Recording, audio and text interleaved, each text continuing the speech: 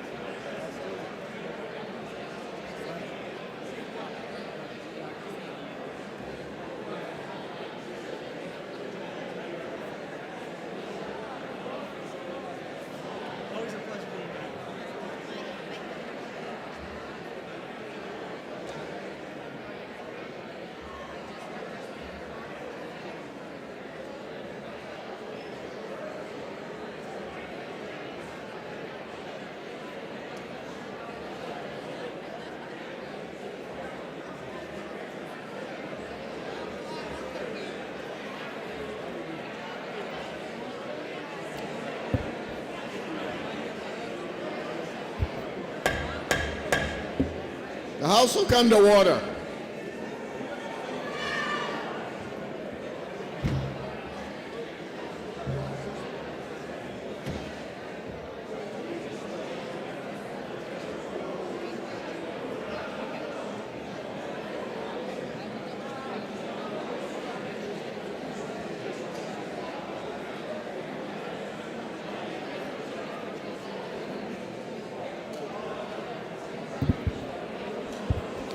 The chair recognizes the member from Auburn, Representative Osborne, who moves the House adjourned from the session of March 22nd, 2023. Are you ready for the question? All those in favor say aye. Aye. Those opposed, nay. The ayes have it, and the House is adjourned.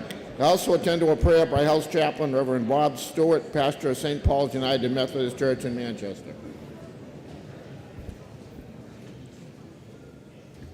Good morning, Mr. Speaker.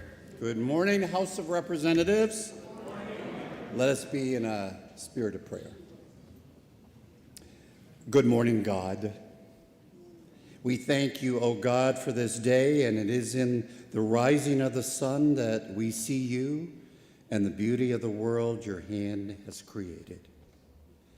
We see the purple mountain majesties above the fruited plains. New Hampshire, New Hampshire, God shed his grace on us and crowns his good with brotherhood and sisterhood from sea to shining sea. O beautiful for spacious skies, O God, you have created. Help us to pause and appreciate what you have created. God, you are the source of all life, creating and sustaining every living thing. You are the source of all food that nourishes us in both body and soul. Nourish us this day as we work together for the common good for the state of New Hampshire. You are the light that dispels the clouds of error and doubt, and you prepare the way for us every hour of each and every day. And we pray that you will guide our thoughts and our actions as we engage in all the business that will come before us this day. I pray that you keep your guiding hand upon each member of this house. I pray each of us feel your presence in all we do and say. And I pray for all the leaders of this house. Give them the wisdom so they can lead with integrity and with authority. O loving God, may we be like the sun, rise to the challenges presented today, and give us the ability to fulfill our appointed duties of this day with a readied mind and an active spirit. In your name, O God, we pray. Amen.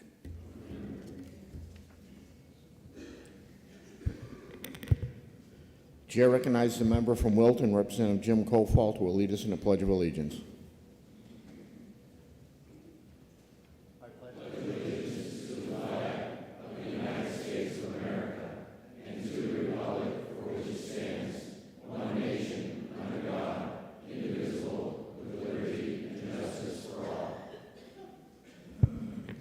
Chair recognizes the Wilton-Lyndeborough Cooperative Middle High School Select Choir, who will now sing our national anthem.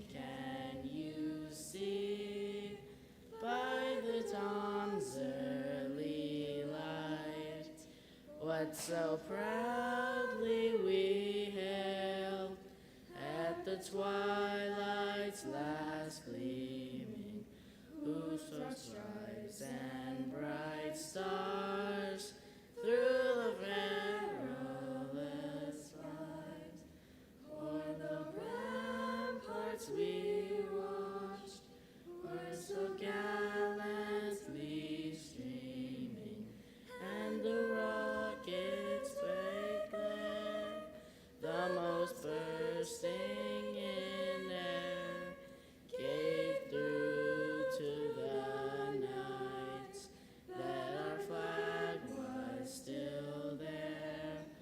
Oh, say does that star-spangled banner yet wave o'er the land of the free and the home of the brave?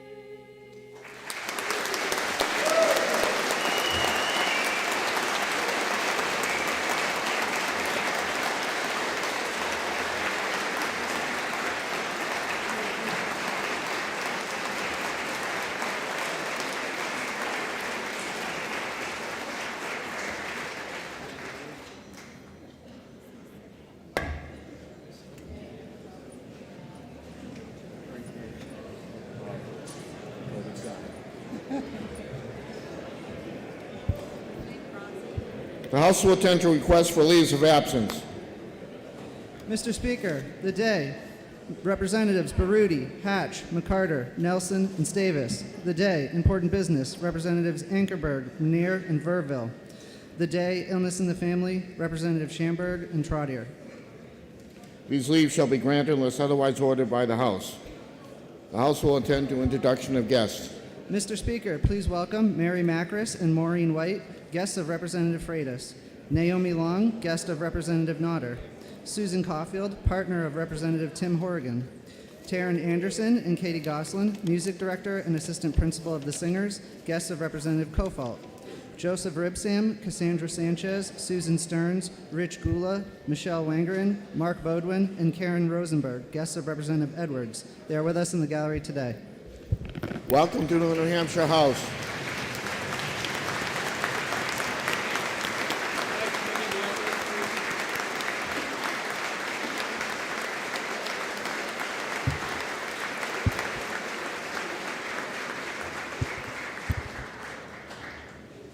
We also have a very special guest in the gallery today.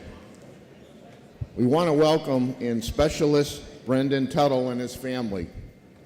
Specialist Tuttle is with the crew member in Brave Battery, 3rd Battalion, 197 Field Artillery Regiment of the New Hampshire Army National Guard. He has been awarded Soldier of the Year following the New Hampshire Army National Guard competition last month. The House of Representatives would like to present you with a declaration to recognize this achievement. Congratulations to Specialist Tuttle for earning Soldier of the Year, and on behalf of the representatives in the state of New Hampshire, we'd like to thank you and the men and women, the 197th Field Artillery Regiment, for your service. And I learned this morning that Specialist Tuttle is being deployed to Kuwait. Welcome, Specialist Tuttle.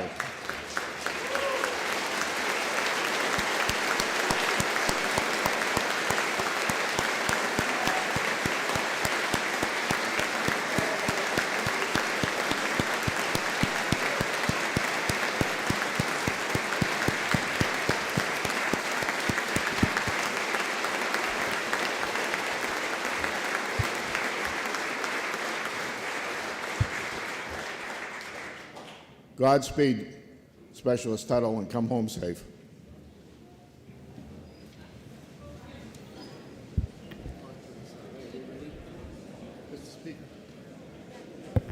For what reason, Member Rise? Thank you, Mr. Speaker. Mr. Speaker, I'd move the jury remarks be placed in the permanent journal. Without objection.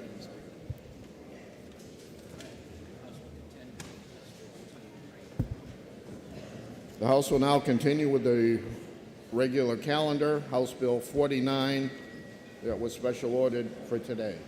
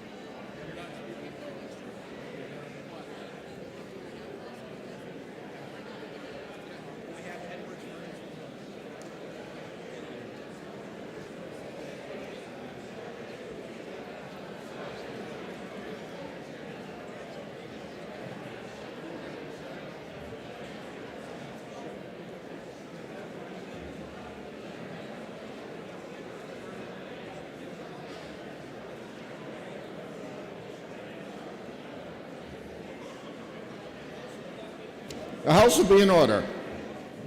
Committee on Finance, to which was referred House Bill 49 FNA, Act relative postponing the closure of the Sununu Youth Services Center. Consider same, report the same with the following amendment, that the recommendation that this bill ought to pass with amendment. Representative Keith Earth for the committee.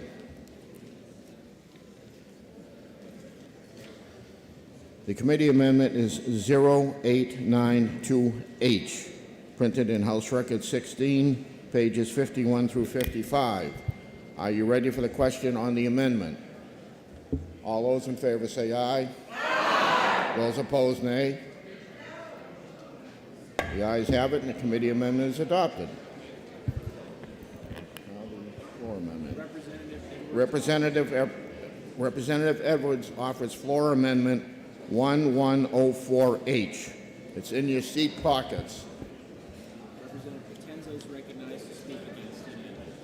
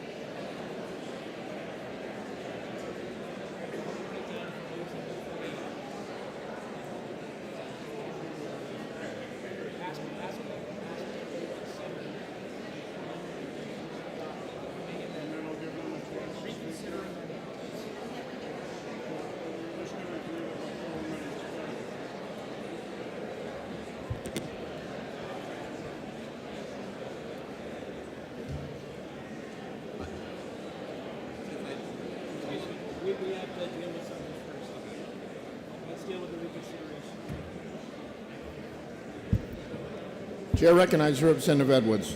Make a Thank you, motion. Mr. Speaker. The House will be in order. I rise to make the motion that we reconsider the amendment that just passed. I think there were people that wanted to speak on it that ought to be heard.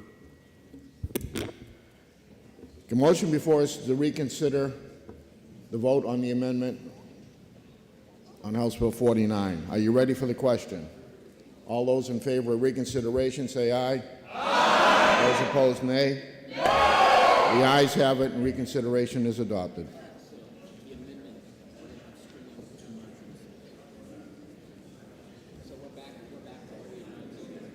We're back to the original committee amendment, which is 0892H.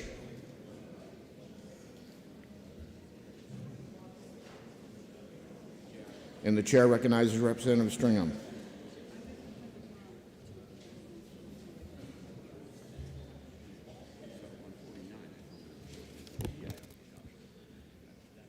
Good morning, everybody, and thank you, Mr. Speaker. The opening clause of the law related to juvenile offenses states, if the court finds that a minor is delinquent, the court shall order the least restrictive of the following dispositions, which the court finds is the most appropriate. To emphasize, the court shall order the least restrictive, which is most appropriate. There are two types of incarceration impacted by this bill. The first is commitment. Commitment is what occurs after the adjudicatory hearing or trial at which the minor is found guilty or after a plea agreement. The second type of incarceration is detention. Detention is analogous to an adult being held without bail after arrest. One of the goals of this amendment was to reduce the number of children being held without bail for offenses that typically would not result in an adult being held without bail, as can occur under the existing law. One aspect of this bill is the limitless offenses for which a child may be held without bail in the absence of extenuating circumstances to serious violent offenses. Holding children in jail is not the best way to help them towards a better path. New Hampshire has spent tens of millions of dollars, now into the hundreds of millions of dollars over the past 4 years, on a system of care for children. We lead the nation in developing these wraparound service that provides a child and their family with 24-hour-a-day, 7-day-a-week real-time support. This support ideally comes at the child's home setting, but as that becomes unworkable, New Hampshire has built a network of residential facilities dealing with the increasing level of support. So the committee amendment focuses on keeping these children accused of low-level offenses in these types of facilities. These provide a better environment in trauma-informed care to help the children. At the same time, they provide a less costly alternative to the state, which is another goal of the amendment. We have heard in committee about the building during this process, how we must rush to get this bill to complete construction. We appropriated funding to secure a forensic hospital 4 years ago with the same urgent need. We still haven't broken ground on the construction of that facility today. The reality is the current environment, it will take time to build a replacement. In the meantime, we'll focus on the culture of the facility where the children will be held. Part of this amendment puts forth guidelines that the director of the facility will have a background in psychology, nursing, social work, or medicine, and experience in trauma-informed care in congregate settings with juveniles. But in light of the fact that the current operating costs in the facility can exceed $1 million per child year, the guidelines are included to provide that the new facility be designed with operating costs in mind and that these costs be reviewed at least biennially. Thank you. The committee amendment includes a definition of trauma-informed care to further guide the understanding of the desired cultural change. Trauma-informed care means a program, organization, or system that realizes the widespread impact of trauma and understands potential paths for recovery, recognizes the signs and symptoms of trauma in clients, families, staff, and other individuals involved with the system, and responds by fully integrating knowledge about trauma into policies, procedures, and practices. Our committee amendment provides for additional information in the quarterly report provided to the legislature. Specifically, it requires that the reporting of the highest level of charges for commitment or detention, excluding any personal information. This is not currently available, making it difficult to analyze what is bringing children into the facility and the breakdown of those being detained or held without bail and those being committed who have been found guilty of an offense. This information included in this amendment is continuing to improve the outcomes of the facility. The committee amendment received a strong bipartisan 23-2 recommendation, so please join me in supporting this bipartisan committee amendment by pushing the green button. Thank you, Mr. Speaker.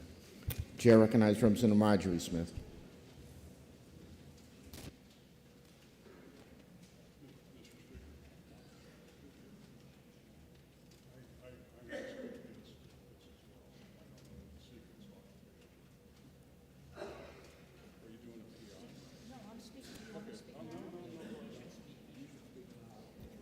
You should speak now, and Representative Smith will speak after.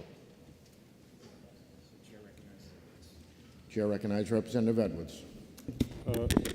Thank you, Mr. Speaker. I wasn't prepared to do this. I had been led to believe that there wasn't going to be any opposition to the floor amendment because of the extremely strong support of the advocacy community, and so I understood that we had all agreed to agree.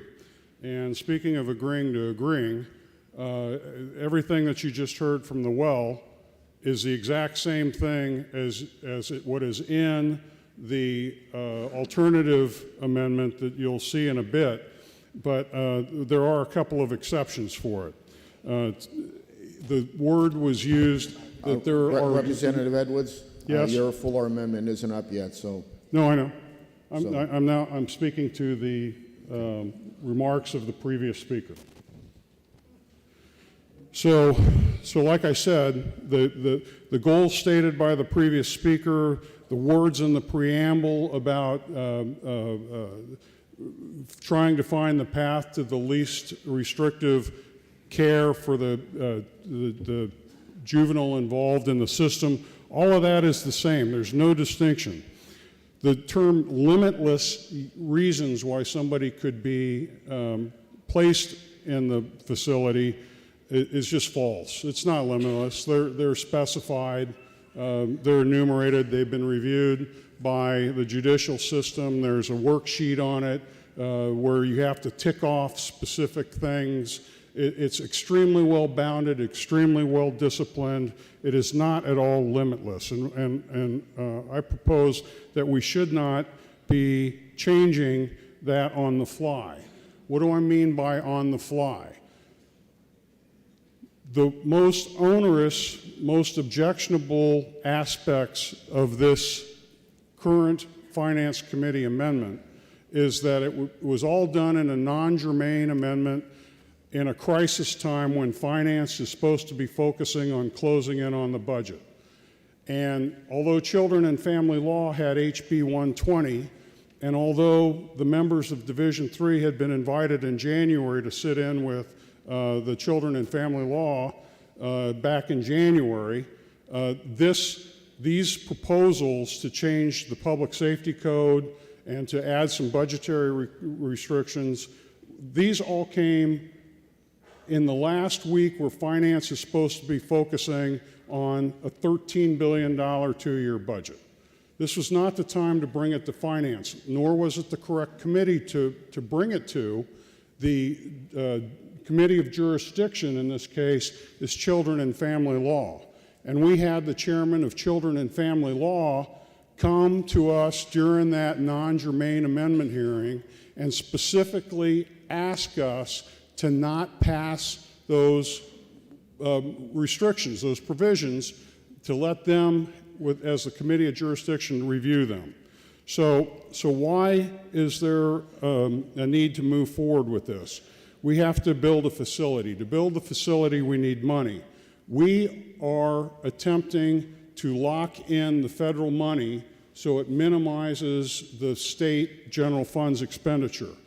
Every time we delay this, and it's been delayed successfully way too many times, every time we delay this, we put at risk the use of the federal funds. So we got to stop the delay and we got to move forward. If this finance bill gets to the Senate, it's going to be rejected. Well, excuse me, the other body. It's going to just be rejected. And we're going to end up going into another committee of conference or maybe a committee of chaos. We should not do what we know will fail. And it's not just me saying that the finance amendment will fail. We have the advocates of the community that are here. You know, guests today on behalf of this bill include Joseph Ribson of DCYF, Cassandra Sanchez, the child advocate, Susan Stearns of NAMI, New Hampshire, Karen Rosenberg of the Disability Rights Center of New Hampshire, Rich Gula of the State Employee Association, Keith Koenig from the New Hampshire Legal Assistance Community, or I don't know if that's right. Anyways, Keith is here, and Mark Boudin of the New Hampshire Police Association. You also got a letter with a tremendous number of signatories saying, please don't do the finance amendment. Don't do this. So if you will vote in opposition of the finance amendment, then we can introduce another amendment that has tremendous, broad, and deep support by our citizens. Thank you. Chair recognizes Representative Marjorie Smith.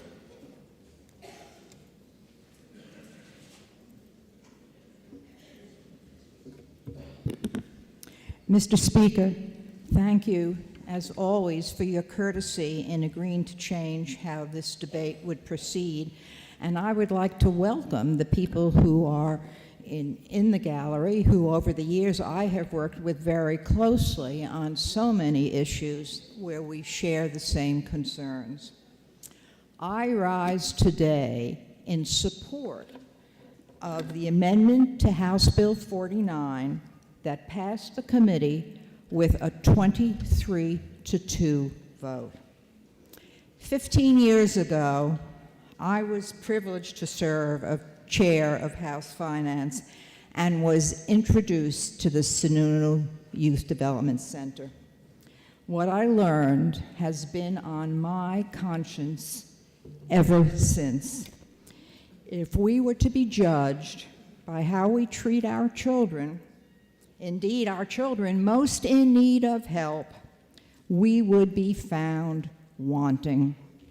The juvenile system was created more than 100 years ago as research demonstrated that children are not miniature adults. And in each succeeding decade, we have learned more about how human brains develop. Putting young people who have not behaved according to acceptable community standards in prison is guaranteeing that it will be almost impossible for them to function successfully in society. But that is what we have done and are still doing at the Sununu Center. I will not address in any detail today the appalling behavior by some DCYF employees that has come to light. But I will address the culture of the institution. Young people were kept in isolation, violating the most elementary understanding we have of human growth and development. They were kept in restraints, violating our own state law. When a federal agency confronted them, they replied that they were working on how to comply with state law, not at all concerned that they were in violation. Just this week, 3 days ago, the individual responsible for the agency confirmed that children at SYSC are strip searched. They are strip searched every time they leave and return to the facility, going to court, to a medical appointment, or a family visit. Can you imagine how that traumatizes already vulnerable young people? The committee amendment that passed 23-2 was supported by 2 former finance chairs, one Republican and one Democrat, a former Republican chair of Children and Family, a former chair of finance who is still serving on finance, and in fact, the current chair of finance. What this amendment addresses, and what opponents seem to focus on, is language addressing overstaffing concerns and per-bed cost. After all, it is the Finance Committee, and when they say it's not the money, you know it's the money. Both of these sections are advisory and do not set a specific budget. They are attempting to deal with the bloated budget of SYSC over the past decade that DCYF has shown no ability to reasonably control. Those of us who support this amendment believe that fewer children should be committed or detained and instead should be cared for in their own communities. This not only affects the budget, but it keeps many low-level offenders from incarceration. We know that incarceration is a traumatic experience for anyone, but especially for vulnerable children. Opponents focus on why children should be incarcerated. We're focusing on why children charged with low-level offenses should be treated in the children's system of care, a system focused on community-based treatment that we have appropriated tens of millions of dollars to implement. Yet we continue to over-incarcerate children charged with low-level offenses. While legislative pressure has resulted in a dramatic decline in the number of children currently incarcerated, we have failed miserably in changing the culture. Our amendment and the finance-passed bill takes several steps to assure that trauma-informed care is the focus of the new facility and the current care for these children. We address cultural concerns within the facility by prescribing director qualifications. We would require that the director be not a corrections officer or warden, but a trained professional in dealing with children with very special needs. We do not assume that we know all the answers. We ask, in fact, for additional data to assess the effectiveness of these interventions. We provide a clear definition of trauma-informed care.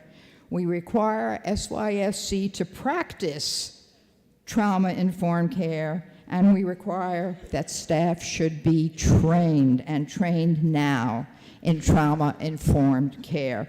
You don't need a new building to start that. When we decided to build SYSC 20 years ago, the department told us that this would fix the issues at YDC, its predecessor, the Youth Development Center, such as overcrowding and allegations of abuse. 20 years later, the Sununu Center has the same problems as YDC, and now the director tells us, I know better. This new facility will fix the issues. You likely have heard, and perhaps even read, that actually, and you've heard from the sponsor, that there is another amendment. There is nothing in that amendment that assures that the new facility will be anything other than a miniature SYSC. There is nothing that says that we won't be doing the same things we've been doing for years and failing. The same thing that caused more than 1,000 children to allege physical and sexual abuse. The state has been made liable for hundreds of millions of dollars, as if money could heal wounded bodies and minds. And the fact that nearly 2/3 of the children released from the Sununu Center return as recidivists, indicating the inadequacy of the treatment they received. This should not be baseball's field of dreams. If we build it, they will come. If you think that thousands of children alleging abuse indicates that we need to take a different approach to the treatment of juveniles, then you should vote for House Bill 49 as passed with the committee amendment 23-2 by the Finance Committee, and reject any additional amendments as the committee did by an equally strong vote. Thank you for your attention, Mr. Speaker. The House will be in order. The motion before us is the ought to pass motion on adopting Committee Amendment 0892H. Will a member yield to questions?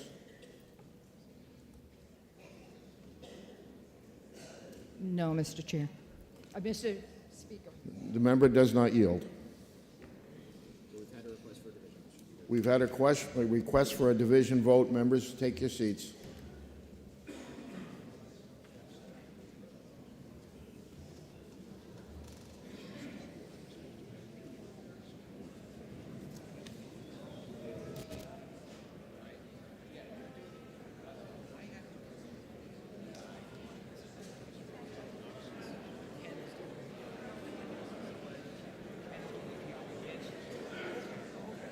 Representative Wiley, you're doing the PI, yes?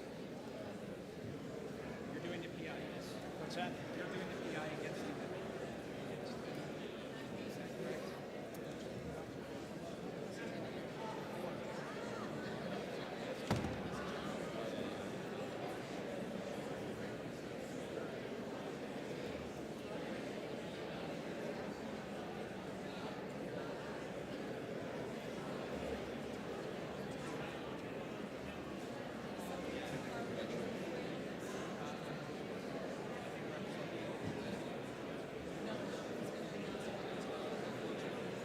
Yes, we already have. Yes.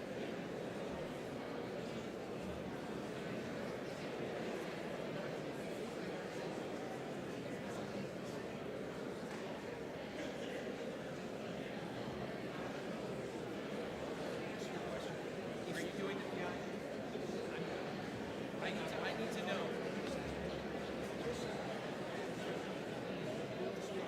Yes, okay. So it doesn't matter, even if this passes, it's still your amendment. There is a PI for. So if you want a PI against, we're going to do the PI against. Oh, all right.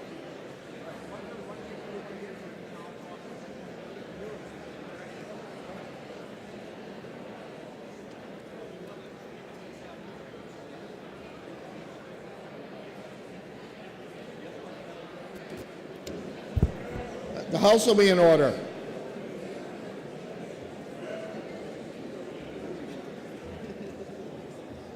The motion before us is adoption of Committee Amendment 0892H. This is a division vote. Chair recognizes Representative Edwards for a parliamentary inquiry.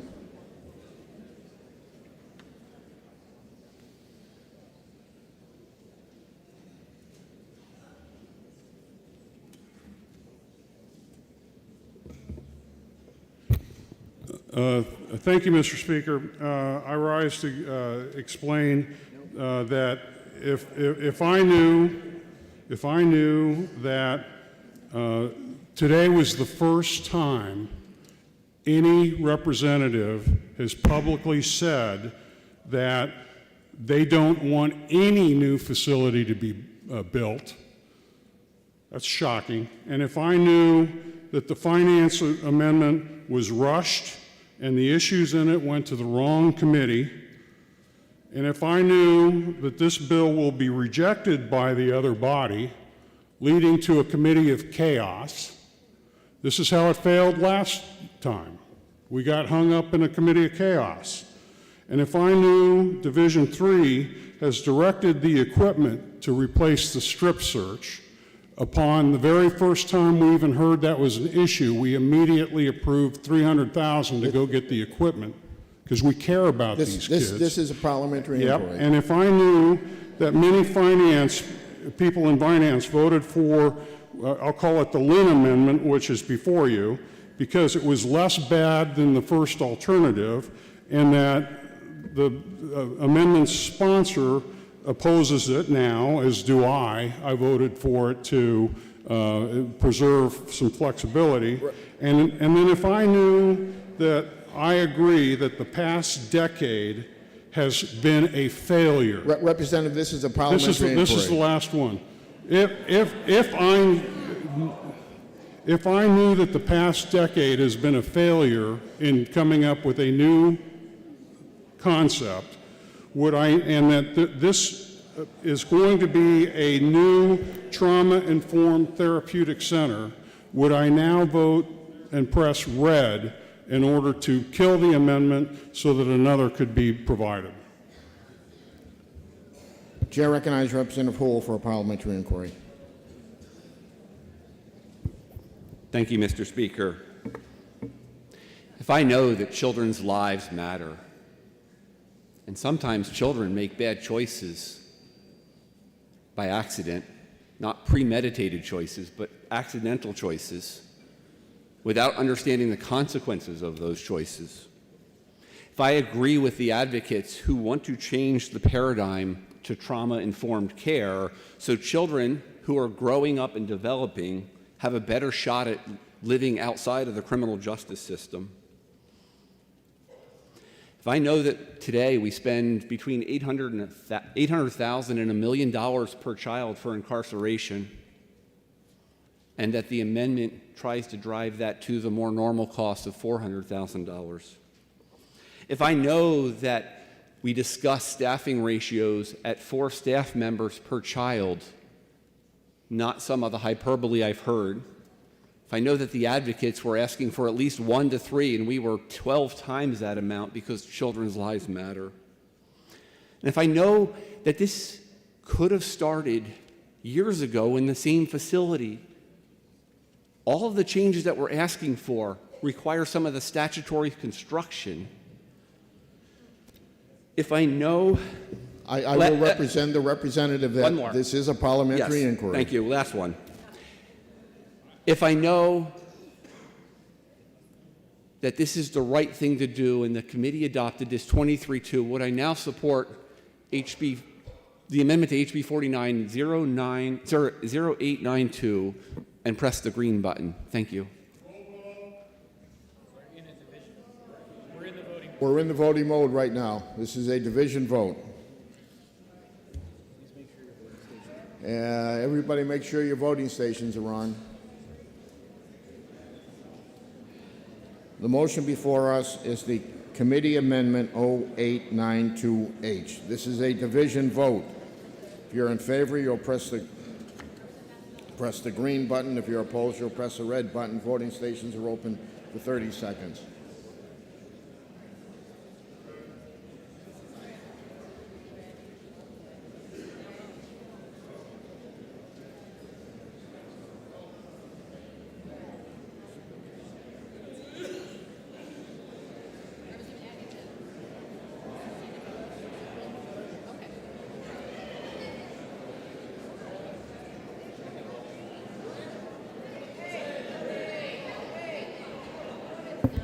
The House will be in order.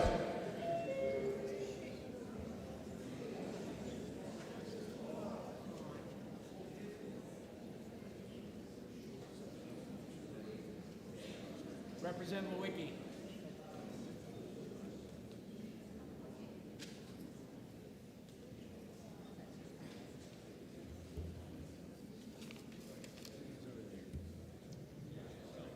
Representative Schultz, sorry I missed you.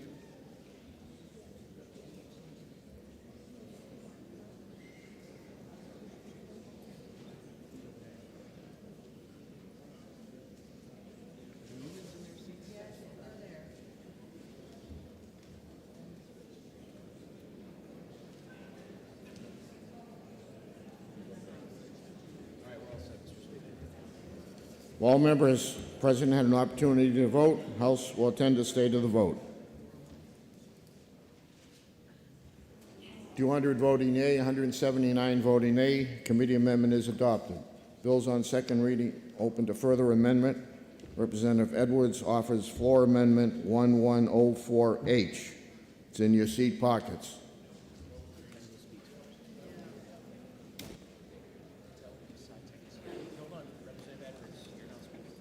Oh, all right. I'll step away. Chair recognizes Representative Potenza.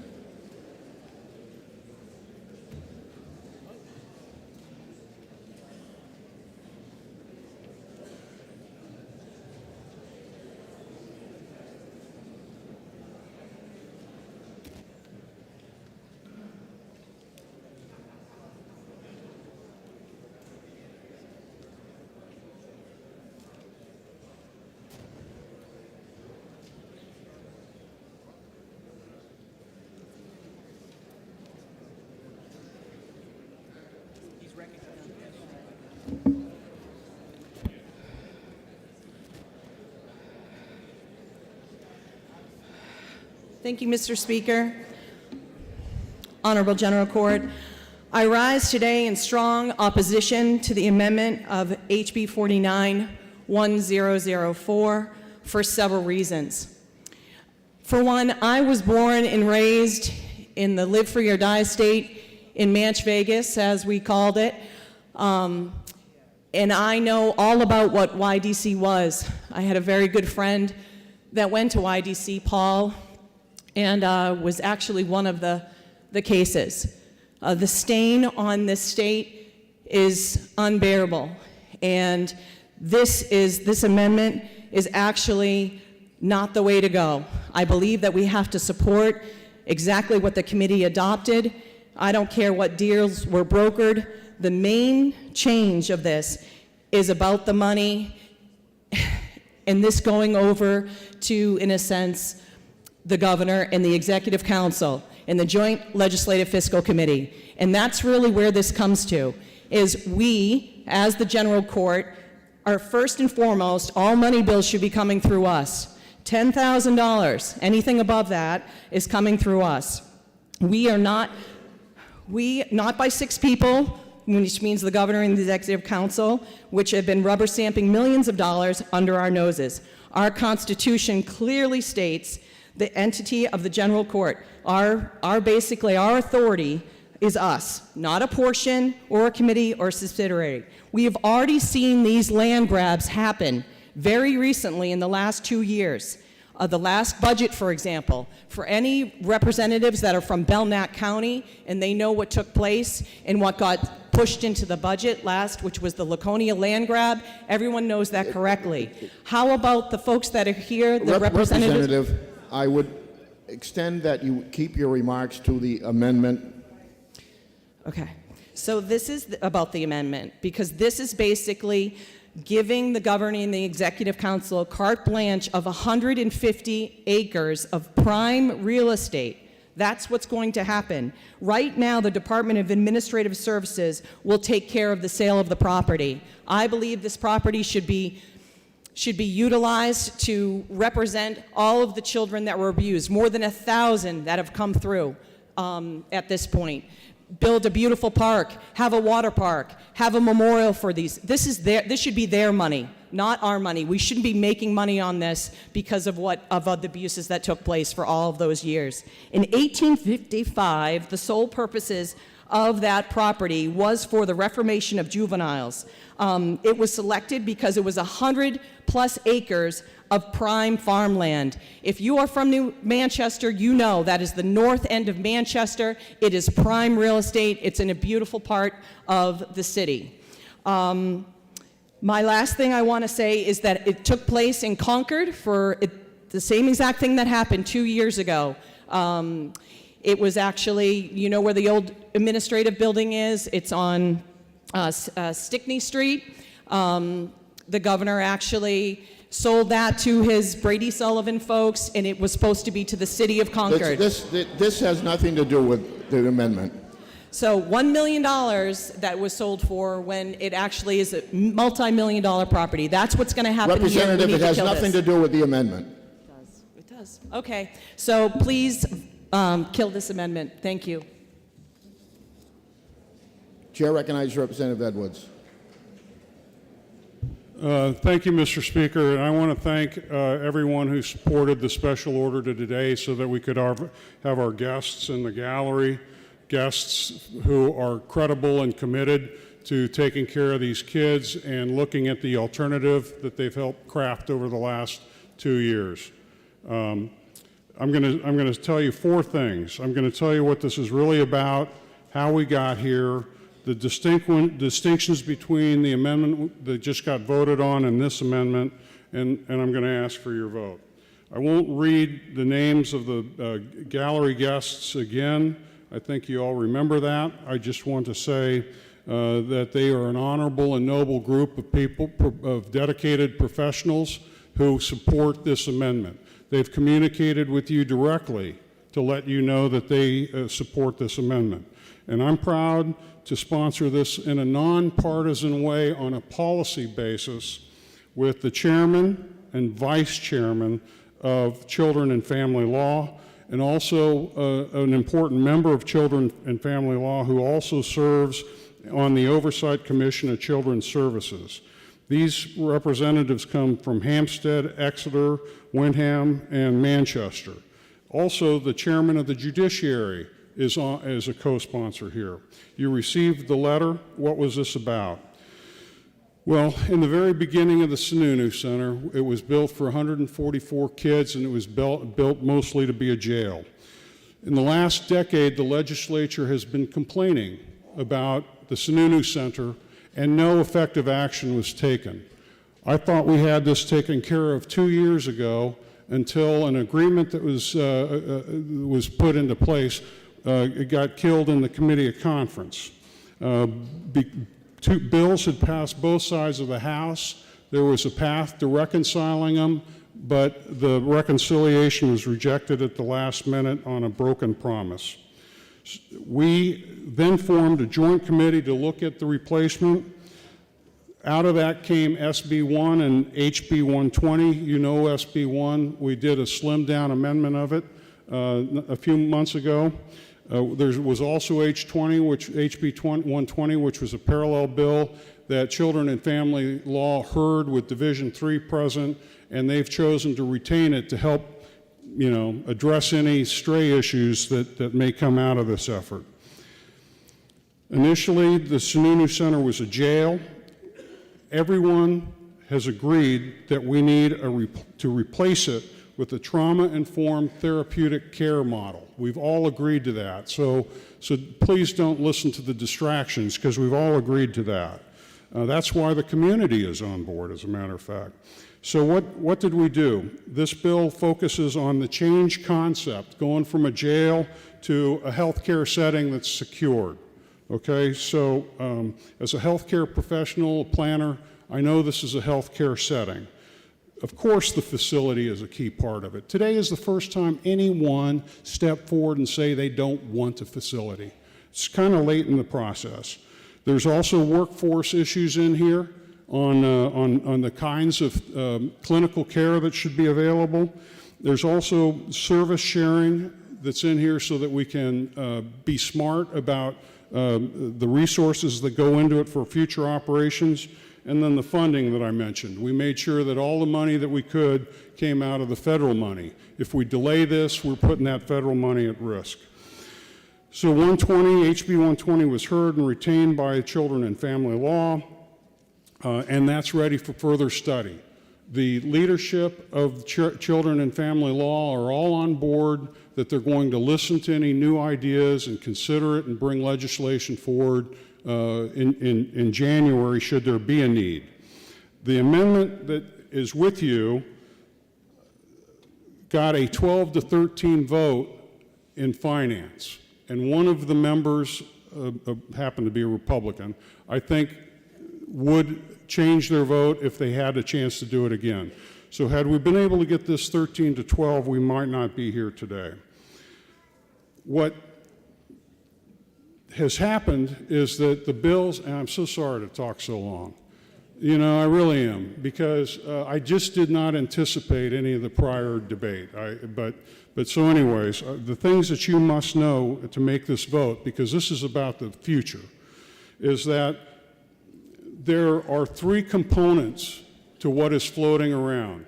Part A is the part of SB 1 that we agreed to with the Senate, with the other body.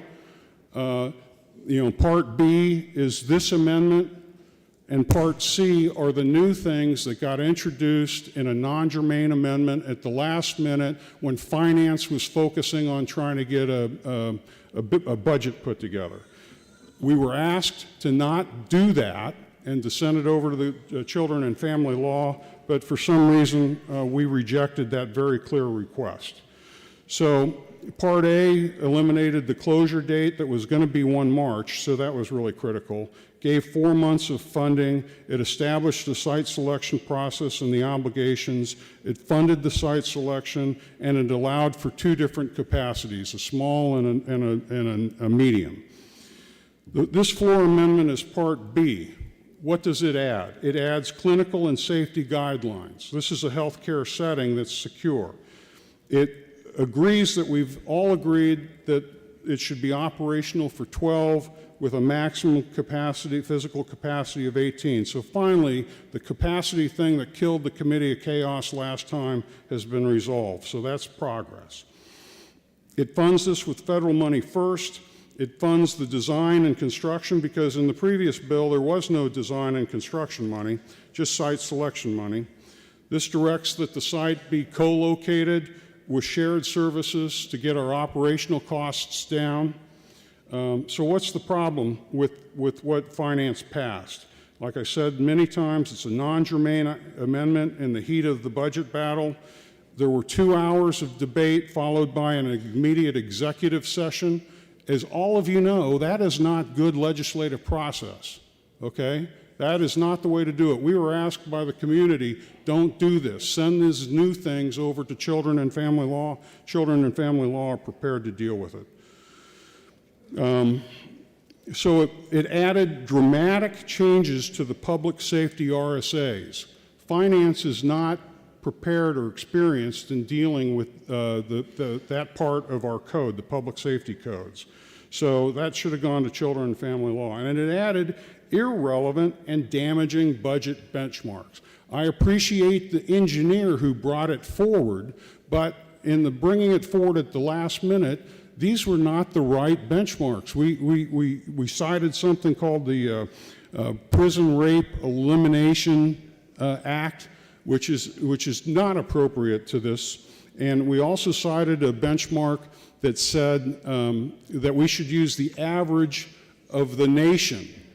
We are leading the nation in what we're doing. The nation should be following us. We shouldn't be looking at what the nation does and just be average, because we're already beating them. They need to do what we're doing. So that part should not have been in there. It should have gone to Children and Family Law. So in the public safety area, there were unintended consequences with what got offered. And I heard, the gentle lady speaking earlier talking about this. We all care about these kids, but what will happen if we narrow the scope precipitously and without a real hearing, we're going to have unintended consequences. There'll be fewer diversions. Right now, kids can be diverted. 72% of the children assessed by DCYF were recommended for diversion. And because this is a credible process based on this check mark or checklist, law enforcement has agreed with that recommendation 94% of the time. So our system is working. Don't change it. This amendment, or the one that we just voted on, added that 3 active charges need to be open at any one time to send somebody to the youth center. Think about that. What happens in the real world? If you're law enforcement responsible for public safety, and you have to have 3 active charges, that means you're not willing to defer charges. That means you have to push forward with as many charges as you can, because the kids that end up at the youth center are not new to the system. They will be sent to this future system intended by this amendment to a healthcare setting to where their behavioral and mental health needs can be further addressed. And of course it's secure because some of these kids have done some, are alleged to have done some pretty heinous things. So it has to be secure. There will be fewer plea bargains because the amendment that we just voted on requires a higher level of charges to be considered. That means the judges will be less likely to reduce the charges. So this is going to hurt kids because they're going to get overcharged and they won't get stuff deferred, and the recommendations of DCYF will be ignored. So with all of that, I just want to say that I'm requesting you to pass this floor amendment because it adds a critical part B to what we've already done relative to SB1. It's just completing our homework finally. Let's do that. I would ask you to vote for this amendment because it takes out the Part C to send it over to Children and Family Law where it belonged in the first place.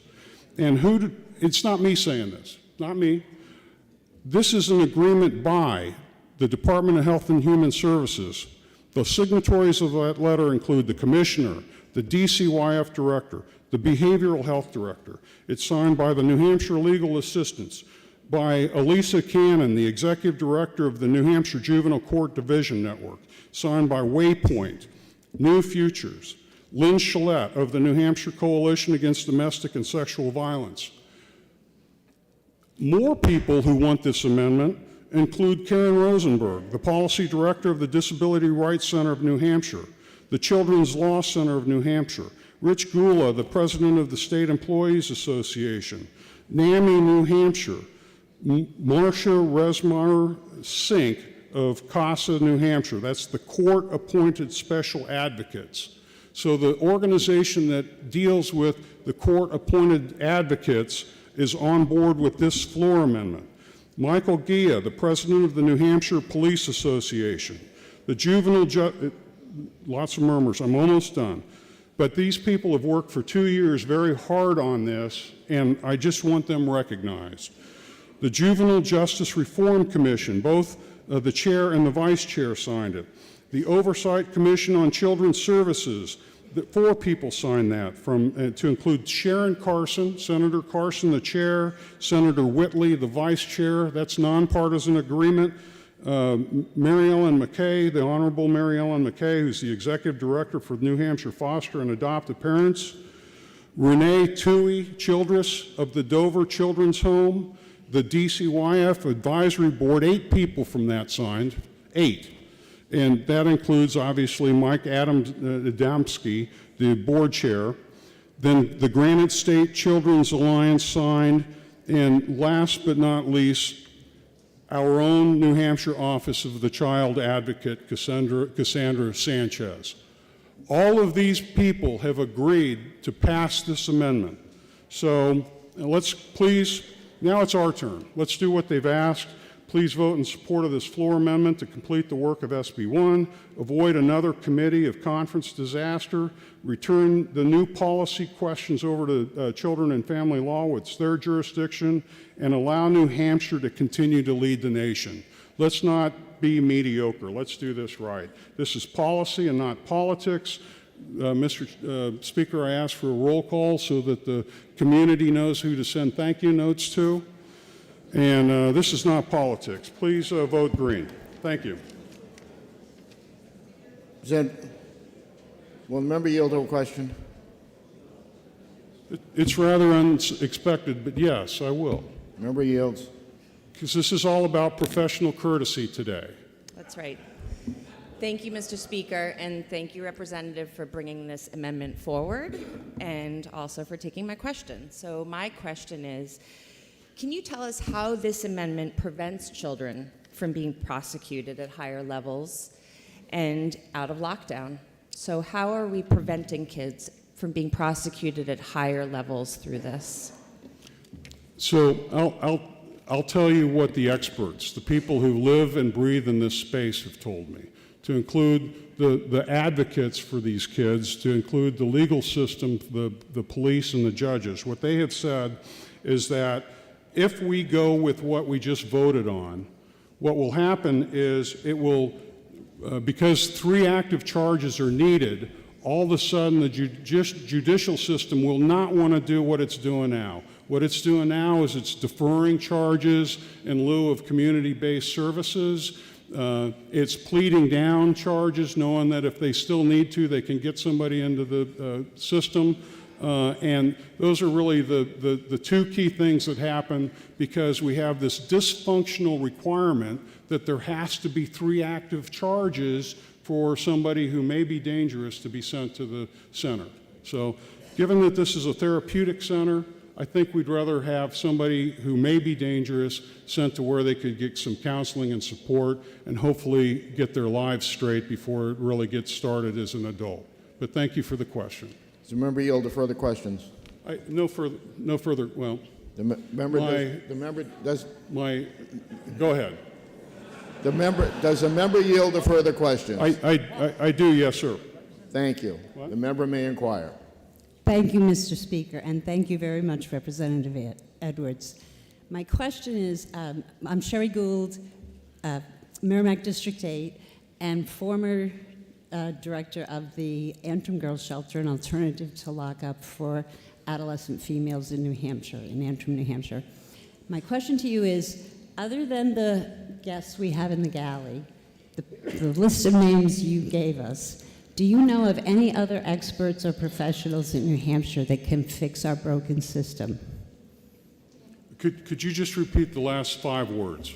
Other than the experts you named, do you know any other people in New Hampshire who can fix our broken system? I'm still getting the key word wrong. Do you think that the people that are supporting this are the right people to fix our system? Do you know of any others? I know of no others. I know of an advocate who lost the job because they took the wrong position 2 years ago and got replaced with somebody who's on board with this. So I don't know of anyone that's in the community who's a professional, who works this issue, who opposes this amendment. The support is overwhelming. Thank you. Thank you. Does the member yield to further questions? No further questions, thank you. Member but does not yield. Representative Edwards has requested a roll call. Is that sufficiently seconded? It is sufficiently seconded. This will be a roll call vote.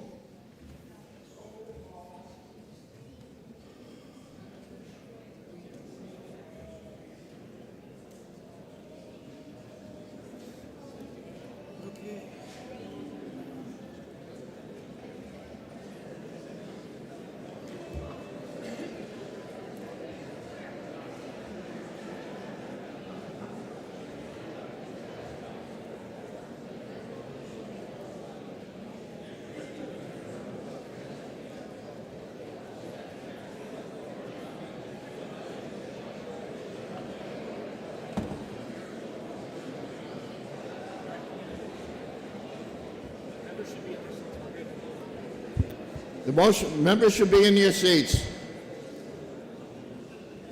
The motion before us is the Edwards Floor Amendment 1104H. This is a roll call vote. Chair recognizes Representative Houle for a parliamentary inquiry.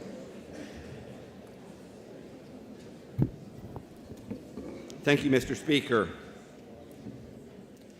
If I know that the advocates that signed that letter, and I agree how important it is to treat these children differently, I further know that the amendment we adopted before from the committee already does that. If I know that there's a portion of the amendment we're looking at in Section 4 that sets the 150 acres over, or gives the 150 acres over to DAS to sell approximately 600 buildable lots, that doesn't need to be in this amendment right now, would I vote no on 1104H so that we can keep with the committee amendment and pass the bill? Thank you. Chair recognizes Representative Lynn for a parliamentary inquiry. Thank you, Mr. Speaker. Mr. Speaker, if I know that the version of this bill, as it was approved by the Finance Committee and now approved by this body a few minutes ago, incorporates an amendment that I proposed in consultation with the representative from who serves as Vice Chair of Finance, and if I know that that amendment contains terms extraneous to what is necessary for the construction and operation of a new youth development center incorporating the trauma-informed care that everybody agrees to, and if I know that those extraneous terms narrow the offenses for which minors may be committed to the new facility, and if I know that although the intent of the proponents of these extraneous terms was to protect minors from inappropriate detention and commitment at such facility, the overwhelming consensus of both state and local officials who work with children and a broad range of children's advocates groups is that the current law regarding the crimes for which juveniles may be committed is working well and has resulted Representative, this is a parliamentary inquiry. I'm sorry. Thank you, Mr. Speaker. Has resulted in our having the lowest number of children from any state in the country.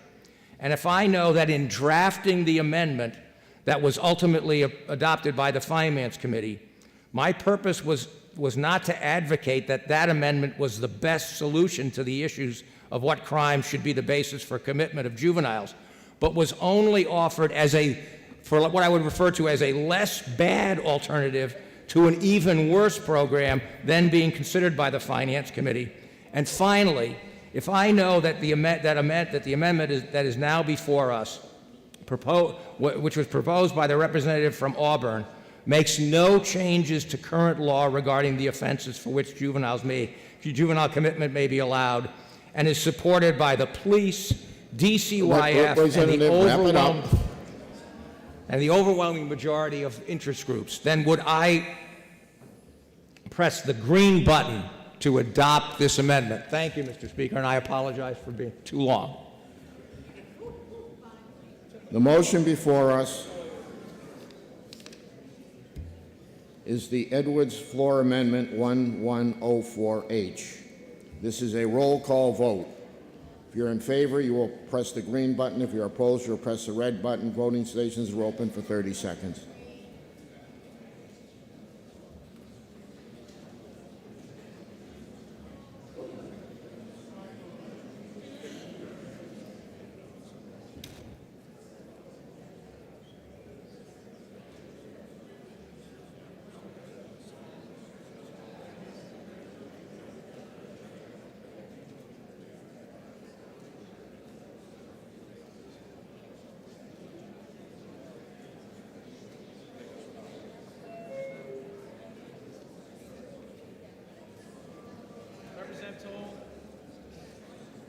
Representative Toll.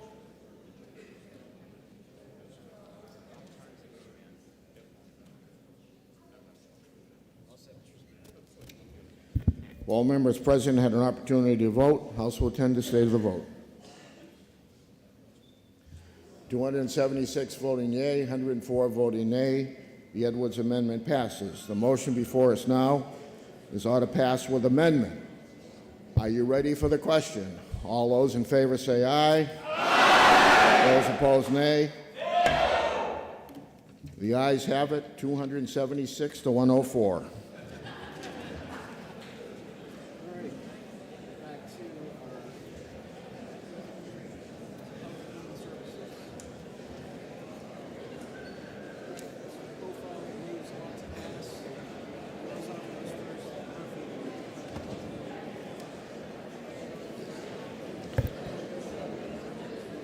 The House will be in order.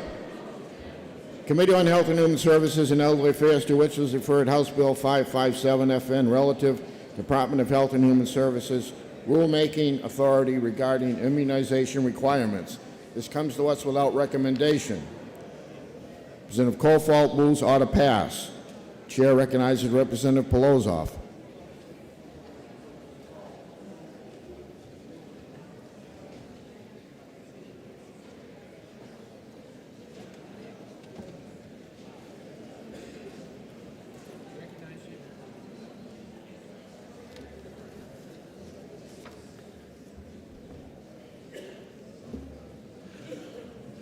Thank you, Mr. Speaker. I rise in support of H. Bill 557. The Department of Health and Human Services is perfectly set up to enable public health funding, continuous functioning, and following CDC mandates, but the department is not set up to do the proper risk-benefit analysis for your constituents. The department relies on federal statistics. Currently, last week, for example, CDC confirmed that COVID vaccine causes stroke. Department tells us that COVID vaccine causes myocarditis, but they still come to us and ask to promote this vaccination. 4 times more kids dead in New Hampshire following the COVID vaccine than after COVID. Massachusetts death certificates show that tachycardia, cardiac arrest, arrhythmia, clots deaths are all up. More concerning that slow developing diseases like peritoneum and lymph node cancers are continually increasing following the death toll after the COVID vaccine. So why it's happening? 7-year-old south of Nashua, a girl received COVID vaccine, and in 5 minutes she began throwing out, and she was throwing out for 8 to 10 hours. Despite that, it was not reported. Despite that, when she became better and time came, they administered the second shot. Severe pain, vomiting, 103-degree fever. 5 days after the second shot, she died. Will her death help the department to make the right decision?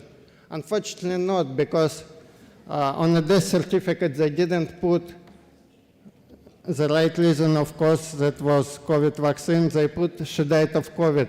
The girl who had immediate reaction to the first shot and immediate reaction for the second shot. And there are 1,000 cases like that. That's why department continues promotion of vaccine. We are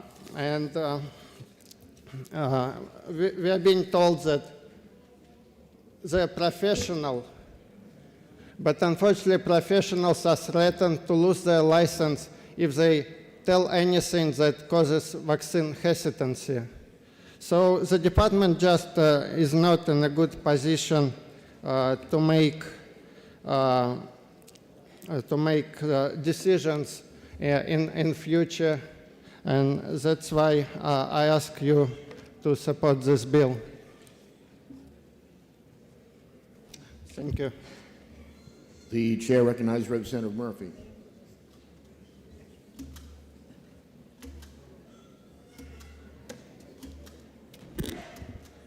Thank you, Mr. Chair, and good morning, all.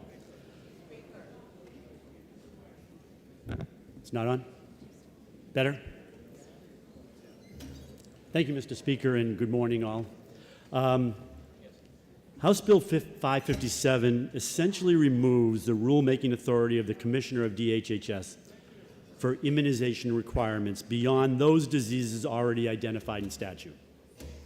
It is an attempt to eliminate, through the removal of the Commissioner's authority, recommendations from subject matter experts in the field of medicine and vaccine science when establishing solid public health policies. This bill would take away the necessary flexibility of the Commissioner, who needs to make real-time decisions regarding public health threats. Removing the Commissioner's rulemaking authority may result in a delayed response to address imminent threats to the health of New Hampshire school children in our communities. It is important to remember that during the early stages of the COVID pandemic, the legislature did not meet, and without the Commissioner's judicious and timely authority to act, the health of our children and communities would have been compromised. Preventing the spread of diseases in our schools and our child care programs is a vital public health function, best protected by keeping rulemaking authority for immunization requirements with the Commissioner of DHHS. The Commissioner and DHHS engage with a broad spectrum of clinical and infectious disease experts and policymakers in a very transparent process, which includes input from the public and legislature when considering adding or removing vaccine requirements. These decisions to add or remove vaccines are made very infrequently and then made only after extensive discussions with all appropriate healthcare experts, the legislature, and the public. These decisions are not made in isolation. This process is a deliberative and thoughtful one with only one goal in mind: the public health, safety, and well-being of all Granite Staters. Actually, the last time a vaccine was added to the school list of required vaccines was in 2003, and that was for varicella, which is commonly known as chickenpox. And the department has repeatedly stated that it has no intention of adding COVID-19 vaccine or influenza vaccines for school and child care attendance. It's also important to remember that the Commissioner's authority does have oversight. Previous legislation established the Ethics Oversight Advisory Committee. This committee was designed to offer guidance to the Commissioner related to ethical issues relevant to the planning and response of communicable diseases, including immunizations. Should the Commissioner and his or her team of experts consider changes to the list of immunizations, the Ethics Oversight Advisory Committee, which is made up of members of both this House and the Senate, would need to convene to review any recommendations. Lastly, by allowing rules requiring varicella, hepatitis B, Haemophilus influenza type B vaccines to expire in June of 2026 may have severe consequences for the health of our children and the staff that attend child care and school. All three of these diseases are highly contagious and infectious in school-age children, and in severe cases can result in permanent disability or even death. This would actually leave New Hampshire as the only state in the nation that does not have a requirement for varicella or Haemophilus influenza B vaccines. The existing statute and corresponding administrative rules are appropriate for allowing external input, reinforcing the relationship between executive and legislative powers to balance and protect parental choice, and protect the health of all children enrolled in New Hampshire schools and daycare facilities. Colleagues, I appreciate that this bill may have been in response to the COVID pandemic, but to insist that the entire legislature, with no medical expertise, would emergently convene during an emerging public health crisis in order to decide an appropriate course of action would delay and compromise the health of many children and our communities. I am a physician, and I practiced orthopedic surgery in this state for 40 years. However, I do not feel that I have the requisite baseline clinical knowledge, nor do I want or seek the legislative authority to make critical decisions regarding vaccine policy, infectious disease management in the middle of an epidemic, or public health decisions of any consequence. Therefore, I urge you to vote no on the ought to pass motion so that these decisions are left to the subject matter experts. The member will suspend for a minute. It's getting awful loud in here. The member has a right to be heard. If you have to have a conversation, take it out into the anteroom. Member may continue. Thank you, Mr. Speaker, and I ask for a division vote. Thank you.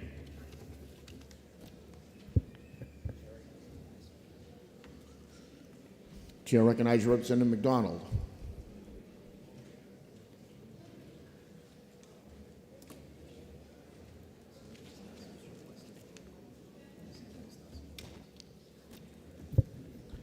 Thank you, Mr. Speaker. Before you start, Representative Senator Tasso has requested a roll call. It's not sufficiently seconded yet, but I would assume we're going to have one, so members start taking your seats quietly. The member may continue. Thank you, Mr. Speaker. Mr. Speaker, the issue of whether an executive and state government should have extensive ability for discretionary action has been one of great debate in this chamber over the last few years. This is understandable. On the one hand, dangerous and uncertain times do require a need for government to respond quickly and efficiently. However, it is the concern over executive authority that gave rise to our nation 247 years ago. The debate about how much authority an executive should have and how and when they should be able to exercise it will be a debate for the legislative and judicial branches of government to engage in well beyond the time that any of us will be sitting here. As a 23-year employee of the New Hampshire Department of Health and Human Services, who served under the administrations of 6 different commissioners, I know that each of them strived to do their best for our state. They acted and did seek the advice of those around them. What we must consider as we vote for this bill, however, is that public health concerns need to be vetted by more than a small, select group. Our state constitution established the legislative branch of government as the first branch for an important reason. It was because it is the most representative branch of government and that branch of government closest to the people. It is also the most powerful. Without us and the legislation which originates here and across the hall, nothing else tends to happen. Almost everything in state government begins and ends here. Mr. Speaker, it is entirely appropriate that the legislature make the very important decision on immunizations and the extent of the authority of the executive, in this case, the Commissioner of the Department of Health and Human Services, and I therefore urge our colleagues to vote green for ought to pass. Thank you, Mr. Speaker. Representative Senator Tasto has requested a roll call. Is that sufficiently seconded? It is sufficiently seconded. This will be a roll call vote.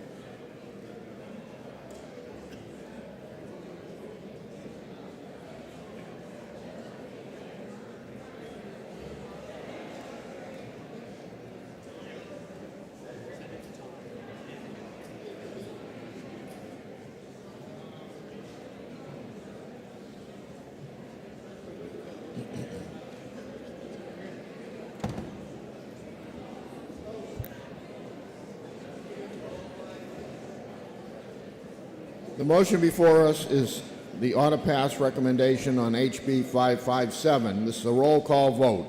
Chair recognizes Representative Murphy for a parliamentary inquiry.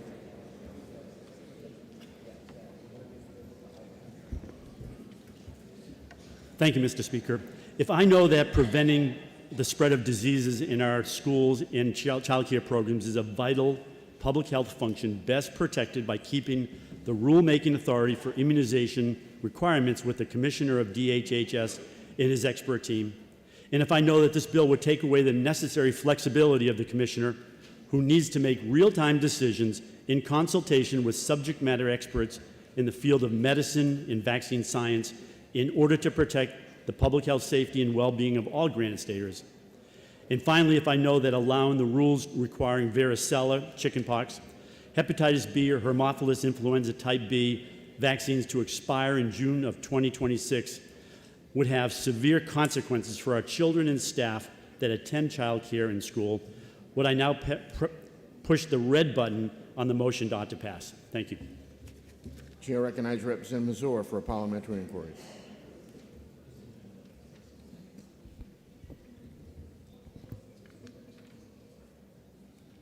Thank you, Mr. Speaker. If I know, as you know, that the Center for Disease Control has made many mistakes in regards to COVID-19 over the past 3 years, And if I know that the people of New Hampshire want more opportunity for public input, transparency, and accountability when these new vaccine decisions are made. And finally, if I know that DHHS employees are not elected to represent the will of the people, but we as legislators are, would I please press the green button? Thank you. The House will be in order. The motion before us is the ought to pass motion on House Bill 557. It's a roll call vote. If you're in favor, you'll press the green button. If you're opposed, you'll press the red button. Voting stations are open for 30 seconds.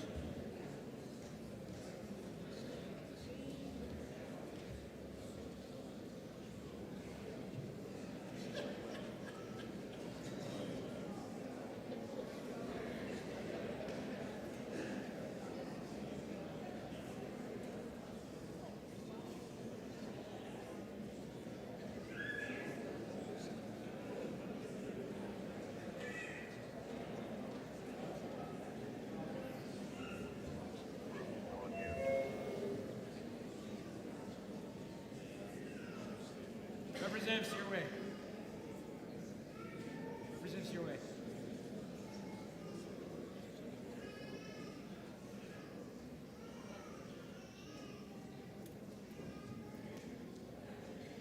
Representatives Stu Mays and Banyan. Anthem, Representative. Thank you.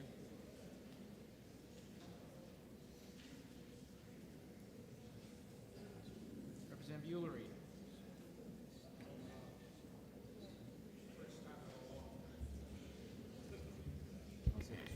All members present have an opportunity to vote. House will attend the state of the vote.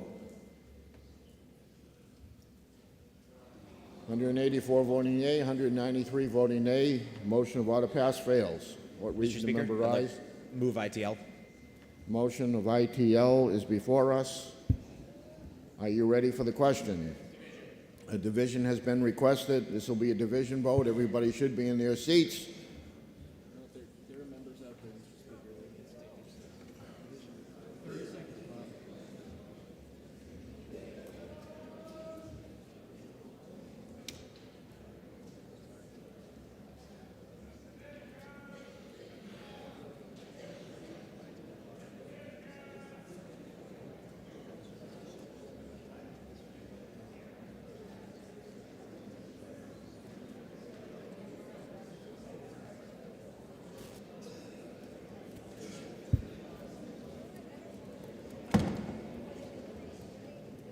The motion before us is inexpedient to legislate on House Bill 557. This is a division vote. If you're in favor, you'll press the green button. If you're opposed, you'll press the red button. Voting stations are open for 30 seconds.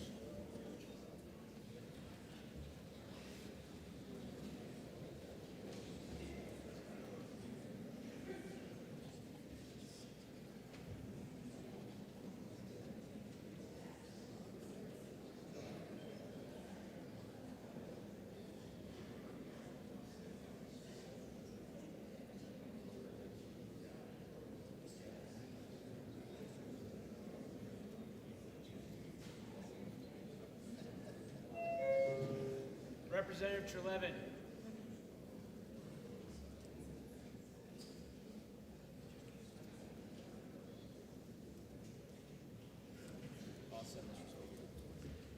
All members present had an opportunity to vote. House will attend state of the vote. 194 voting yea, 185 voting nay. The motion of ITL passes.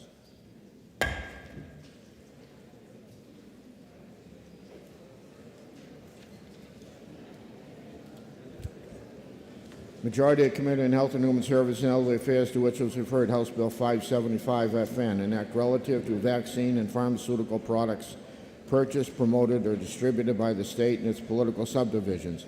Consider the same, report the same with the following resolution. Resolved that it is inexpedient to legislate. Said James Murphy from the majority of the committee. Minority of the committee. Having considered the same, being unable to agree with the majority, report with the recommendation the bill ought to pass. Representative Jim Kofall for the minority of the committee. Chair recognizes Representative Wheeler.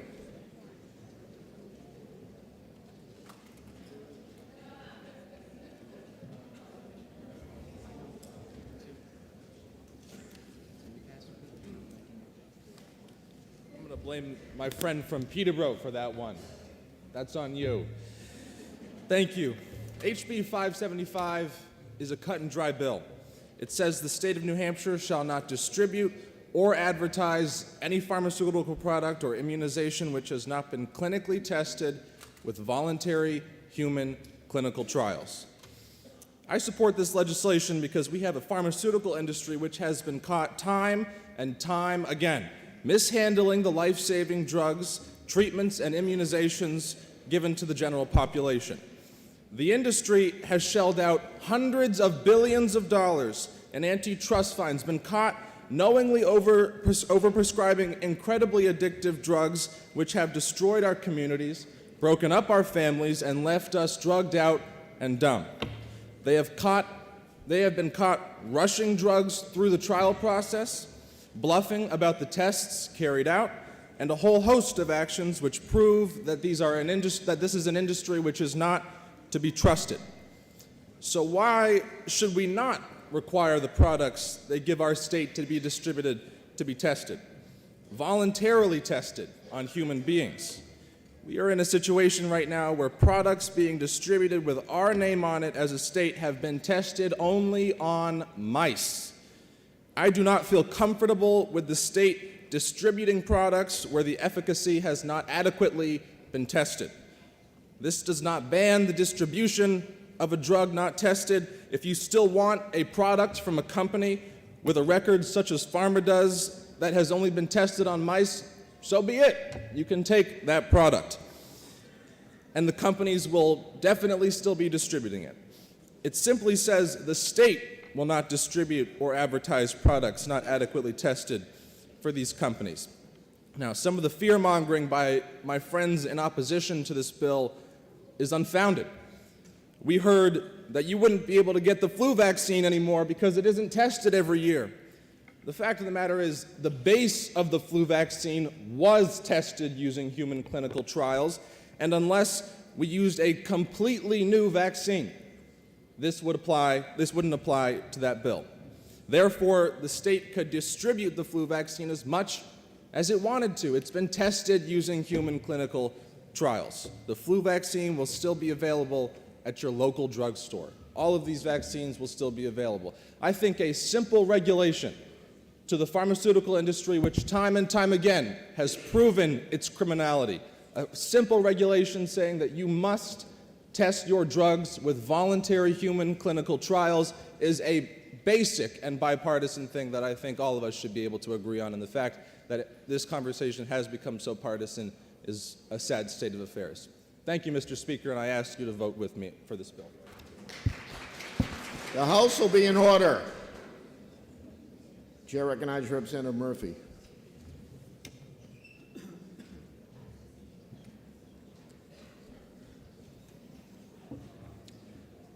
Thank you, Mr. Speaker.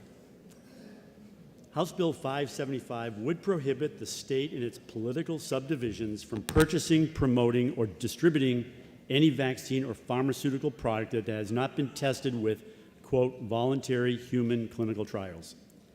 If enacted, it would have potentially wide-ranging and negative unintended consequences. First of all, the wording in the proposed legislation is vague with very unclear intent. Human clinical trials come in very different forms of studies, focusing sometimes on the safety of pharmaceutical products, while others may deal with measuring effectiveness. There are also different ways to measure effectiveness. House Bill 575 also mandates, quote, voluntary human trials. I would have you know that as specified in federal law, the use of involuntary human subjects in clinical trials is prohibited and considered unethical, and therefore the use of voluntary in the context of a human clinical trial requirement is inappropriate and unnecessary.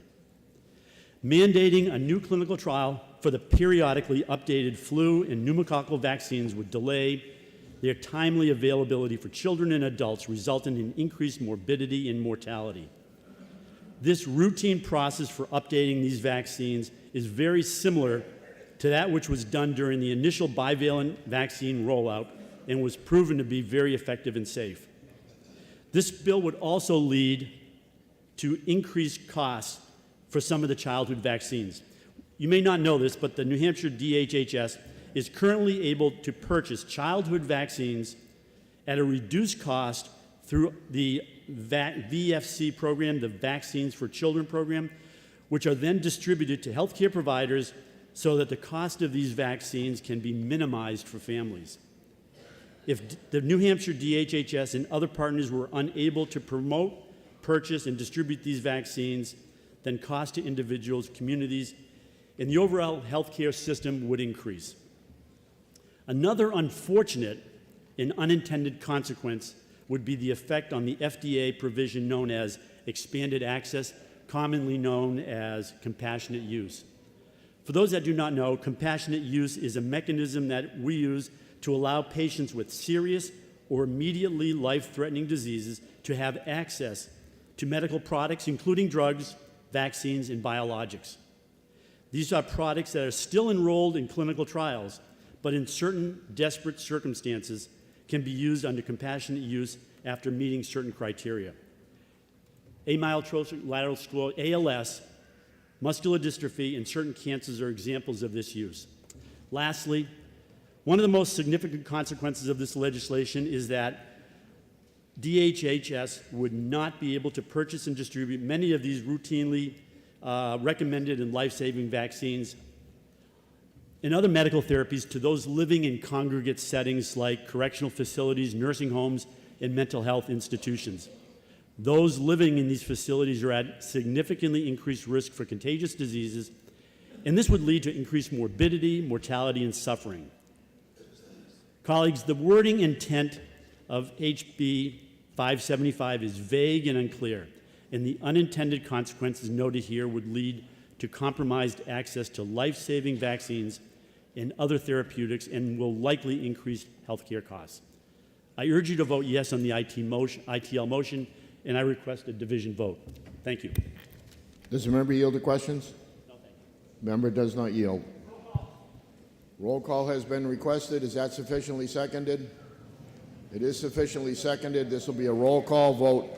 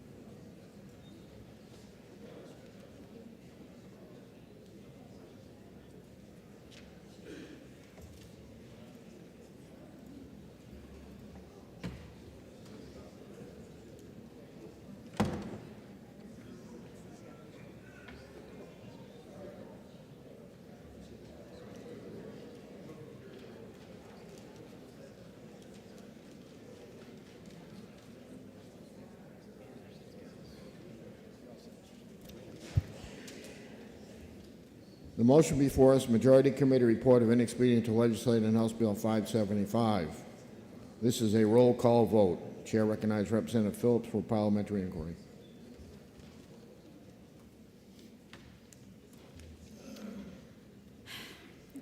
Thank you, Mr. Speaker. If I know that informed consent is the foundation of a fair healthcare system, would I support this legislation?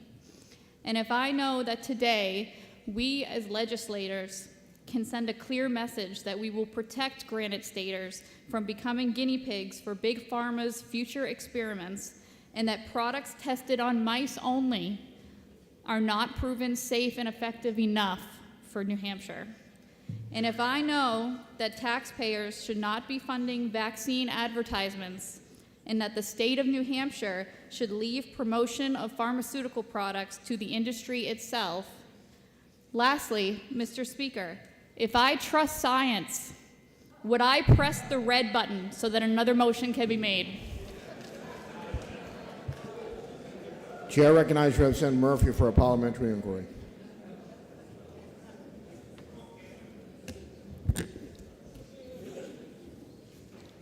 Thank you, Mr. Speaker.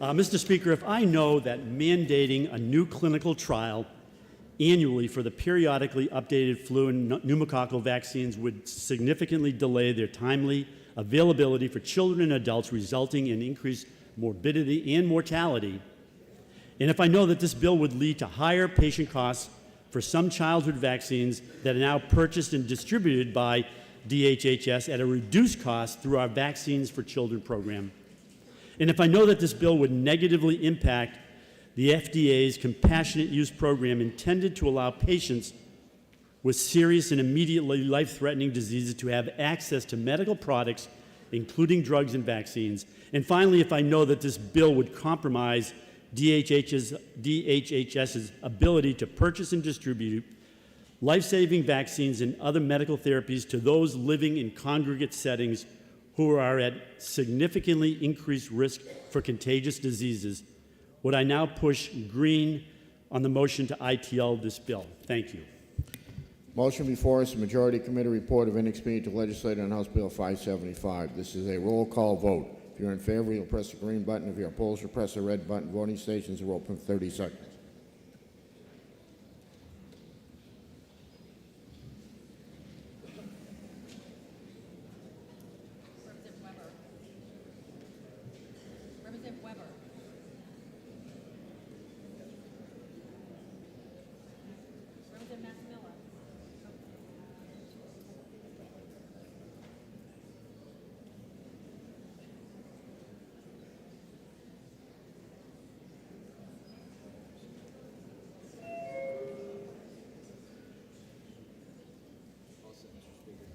If all members present had an opportunity to vote, House will tend to stay to the vote. 192 voting nay, 186 voting nay. Committee report is adopted. Mr. Speaker, For what reason, Member Rise? having voted on the prevailing side, I would move reconsideration and urge the body to vote no. And a division, please. Motion before us is reconsideration on House Bill 575. Division has been requested. Members still should be in their seats.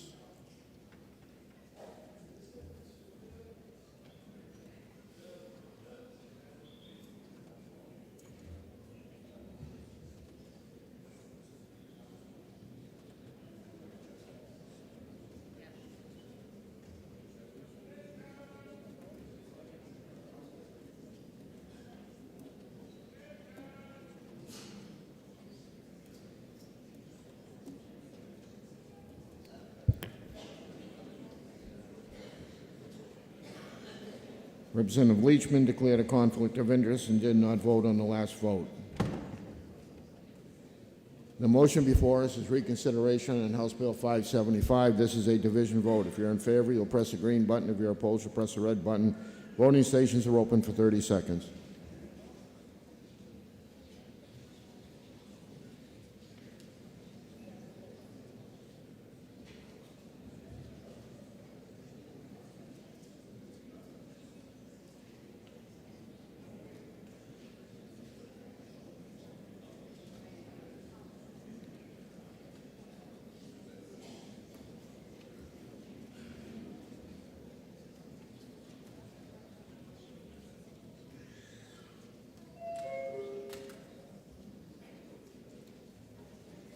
Representative Cecilia Rich.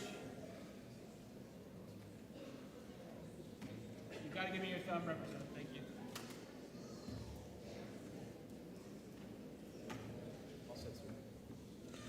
If all members present have an opportunity to vote, House will tend to stay to the vote. 185 voting yea, 194 voting nay. The motion fails.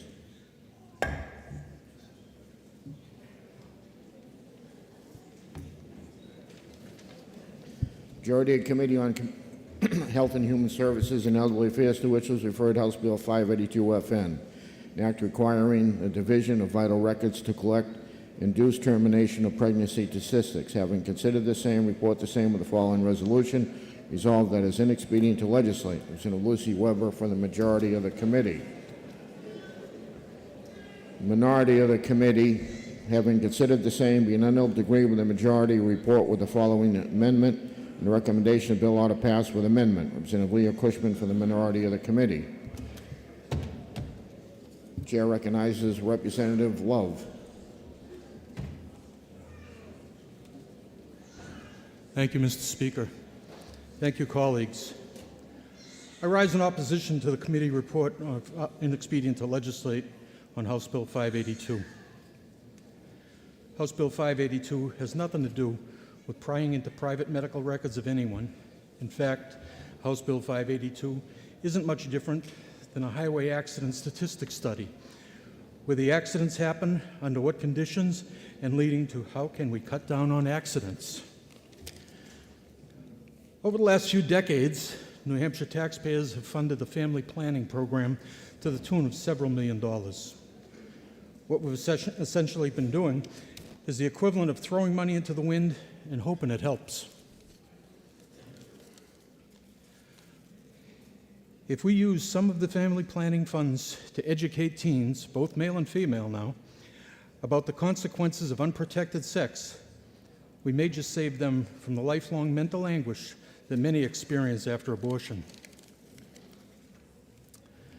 I had a close family member that spent 28 years suffering from a burning guilt as a result of an abortion at the age of 14. She had multiple suicide attempts, was institutionalized roughly 10 times, along with suffering from chronic and severe alcoholism and drug addiction. She died at the age of 42 from uterine cancer, but in her own words, the doctors might have found the cancer in time if I had gotten my butt off the bar stool. You see, uterine cancer is commonly cured if found in time. The combination of guilt and alcoholism killed her just as much as cancer. As legislators, we have an obligation to help the young women of New Hampshire and do all we can to collect anonymous information so the tragedy of post-abortion guilt and all its horrific implications can be minimized or possibly even avoided altogether. Former President Bill Clinton once said, abortion should be accessible and rare. New Hampshire needs the information that House Bill 582 will provide in order to fulfill the latter part of President Clinton's statement. In conclusion, House Bill 582 is the anonymous gathering of data that will help the young women of New Hampshire. And again, any statements to the contrary are inaccurate and untrue.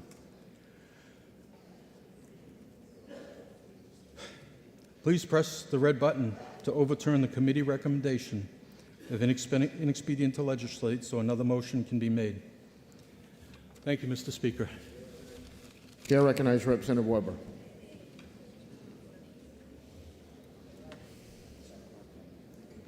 Thank you, Mr. Speaker. Nothing in this bill will prevent personal tragedy. What the bill will do is that it will require providers of induced termination of pregnancy to collect 15 different categories of information about every person seeking the procedure, a medical procedure that is legal. And then to transmit that data, all of it intensely personal, de-identified, but on an individualized basis, to the New Hampshire Bureau of Vital Statistics. Much of the information required to be collected has no relevance for the provider with respect to the medical care provided. Part 1, Article 2B of the New Hampshire Constitution, passed in 2018, states that an individual's right to live free from governmental intrusion in private or personal information is natural, essential, and inherent. Government inquiry into the most personal of medical decisions and practices, such as methods of contraception, previous terminations, previous stillbirths, previous births, how many children born alive still living, marital status from the time of conception to the time of termination, educational level, race and ethnicity. That's pretty personal information. And this is a small state, and de-identified information, well, what could possibly go wrong with that? The collection and transmission of this information is an infringement of the right to be free from governmental intrusion guaranteed in the New Hampshire Constitution. And we have all learned about the risk that that data can be re-identified and linked to individuals. The amendment offered in committee would change that so that parts would be voluntary without any discussion about how that would be defined. But the facts remain. First of all, this data is personal. And second, if the data sought is to be used for statistical and public health purposes, if it was voluntary, the data wouldn't be complete and wouldn't be very useful. Finally, if informing public health decisions is the goal, the majority notes that this kind of information is not collected about other medical treatments, even those other treatments which are also intimately entwined with maternal health and childbirth.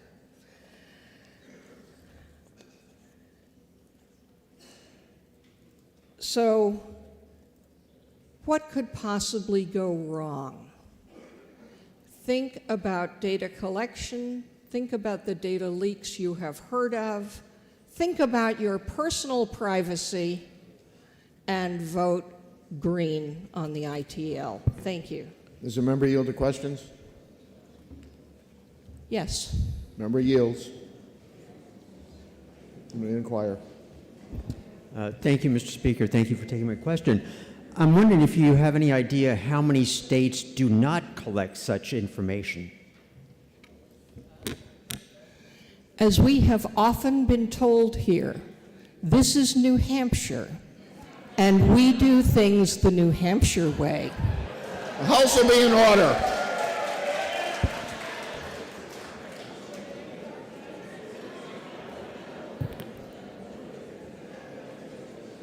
The motion before us is the Majority Committee report of inexpedient to legislate on House Bill 582. Are you ready for the question? Division has been requested. Members, take your seats.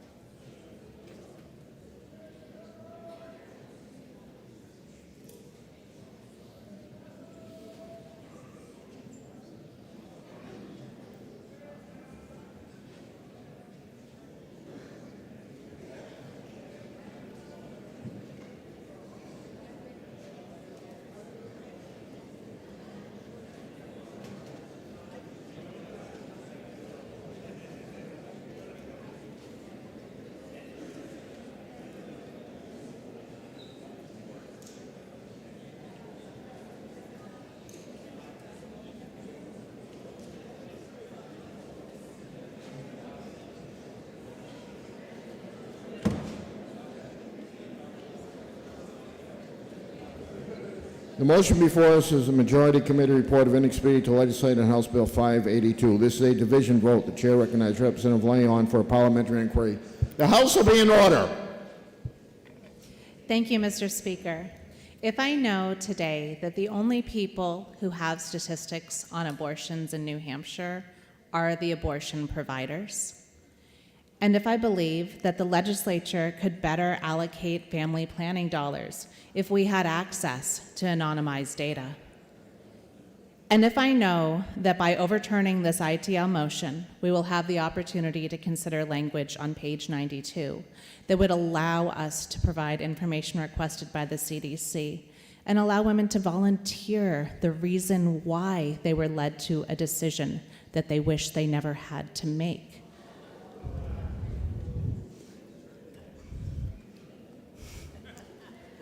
And if finally, Mr. Speaker, if I know that the only way that we can live up to President Clinton's desire for accessible and rare abortions is to be able to know how often we've reached this point, would I then press the red button? Thank you. Chair recognizes Representative Weber.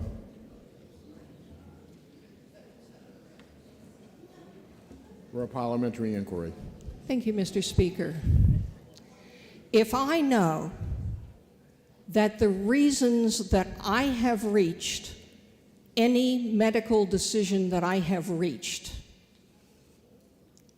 are none of my healthcare provider's business and are none of the state's business, and if I know that that applies to every single medical procedure that every single one of us undergoes, would I now vote red to preserve the privacy of every single one of us? The House will be in order. Or perhaps I ought to have said green, because you get in a rut sometimes. Thank you. Please press the green button. The motion before us is the Majority Committee report of inexpedient to legislate on House Bill 582. This is a division vote. If you're in favor, you'll press the green button. If you're opposed, you'll press the red button. Voting stations are open for 30 seconds.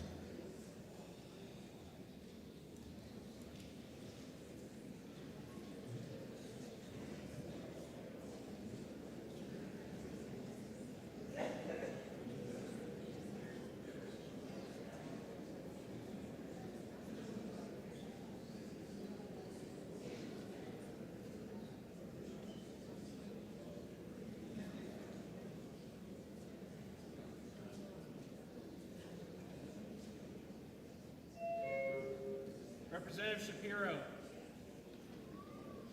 I can't see Representative Adjourn. Thank you. All set, Mr. Speaker. While members present have an opportunity to vote, House will tend to stay to the vote. 205 voting yea, 177 voting nay. The committee report is adopted.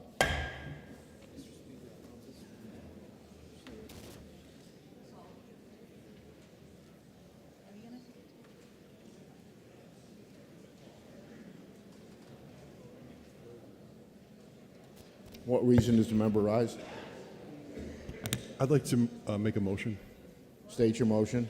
Just move that the remarks from the previous debate be entered in the permanent journal, please.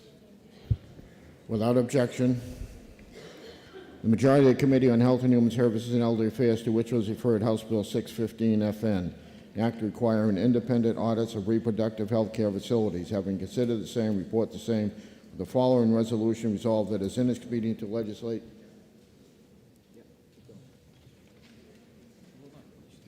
Representative Joe Shapiro from the majority of the committee.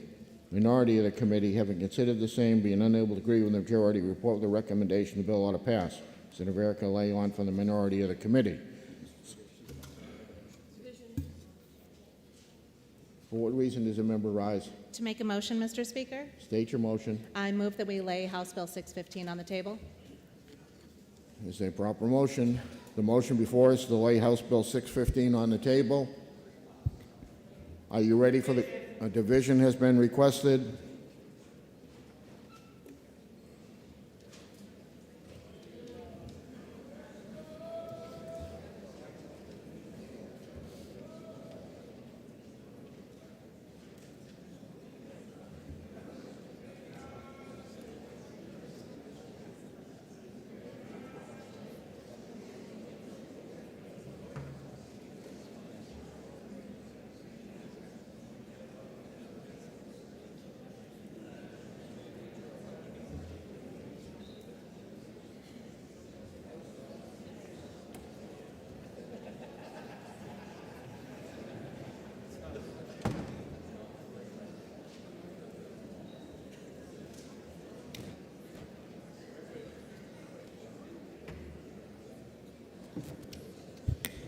The motion before us, a majority committee report of inexpedient to legislate on House Bill 615. The motion is to lay House Bill 615 on the table. This is a division vote. If you're in favor, you'll press the green button. If you're opposed, you'll press the red button. Voting stations are open for 30 seconds.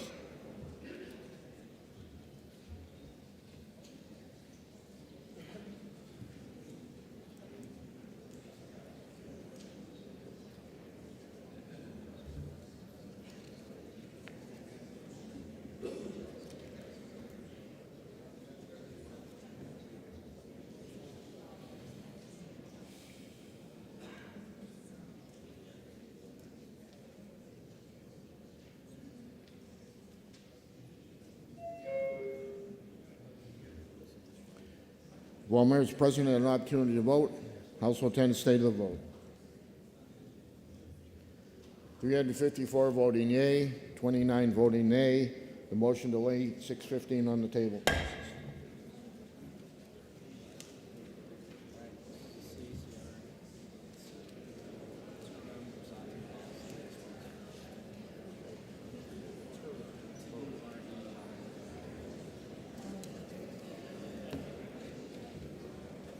Committee on Judiciary, to which is referred CACR 2, relating to reproductive freedom, providing that all persons have the right to make their own reproductive decisions, comes to us without recommendations.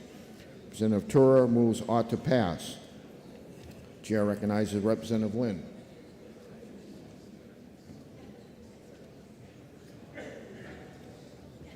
Thank you, Mr. Speaker.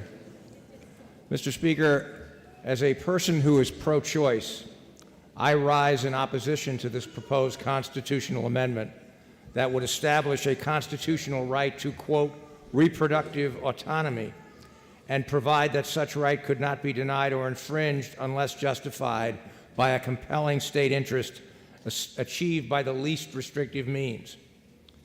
The proponents of this measure say that all it does is let the voters decide if there should be a right to reproductive autonomy, and ask, how could anyone be opposed to that? Let the voters decide is a great soundbite, which has a certain amount of simplistic appeal. But look a bit more carefully, and you will see that what the voters are really being asked to decide is completely unclear. If this amendment were adopted, what exactly would be the contours of the right to, quote, reproductive autonomy? Would such a right allow abortions up to the moment of birth, up until a pregnancy progressed to 24 weeks, and even beyond that in limited circumstances, as provided in our current Fetal Life Protection Act, up to 15 weeks, or up until detection of a fetal heartbeat? When, along this continuum, would the state's interest in protecting life become compelling? And what kinds of regulations would be considered the least restrictive means? The proponents of CACR 2 acknowledge that they have no answers to any of these questions. So who would determine the questions? The obvious answer is the New Hampshire Supreme Court, which is the ultimate arbiter of what the state constitution means. But what will the court's answer be to any of these questions? We have no idea. For example, some judges may believe that protecting fetal life after 24 weeks is a compelling interest, while other judges may not. And still other judges may think that the state's interest becomes compelling earlier than 24 weeks. And since the New Hampshire Supreme Court has never previously addressed abortion issues under the state constitution, it will be ruling largely from a clean slate. What all this means, of course, is that by passing this CACR, we will effectively be throwing up our hands and saying, hey, court, this issue is too tough for us to decide, you take care of it. If the proponents of this amendment are concerned about protecting reproductive rights from being infringed by the legislature, they could easily have proposed a constitutional amendment that would have had real meaning. For example, if they believe a woman should have an unrestricted right to abortion up until birth, they could have drafted a constitutional amendment to say just that. Instead, they have proposed an amendment with the uninformative language we have before us, which of course allows them to say in their report on the bill that if adopted, it would, quote, not necessarily conflict with the Free to Life Protection Act. I respectfully submit that if this amendment were to become law, the advocates of abortion on demand to the moment of birth would be at the courthouse door challenging the Fetal Life Protection Act in the blink of an eye. But is there any reason to believe that the court is somehow better equipped to make decisions on these issues than we are? I submit to you that the answer is no. And on this point, let me remind you that no less an advocate of abortion rights than the late Ruth Bader Ginsburg questioned the wisdom of placing the abortion question in the hands of the judiciary. Unlike unelected judges, we are the branch of government that is most accountable to the people. If we get it wrong, the voters will let us know about it soon enough at the next election. By returning the public policy issue of reproductive rights back to the courts, this time the state courts, we will inevitably be politicizing New Hampshire's courts. With rare exceptions, the selection of judges in New Hampshire has been remarkably free of political drama. As I've had occasion to note before, Republican governors have appointed Democrats to the bench and vice versa. Do we really want to create the spectacle of Brett Kavanaugh-type judicial confirmation hearings in New Hampshire? I submit respectfully that the Fetal Life Protection Act struck the right balance between a woman's right to choose and the state's legitimate interest in protecting fetal life at some later point in the pregnancy. I believe it is a balance that is supported by the vast majority of New Hampshire citizens. And since there is no serious threat of altering that balance, there simply is no need for this constitutional amendment. I urge you to press the red button so that another motion may be made. And Mr. Speaker, I ask for a division vote. Thank you, Mr. Speaker. Chair recognizes Representative Tura.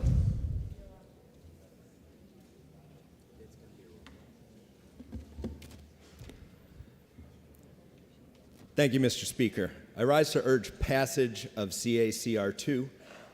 This bill seeks to place constitutional amendment question on the 2024 warrant for all cities and towns in the state.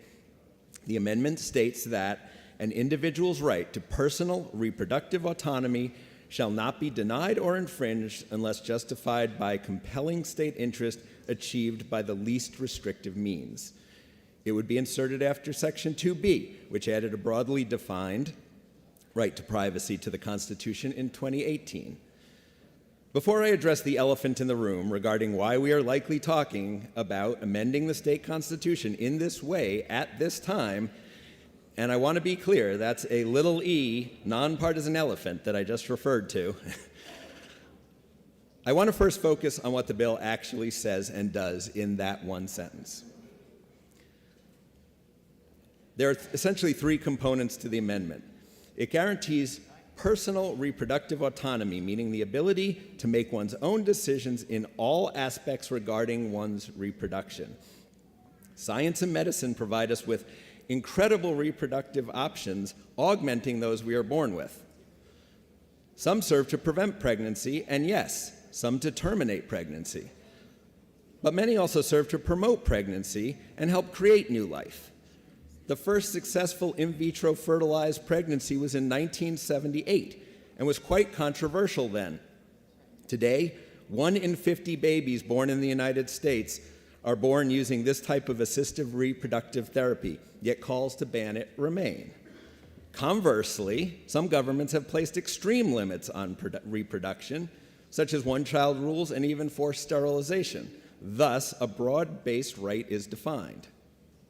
Second, it establishes this as an individual right, meaning it grants reproductive autonomy to all New Hampshire residents, not just women, not just during pregnancy.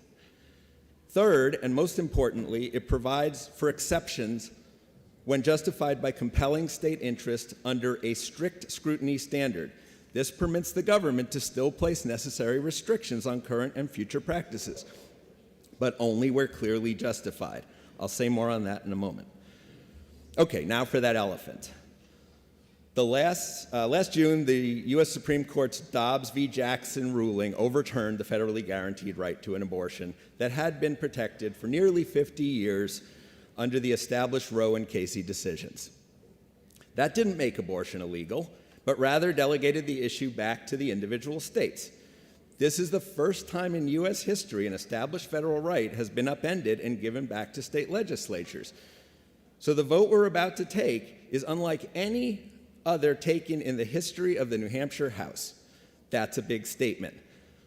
But it provides us with a unique opportunity, the opportunity for this body to demonstrate that we live by the words that are so often invoked in this chamber: liberty, freedom, autonomy, privacy, individual rights, limited government intrusion, personal responsibility, and self-determination.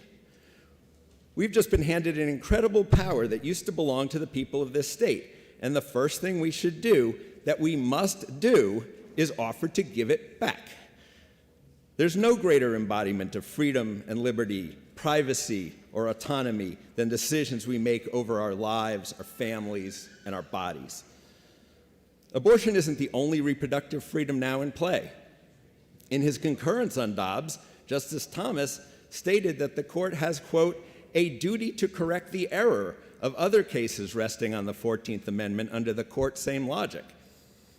Specifically, he cited the 1965 Griswold decision that guarantees the right to access contraception. Remember, this is not a vote on whether to establish this right for the people, but simply to ask them if they want this right back or if we, as legislators, should continue to hold it. Here, no means no. Voting no means we want to keep this new authority without giving your constituents a say. Conversely, however, yes does not mean yes. Passing this bill does not directly establish this right. It simply puts the question before the voters, and the bar for success is quite high. It will take 3/5 or 60% of us to simply pass this bill, and the other chamber must then do the same. An even higher 2/3 or 67% of voters is then needed to ratify it on the ballot. That's very close to the percentage that polls suggest might support this concept, so there's no guarantee as to how such a vote would turn out. Knowing that, how can any of us justify not putting the question before them? If it passes, it's not some radical new right being established, but rather a preservation of the status quo that's been in place for the majority of all of our lives. I'll wrap up by addressing a few concerns that I'm sure exist. Won't this establish an unlimited right to abortion at any point in pregnancy? Will it automatically reverse the 24-week rules inserted into law last year?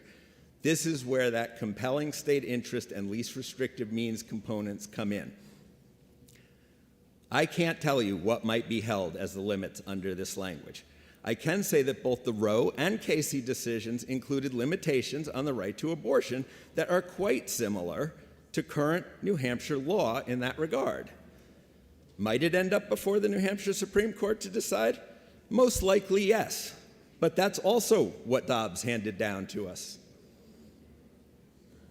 Similar safeguards are offered by the many constraints within which our self-regulating medical profession operates.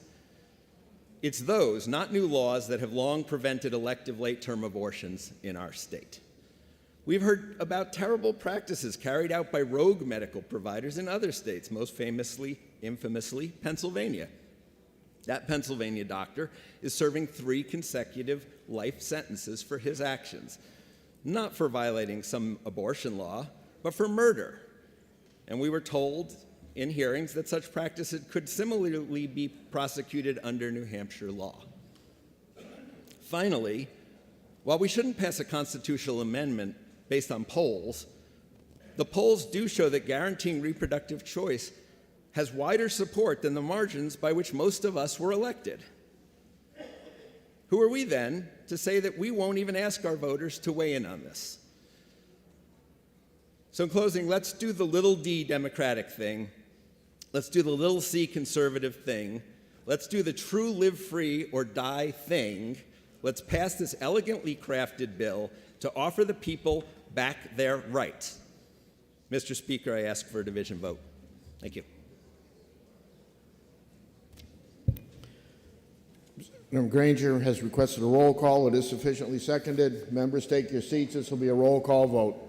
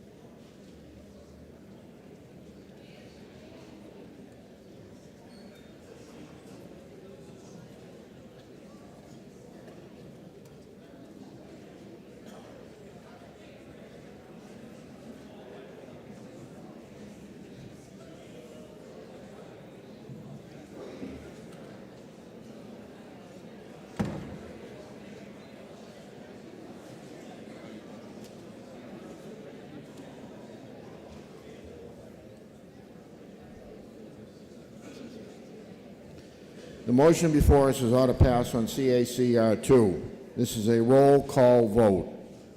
Chair recognizes Representative Wallace for a parliamentary inquiry.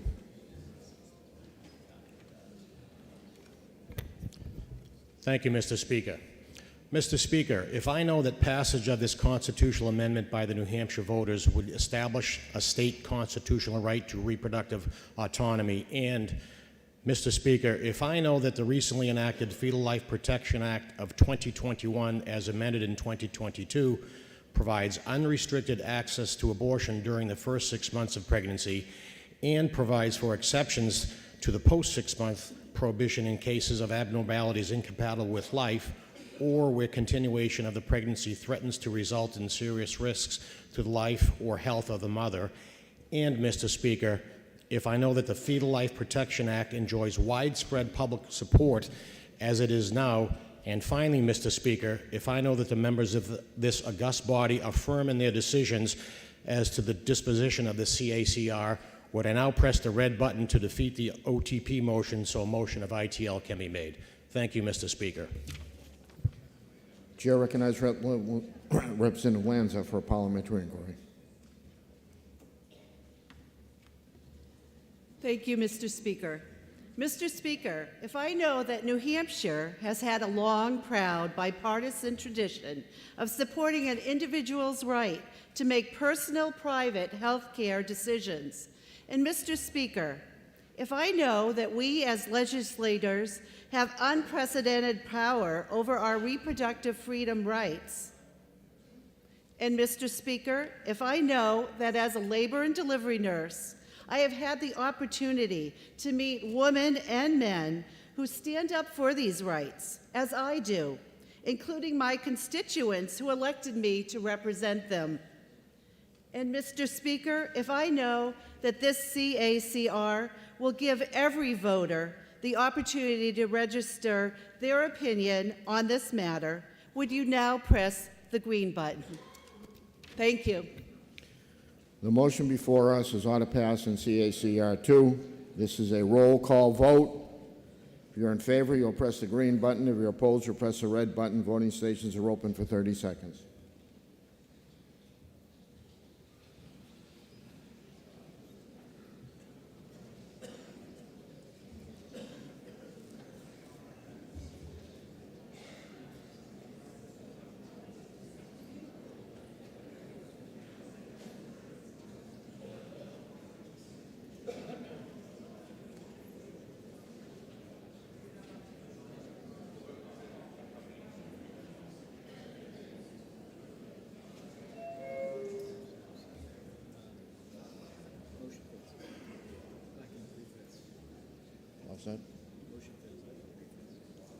If all members present had an opportunity to vote, House will attend to state of the vote. 193 voting yea, 191 voting nay. The motion fails because of lack of 3/5.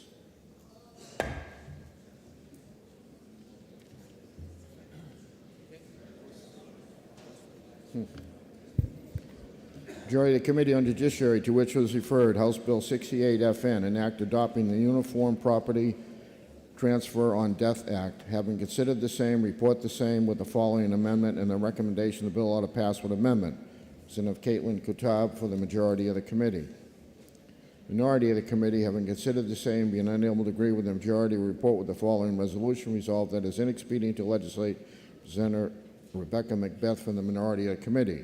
The amendment is 0436H, printed in House Record 16, pages 56 through 60. Are you ready for the question on the amendment? All those in favor of the amendment say aye. Aye. Those opposed, nay. The ayes have it, and the amendment is adopted. The motion before us now is ought to pass with amendment. Are you ready for the question? All those in favor say aye. Aye. Those opposed, nay.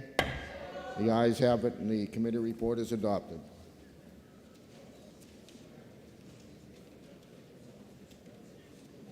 Representative Page moves on to pass. Perez speaks first.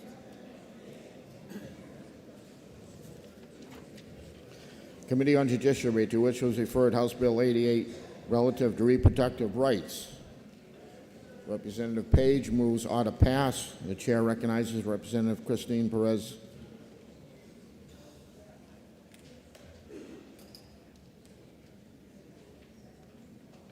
Thank you, Mr. Speaker.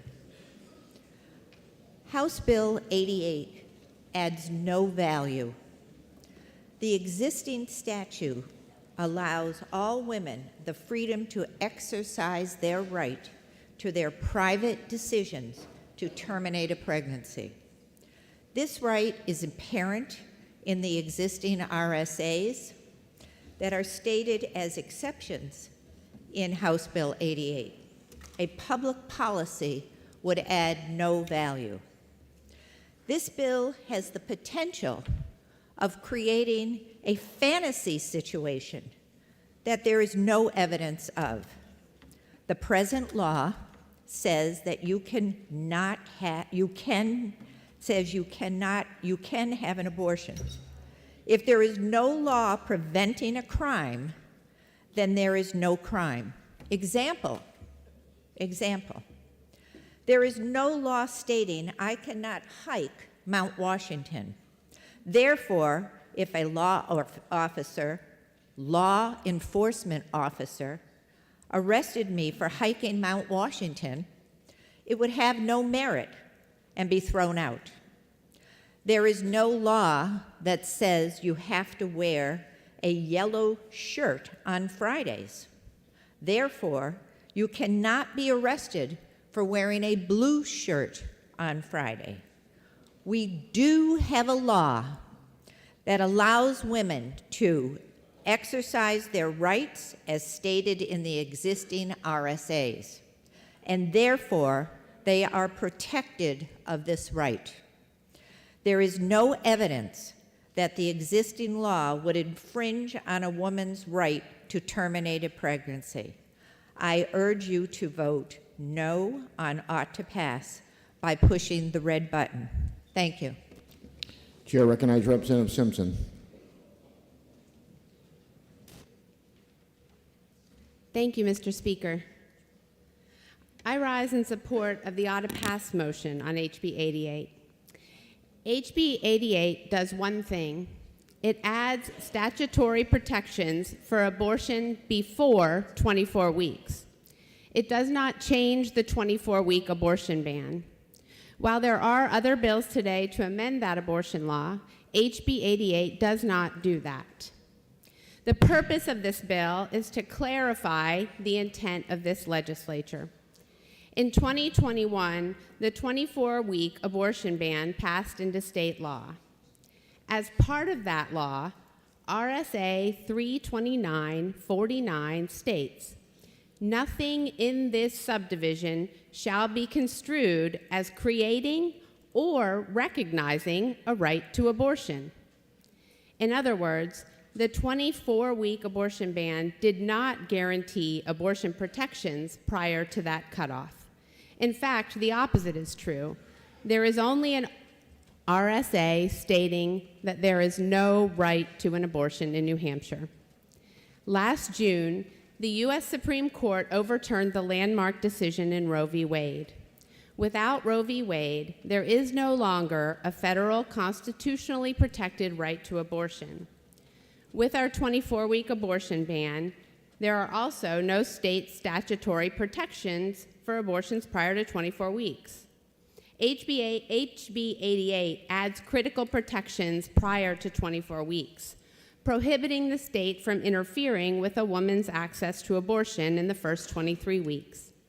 With Roe gone, New Hampshire is one of only 3 states where abortion is legal but not protected. Since the ruling in June 2022, 18 states have passed abortion bans, with 14 states banning abortion outright. As of today, 25 million people have been impacted already, with 1 in 3 women of reproductive age across the country losing access to abortion in her home state. Granite staters have seen these states banning abortion, and they want us, their elected representatives, to take action to protect abortion rights here.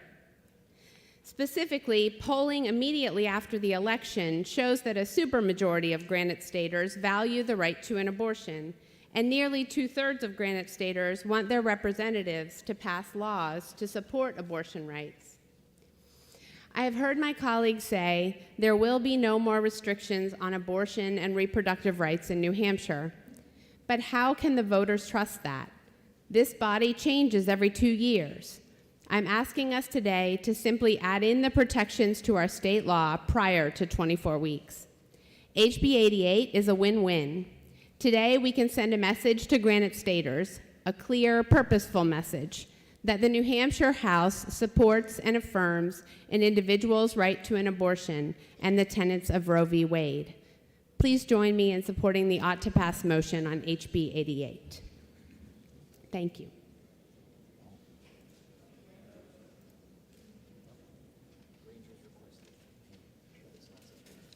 Representative Granger has requested a roll call. Is that sufficiently seconded? It is not sufficiently seconded.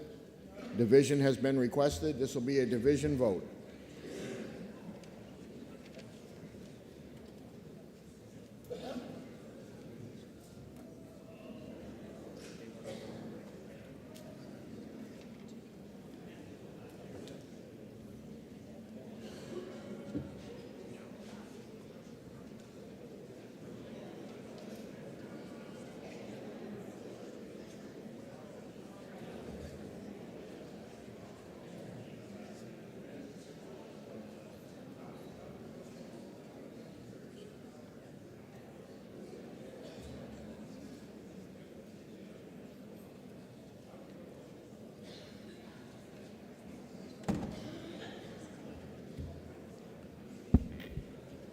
The motion before us is ought to pass on House Bill 88. This is a division vote. Chair recognizes Representative Alexander for a parliamentary inquiry. Thank you, Mr. Speaker. Mr. Speaker, if I know last term New Hampshire House came together in a bipartisan manner and passed a law that upheld our basic values regarding this issue on a unanimous bipartisan vote, and if I know our current law satisfies and represents a majority of Granite staters' view on abortion, and lastly, if I acknowledge the truth that Granite staters identify as pro-choice, but I also know that over 2/3 of Granite staters support some restrictions on abortion, would I now press the red button to oppose the OTP on this unnecessary bill? Thank you. Chair recognizes Reverend Page for parliamentary inquiry. Thank you, Mr. Speaker. If I believe this legislature intends to ensure women in New Hampshire have statutory protections to access abortion care in the first 23 weeks of a pregnancy without government interference, and if I know that this bill does not change anything in our law after those 23 weeks of pregnancy, and finally, Mr. Speaker, if I know that since the Supreme Court overturned Roe, New Hampshire is one of only 3 states that has not codified protections for abortion under state law, and the majority of our constituents are looking to us to change that beginning today, would I now press the green button? The motion before us is ought to pass on House Bill 88. This is a division vote. If you're in favor, you'll press the green button. If you're opposed, you'll press the red button. Voting stations are open for 30 seconds.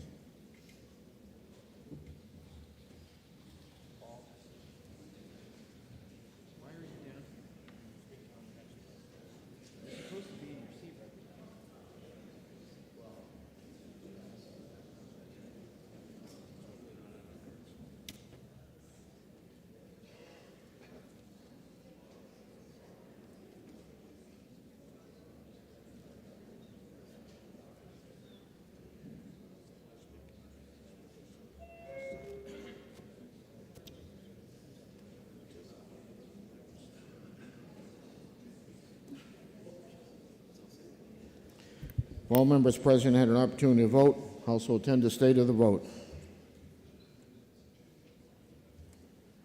199 voting yea, 185 voting nay.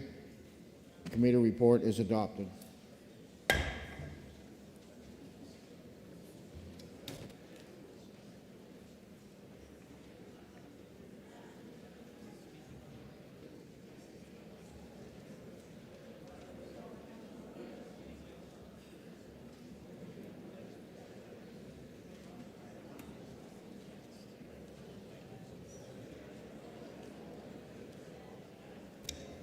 Committee on Judiciary, to which was referred House Bill 224FN, repealing the criminal and civil penalties from the Fetal Life Protection Act, comes to us without recommendation.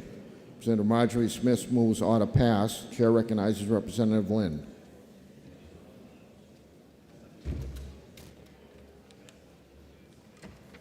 Thank you, Mr. Speaker.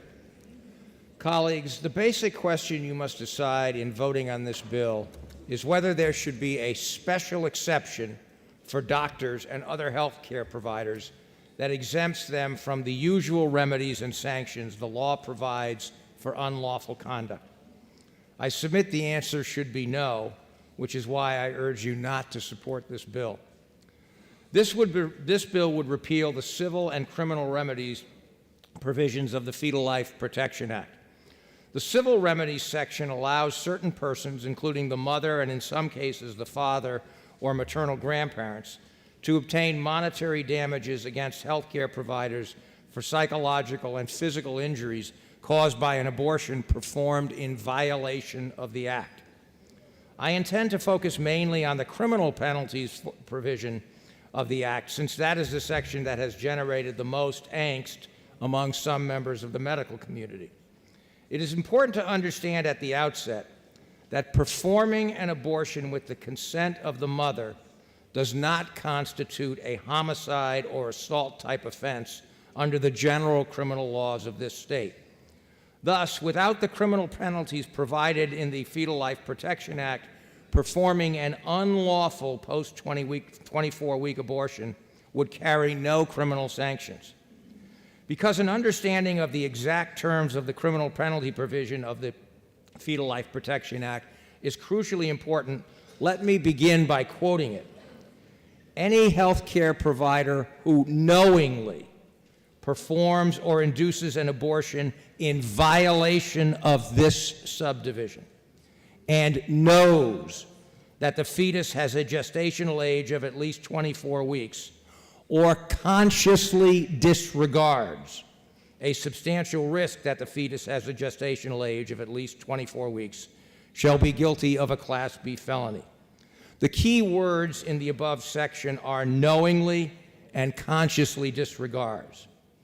Knowingly means actual knowledge, not should have known or mere negligence or even recklessness, but actual knowledge that the fetus was at least 24 weeks old, and knowledge as well that there were no circumstances that would make the abortion fall within the exceptions to the 24-week ban. The consciously disregards language of the statute is designed to cover the circumstance of what the law often terms willful blindness. That is, the situation of a health care provider who claims not to have had actual knowledge, but where the evidence shows he or she lacked such knowledge only because the provider made a conscious, deliberate decision to close his eyes so as to avoid or disregard learning what was obvious, that there was a substantial risk the fetus was at least 24 weeks of gestational age. In short, the criminal penalty comes into play only in the case of a doctor who makes a knowing, conscious decision to violate the law. And there is nothing unfair or unjust about imposing criminal sanctions against a healthcare provider who flouts the law in this fashion, just as we would do against any other person who knowingly violates the law. The opponents of the penalties advance two basic arguments. First, they claim that no health care provider in New Hampshire ever performs post-24-week abortions that would violate the statute. They say that such abortions occur only in circumstances where there is a serious threat to the life or health of the mother, or where there is a fatal fetal abnormality, and these abortions are allowed under the Fetal Life Protection Act. The short answer to this argument is that if that is true, then healthcare professionals have nothing to worry about because there will simply be no criminal prosecutions. The problem, of course, is that although we would like to believe that no healthcare professional would deliberately violate the law, we have seen both in the abortion context and in other contexts, such as prescribing drugs where not medically indicated, that healthcare providers do sometimes violate the law. The second argument advanced in opposition to the criminal penalties is that complicated cases can arise in which the healthcare professionals are required to make difficult judgment calls, and they should not be inhibited from doing so by the prospect of later being held criminally or civilly liable. There is no doubt that doctors often are required to deal with complicated cases and to make difficult decisions. But the requirement of engaging in knowingly unlawful conduct affords healthcare providers substantial protection against being prosecuted for mere errors in judgment, even in circumstances where, with the benefit of hindsight, they perhaps should have acted differently. In this regard, please remember that the healthcare providers are not the only professionals who are called upon to handle complicated situations and to make difficult judgments. Consider two examples. The lawyer or accountant called upon to attest to the accuracy of a securities filing, and the police officer who must decide whether to use deadly force. In both of these cases, the facts and circumstances may be complicated, and in the latter case, the officer may have to make a split-second decision. Yet the prospect that there can be close calls and difficult cases does not mean that the lawyer, the accountant, or the police officer are exempt from facing criminal and civil penalties if they intentionally commit fraud or knowingly use excessive force. In these cases, the mere prospect of a loss of license or decertification as a police officer is not considered a sufficient sanction. The law should be no different for healthcare professionals. The possibility of loss of a medical license is not a sufficient sanction for knowingly violating the law. For these reasons, I urge you to reject the OTP motion on this bill by pressing the red button so that another motion can be made. And, Mr. Speaker, I respectfully ask for a division vote. Thank you. Chair recognizes Representative Wolf.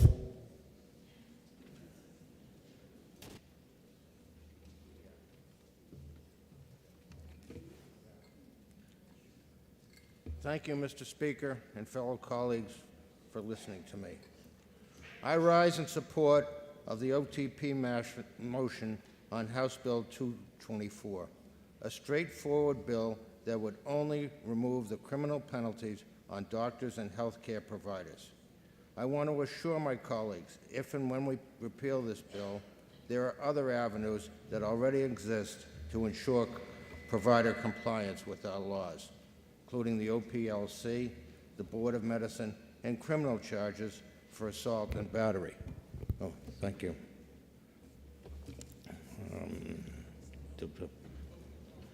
To repeat, if we believe in the Fetal Protection Act, there are no further changes that will occur. The 24-week abortion stays in place. But as so often happens, there are unintended consequences with these penalties, and we've heard directly from doctors and nurses across the state, including Dartmouth. Criminal penalties discourage providers from relocating to New Hampshire to practice. This reduces the availability of highly specialized providers. 2 weeks ago, we received news that the 11th hospital in our state that was providing labor and delivery services has closed. There will be another one closing this year. Another birth center has moved out of state. We need to do everything we can to attract and retain healthcare providers, not deter them from coming here. A further reduction in trained maternal fetal medicine and neonatologists means there are fewer people to take care of all of us, our wives, our daughters, our sisters, and our children. These criminal penalties also discourage medical students and residents from training in our state. The chair of obstetrics and gynecology at Dartmouth, Dr. Alana Cass, said this explicitly during the committee hearing a little more than a month ago, that residents stay at their medical school generally after graduation. So if our laws discourage students from coming to New Hampshire, then we are adding more difficulty to increasing them.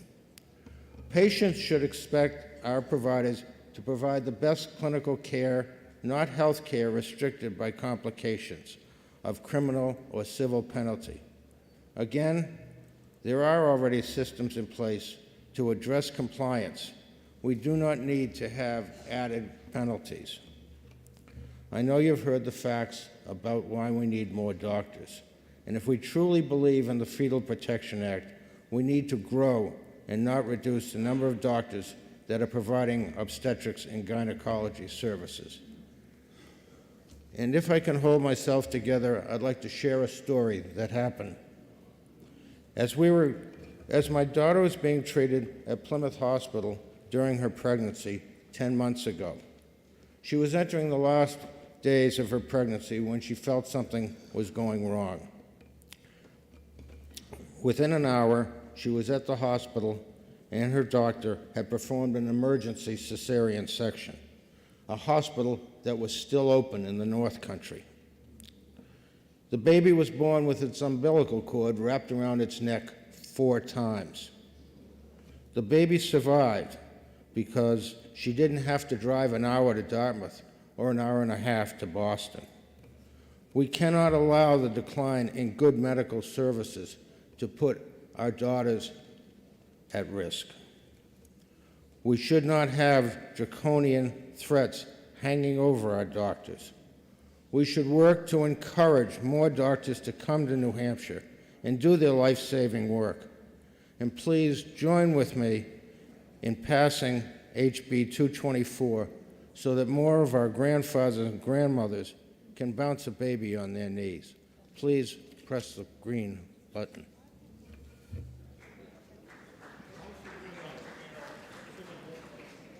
Representative Granger has requested a roll call that is sufficiently seconded. Members, take your seats.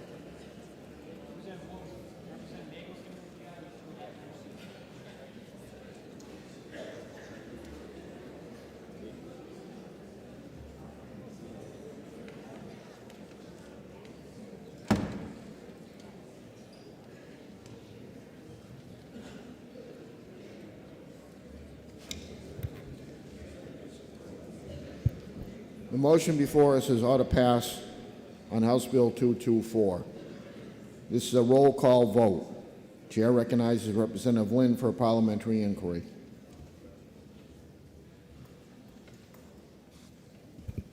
Thank you, Mr. Speaker.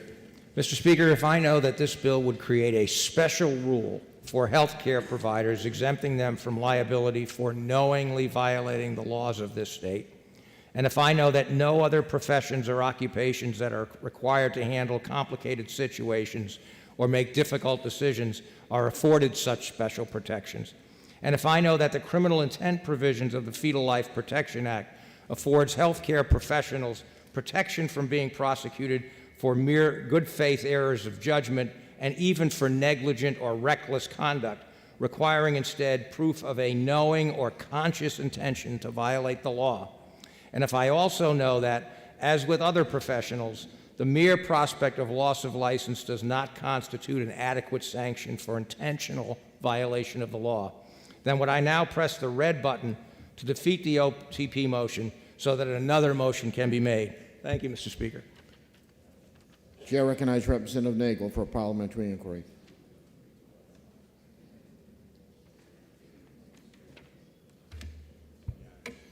Thank you, Mr. Speaker.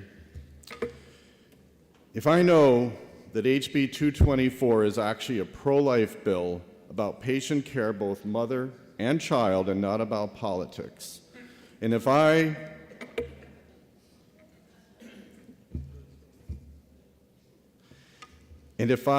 as a physician with very painful personal experience, know that the threat of criminal penalties have the unintended consequences of actually putting the women and the baby's life at risk by potentially delaying appropriate care. And if I know that highly qualified obstetricians, especially those who practice in high-risk pregnancies, will not practice in New Hampshire because of this existing statute, aggravating an already problematic labor shortage, and furthermore, that I know that there's already more appropriate systems in place to ensure that doctors are legally compliant. And finally, I would like to know that not one of you would like to be responsible for your daughter or your granddaughter not being able to find an obstetrician to manage her high-risk pregnancy, unnecessarily putting the life of your granddaughter or great-granddaughter at risk. Then I would strongly suggest you press the green button for OTP. Thank you. The motion before us is ought to pass on House Bill 224. This is a roll call vote. If you're in favor, you'll press the green button. If you're opposed, you'll press the red button. Voting stations are open for 30 seconds.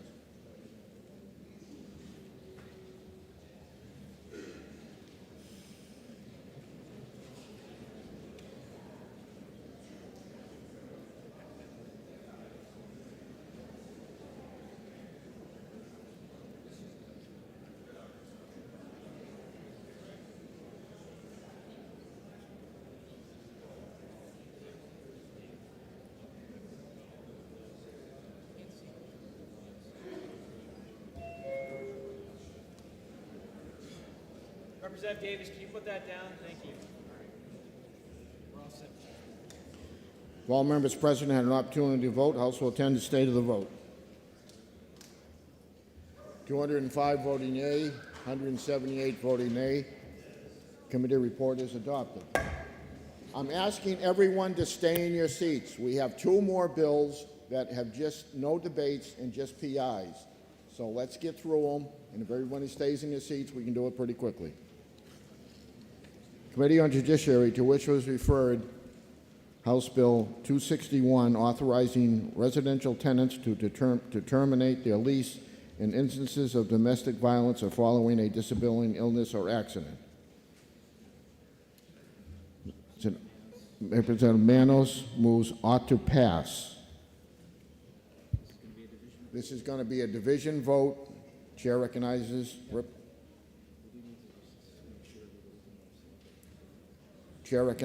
Representative Stapleton for a parliamentary inquiry.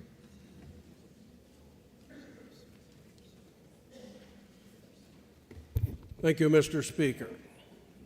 Mr. Speaker, if I know that this bill punishes a landlord with unreasonable loss of tenancy for tenant circumstances and situations not of his doing and beyond his control, and if I know that this bill makes an escape hatch for domestic violence as linked to RSA 173B:1 with 9 categories, one of which being cruelty to animals in subsection H, all to which there are already remedies in law elsewhere.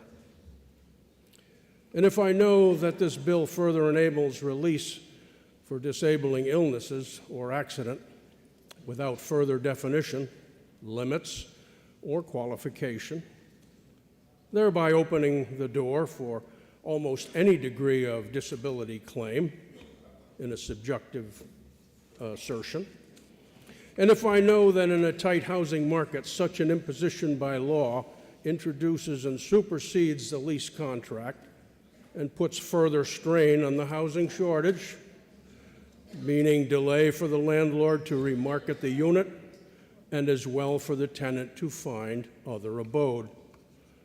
Would I now therefore press the red button to defeat this OTP motion so that another motion can be made? Thank you, Mr. Speaker. Chair recognizes Representative Devine for parliamentary inquiry. Thank you, Mr. Speaker. Mr. Speaker, if I know that House Bill 261 recognizes that there are multiple victims of domestic violence, both the abused tenant and landlord, who stand to lose a lot, and if I know that a valid order of protection or documentation evidencing a criminal charge of domestic abuse based on a police report is required reflecting that the tenant or household member, adult or child, was subject to abuse. And lastly, if I know that House Bill 261 protects the rights of the landlord by requiring rent payment for the full month in which the tenancy terminates, as well as any previous outstanding obligations, would I then press the green button to support ought to pass? Thank you, Mr. Speaker, and I'd appreciate your vote.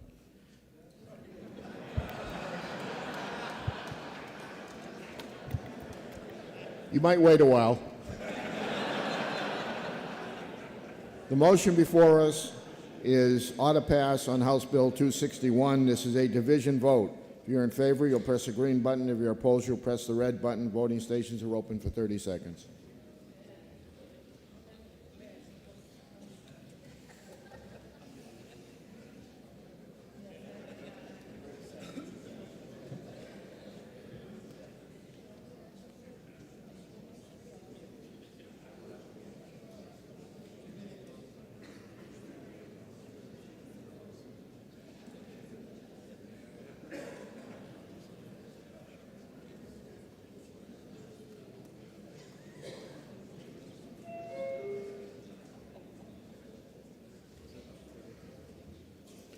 All members present had an opportunity to vote. House will attend the state of the vote.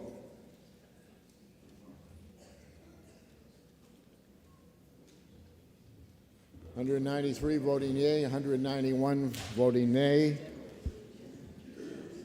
The committee report is adopted. Mr. Speaker, What reason, member rise? having voted on the prevailing side, I'd like to move reconsideration and urge the body to vote no. The motion before us is reconsideration on House Bill 261. I heard a division. This will be a division vote. Members should be still in their seats. Representative Hull has requested a roll call. Is that sufficiently seconded? It is not sufficiently seconded. This will be a division vote. The motion before us is reconsideration on House Bill 261. This is a division vote. If you're in favor, you'll press the green button. If you're opposed, you'll press the red button. Voting stations are open for 30 seconds.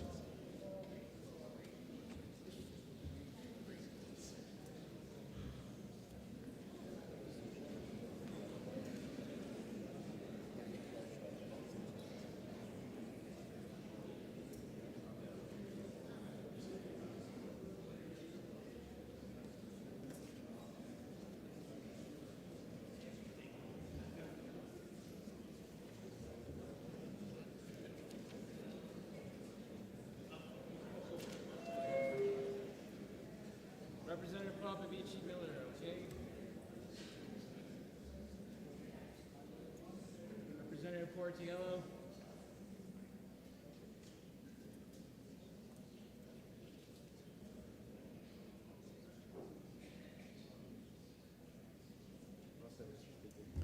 All members present had an opportunity to vote. House will then state of the vote.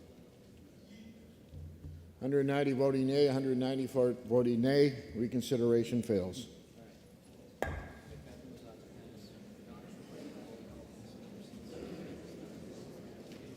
Please stay in your seats. We're down. This is going to be a roll call vote. And all we got is PIs. Committee on Judiciary, to which was referred House Bill 271 FN, repealing the Fetal Life Protection Act. Comes without recommendation. Representative McBeth moves ought to pass. Representative Nodder has requested a roll call. Is that sufficiently seconded? It is sufficiently seconded. This will be a roll call vote. Members, stay in your seats.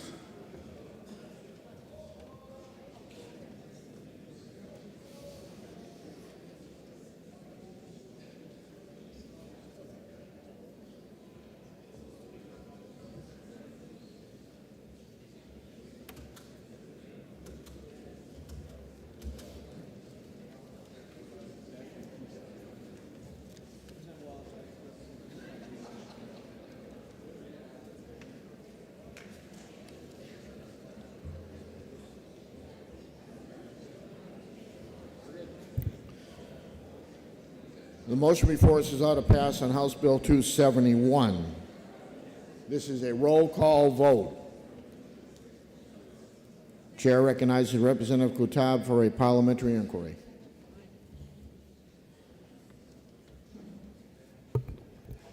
Thank you, Mr. Speaker.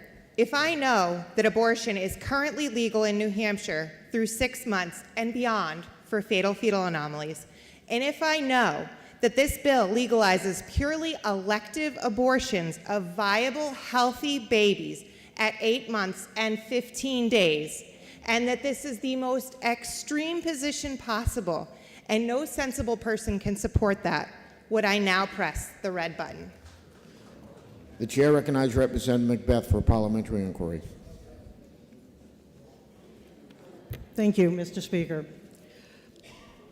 If I know that current New Hampshire law criminalizes and gags medical providers, such as oncologists, from discussing and delivering all the appropriate health care options to their patients that have been diagnosed with a devastating cancer diagnosis if they are 24 weeks or pregnant or more, and if I know that New Hampshire law criminalizes and prevents emergency responders, and emergency room medical providers from discussing and delivering all appropriate options for medical care for an individual that has suffered traumatic injuries from an accident or is suffering a life-threatening infection or congestive heart failure or liver failure if they happen to be 24 weeks of pregnant or more.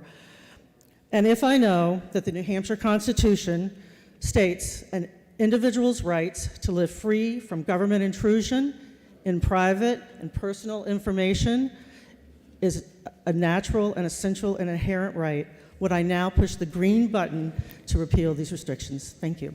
The motion before us is ought to pass on House Bill 271. This is a roll call vote. If you're in favor, you'll press the green button. If you're opposed, you'll press the red button. Voting stations are open for 30 seconds.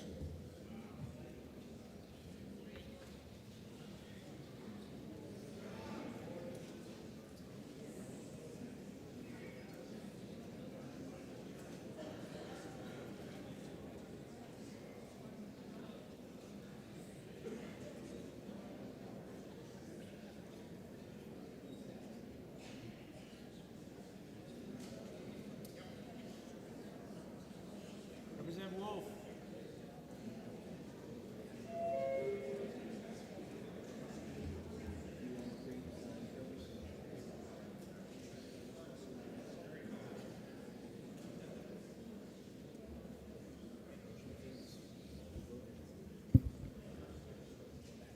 If all members present had an opportunity to vote, House will attend the state of the vote. 192, the House will be in order, 192 to 192. I did vote to create the tie. For what reason does the member rise? I move to table House Bill 271. The motion is to table House Bill 271. Are you ready for the question?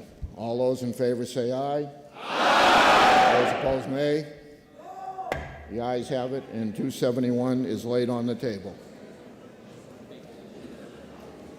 We have one more bill. There is no debate, so please stay in your seats.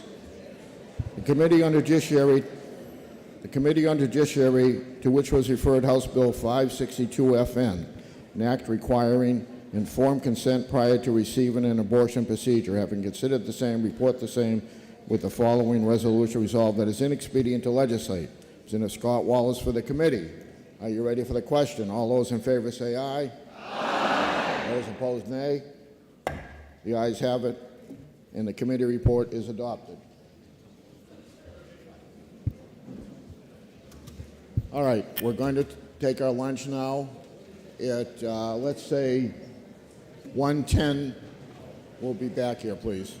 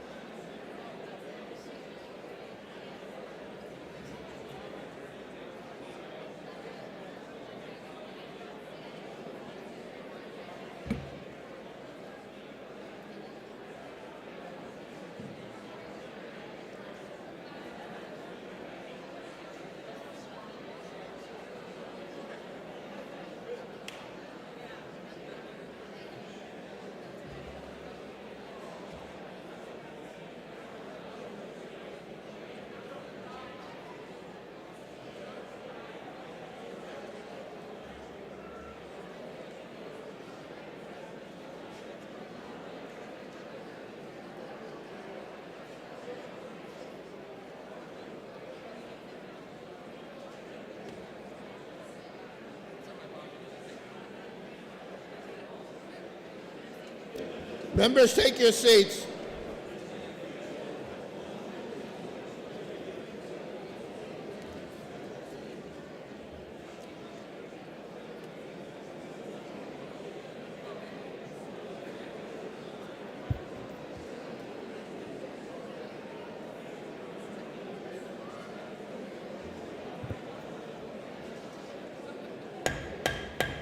House will come to order. Members, take your seats.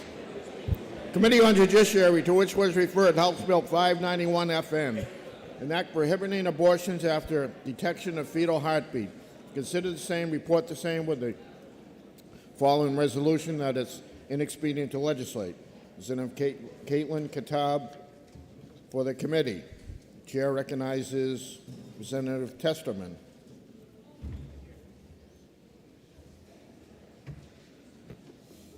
Thank you, Mr. Speaker. Thank you, friendly reps. This is a fairly simple bill, but I'm sure a few of you don't agree with me. Can you hear me? This is a fairly simple bill, but it has a few changes or a few points in it that I'm sure a few of you may disagree. The Constitution, right in the front part, says we enjoy and defending life and liberty. And that's what this is all about. Fetal heart is a point in conception or in gestation. It's fairly easy to figure out. It's not 24 weeks, which are sort of arbitrary, but it's X number of days into the brief, and it's a time at which it would be easy for somebody to determine. And the fetal life basically says if you can hear the heartbeat, you don't abort. Fairly simple, fairly straightforward. Thank you. Chair recognizes Representative Moulton. Thank you, Mr. Speaker. Thank you, Mr. Speaker. Some of you know that I am a registered nurse, and some of you might know that I have a degree in biochemistry. So I want to do a little bit of a science lesson. So I'll wait for people to finish speaking. It's too loud in here. Member has a right to be heard. Thank you. So the human heart, it beats based on two particular ions, sodium and potassium. Sodium carries a 1+ charge, potassium carries a 2+ charge. Sodium is the greatest extracellular ion, so outside of the cell. Potassium is the greatest intracellular ion inside the cell, okay? On our cellular membranes is a sodium-potassium pump. As you probably remember, things move from greatest concentration to lesser concentration, naturally. So it uses the pump to pump like against the flow, so to speak. The flow of those ions is what makes your heart beat. And if you remember maybe from physics class, electricity moves from positive to negative. And I already said that those ions have a positive charge. So, in other words, moving those ions causes a beat. Okay? This is a molecular process. When you have a petri dish and you have cardiac cells that have developed and they are separate in the petri dish, then they beat separately. If you move them together, this part's really cool. If you move them together, then the ions affect each other and they will beat together. And then you can separate them again and they will still beat separately. It's pretty cool, actually. So, all of that to say that electricity is a molecular process. It is based on ions. It is not an indication of life. Thank you.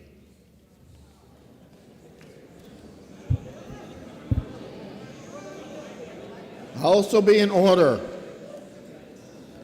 Chair recognizes Representative Sellers.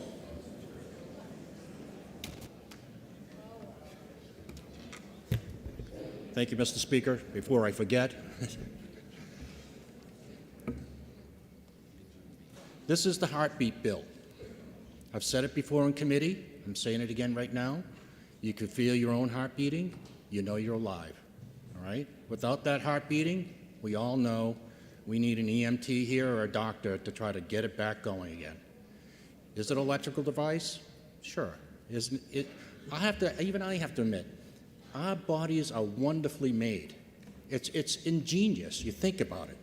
And starting from the womb, or actually even before the womb, when the baby is actually in the womb. And when that gets to my point here, when does life start? You just heard it's an electrical signal. Okay, fine. But someone created that electrical signal. We didn't create it. And I don't think we know how to create the egg or the seed yet either. And until we do, someone else has created that. Now at this point, life, we can all come up to a point and say, when does life begin?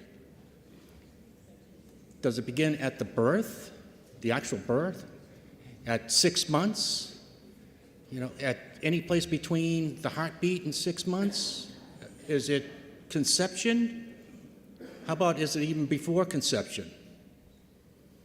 Because I could read you a piece of literature that will actually show you or state that it's 3,500 years old and states that every one of us here, were known before we were even thought of coming to conception. Every one of us. And think of this right now. Every one of us are here for this moment. This may, and you guys, and I have to say, ladies, guys, sorry, excuse me. I have to say, many of you have many more years than I do in this great hall. But we're here to try to do what's right for the people in New Hampshire.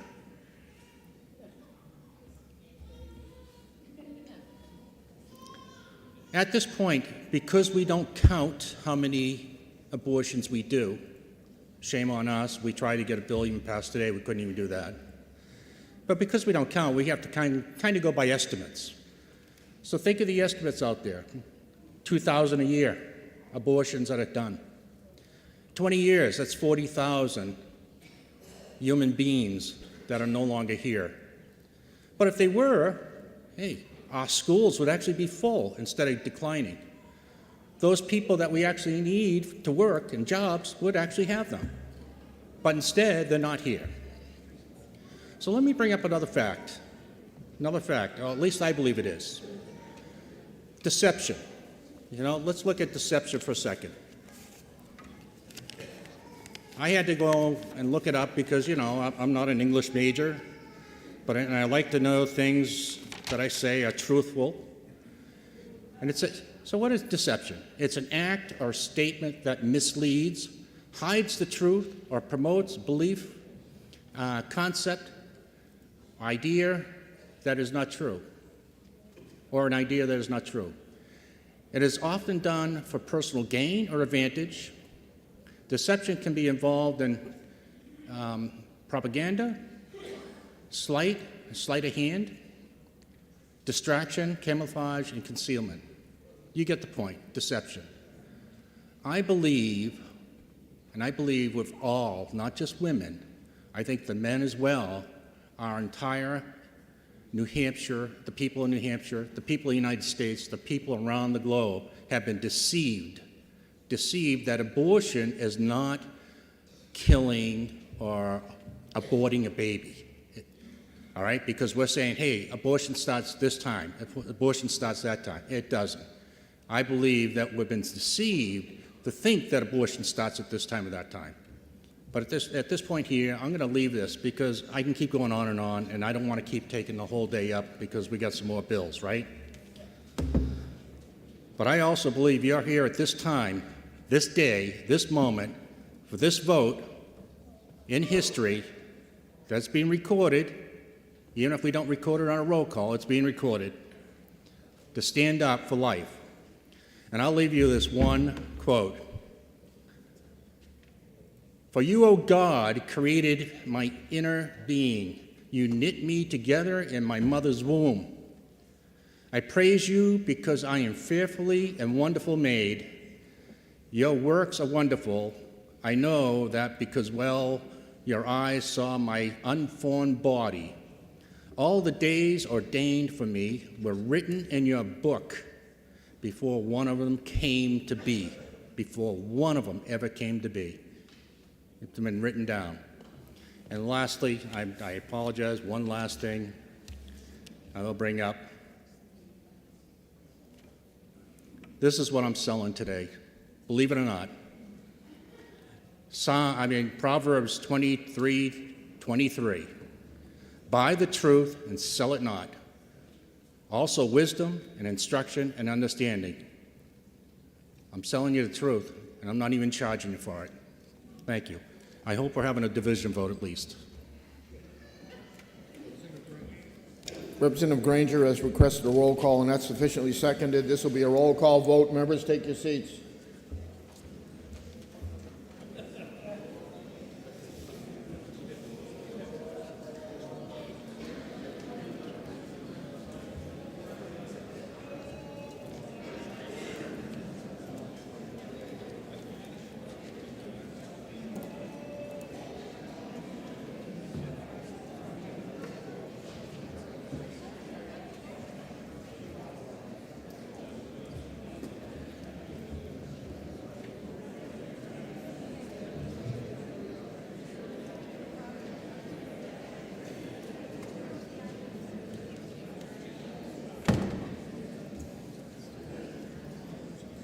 The motion before us is the committee report of inexpedient to legislate on House Bill 591. This is a roll call vote. Chair recognizes Representative Sellers for a parliamentary inquiry.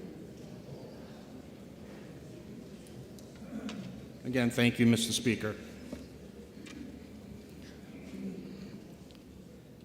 If I had known that this vote, by pressing, I believe, the red button to get rid of this ITL and make another motion, if I had known that I'd be saving lives, I would definitely vote that red button. The other thing, if I have known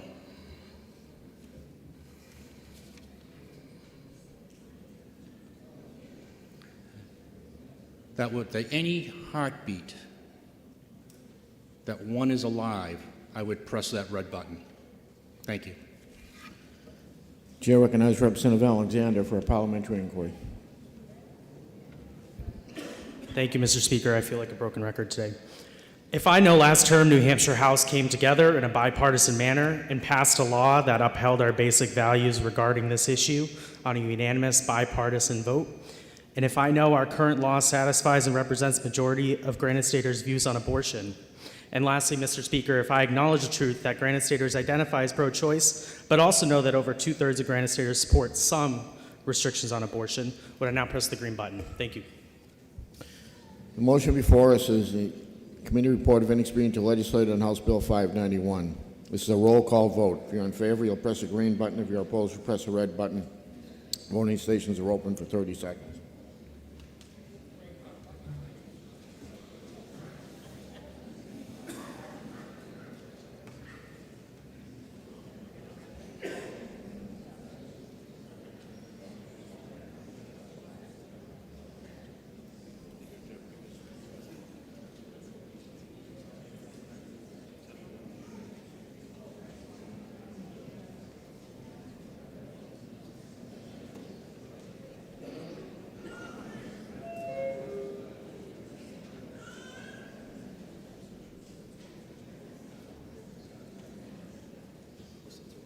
While members present had an opportunity to vote, House will tend to stay the vote.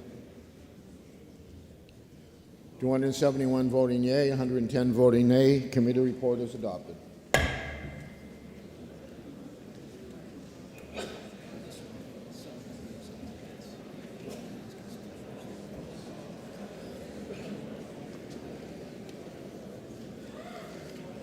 Committee on Labor, Industrial, and Legislative Service, to which was referred House Bill 150 relative to the certification of a collective bargaining unit. Comes without recommendation. Representative Sullivan moves ought to pass. The chair recognizes Representative Infantine.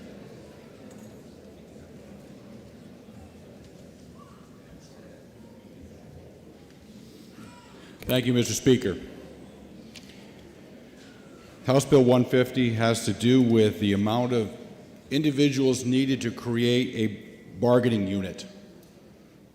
It has been 10 individuals since 1975. You'll see on the report on page 39 the chronology of this law.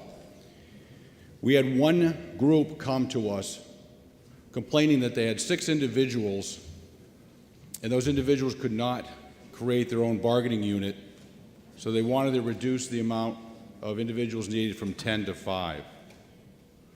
Those individuals were able to join a union. They joined a different union within that municipality. So they were not voided of the ability to join a union. The group then went to complain that, well, yeah, but it wasn't our union, and they didn't provide good enough wages or safety. So for that reason, that union wasn't good enough, and they should join our union.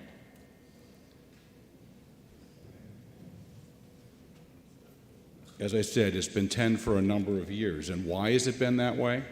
Well, in my city, in Manchester, they have full-time people that deal with the unions, the union bargaining and union negotiating, and that's fine. But some other smaller towns don't have that luxury. They don't have the financing to do that. They can't afford to have a large number of very small unions, so they group them together, and it makes it easier for those towns to negotiate. And there is a cost associated with it, without question. This is a compromise that was made to try to satisfy the certain number of people to create a bargaining group with the cost associated with doing that. As I said, this has been the law since 1975, and I believe it should stay where it is. And no one was disenfranchised here, and no one was not allowed to join a union. So I respectfully ask you to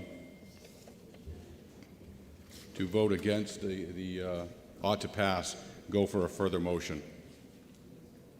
Chair recognizes Representative Sullivan.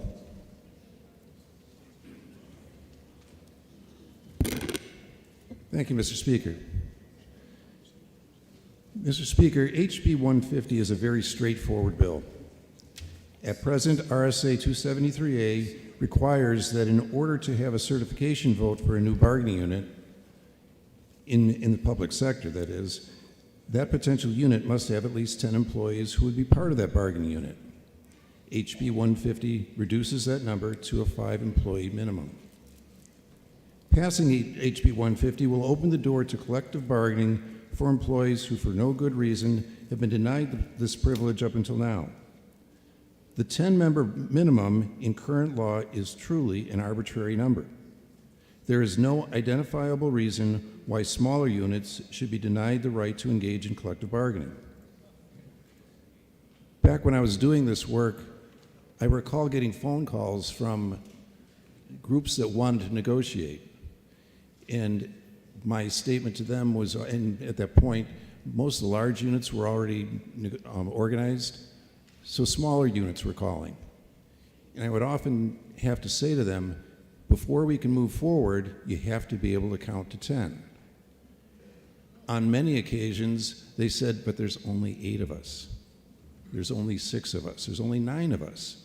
Anything less than 10 can't be certified. And I often had to just turn them away saying, this project is dead in the water. There's nowhere to go for you. So please join me in supporting our dedicated public sector workers, from municipal workers to firefighters, police, school employees, county and state employees, by pressing the green button in support of the ought to pass motion. And Mr. Speaker, I ask for a division vote. Thank you. A division has been requested. Members, take your seats.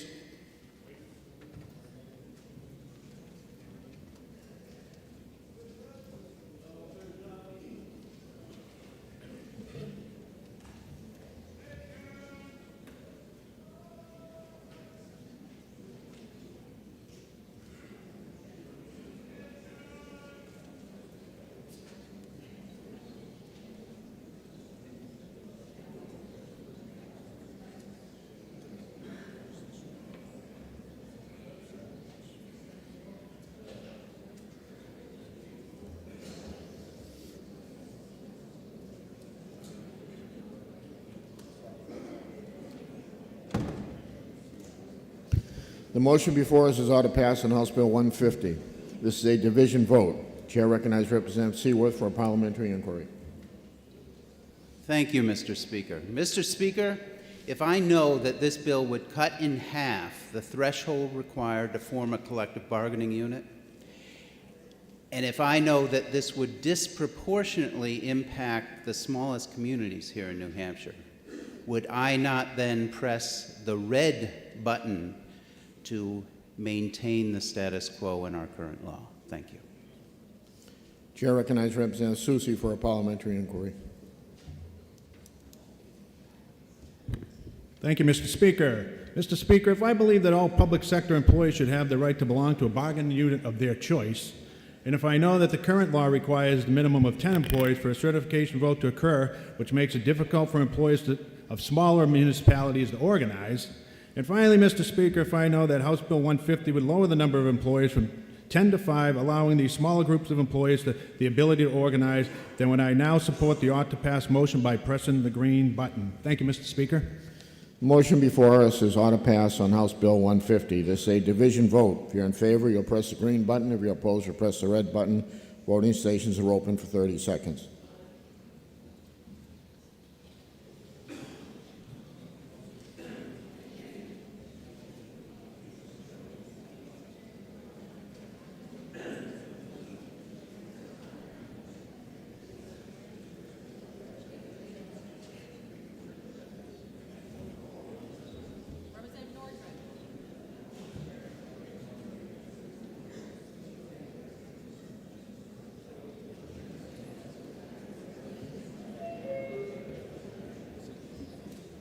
All members present have an opportunity to vote. House will tend to stay the vote.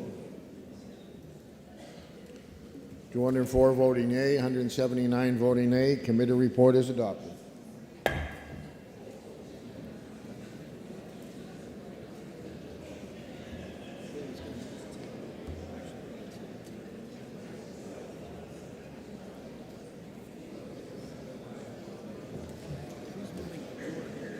Majority of the Committee on Labor, Industrial and Related Services, to which referred House Bill 561, an act establishing a committee to examine workforce and school accommodations for those with long-term COVID and MECFS. Consider the same, report the same. The following resolution resolved as inexpedient to legislate. Representative Andrew Prout for the majority of the committee. Minority of the committee, having considered the same, being unable to agree with the majority, report with the recommendation that the bill ought to pass. Representative Joshua, adjutant for the minority of the committee.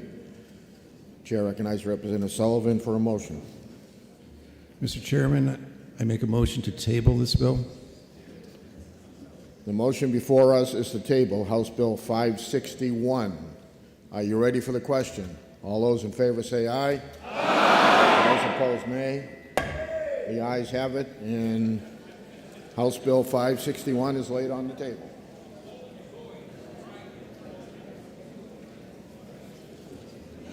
Majority of the Committee on Legislative Administration, which was referred CACR 4, an act relating to compensation for legislators, providing that legislators' biannual salary compensation shall be increased.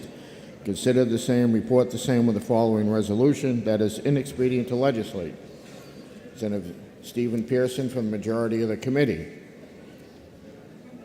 Minority of the committee, having considered the same and being unable to agree with the majority, report with a recommendation that the bill ought to pass. Representative Stephanie Parior for the minority of the committee.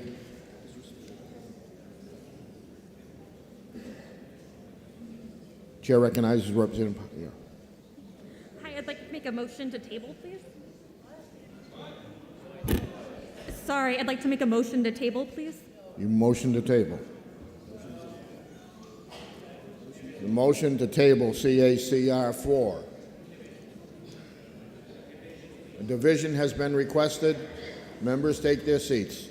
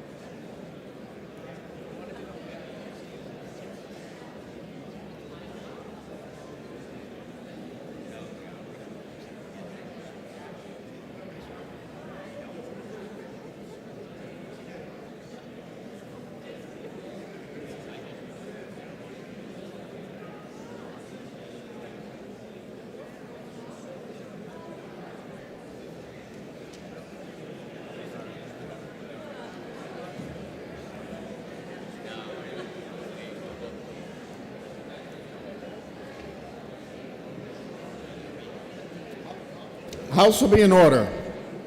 The motion before us is to table CACR 4. This is going to be a division vote.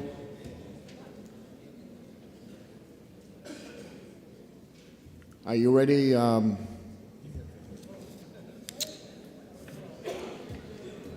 got lost here for a second, I'm sorry. This is going to be a division vote. If you're in favor, you'll press the green button. If you're opposed, you'll press the red button. Voting stations will open for 30 seconds.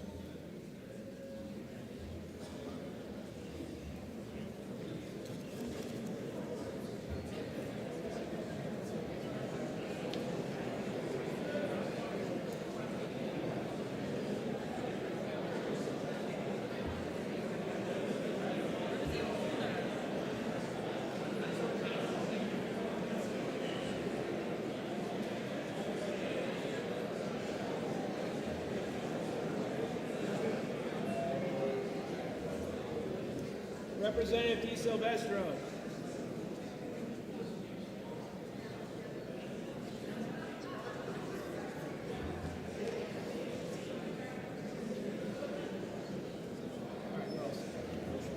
If all members present have an opportunity to vote, House will attend the state of the vote. 153 voting yea, 229 voting nay. The tabling motion fails. We're back to the majority committee report of inexpedient to legislate. Chair recognizes Representative Power. Payor. I'm sorry. Payor. Yes. Yeah. The House will be in order. The member has a right to be heard. Thank you, Mr. Speaker. Let me just double check that. Okay. I rise in opposition of the ITL on CACR 4. During committee, I like that this bill was bipartisan in the presentation by my colleague from Claremont, was logical and well done. We do not believe that our founders intended to keep the stipend of $200 set in 1889 stagnant for 134 plus years. This bill is an update to a number that was reasonable in 1889, but is no longer reasonable in 2023 due to inflation. I think we can all agree that being a state representative is indeed a job, be it part-time for some or full-time for others, depending on your committee. The role requires a significant time commitment that takes us away from our regular jobs, time with family, and other responsibilities. This bill adjusts the $200 stipend set in 1889 for a 2-year term to a more realistic value of $5,000 for a 2-year term to help defray costs that we all encounter, be that meals, missed workdays, childcare coverage, or hotels booked during bad weather or long evenings such as this week. Just as elected officials in our towns and cities receive reasonable stipends for their roles on the select board, city councils, school boards, etc., it is appropriate to adjust the stipend to a modern-day value to reflect the time commitment and expenses incurred while doing the job of a legislator. Mr. Speaker, I request a division vote. Thank you.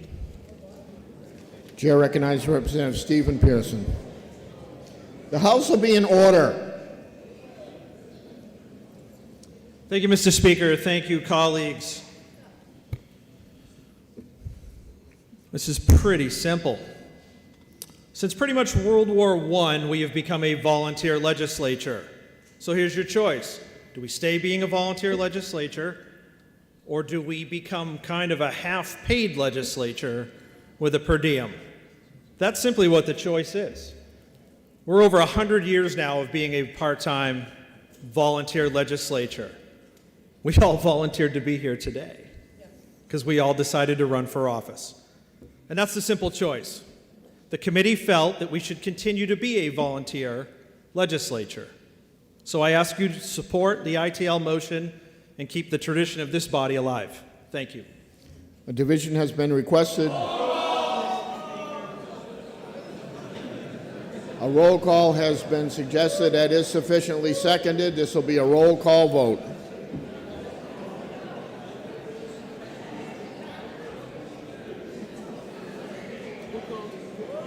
I don't know.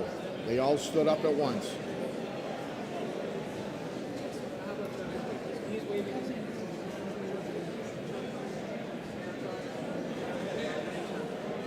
I guess you could use Turcott. He's waving his hands.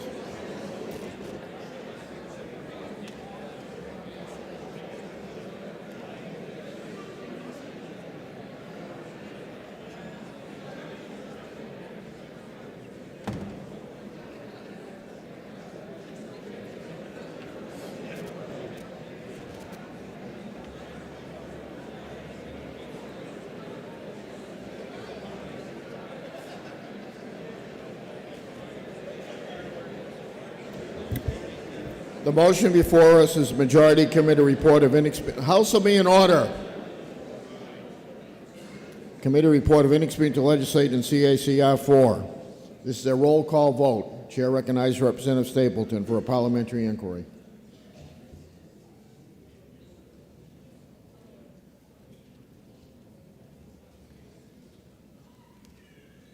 Thank you, Mr. Speaker.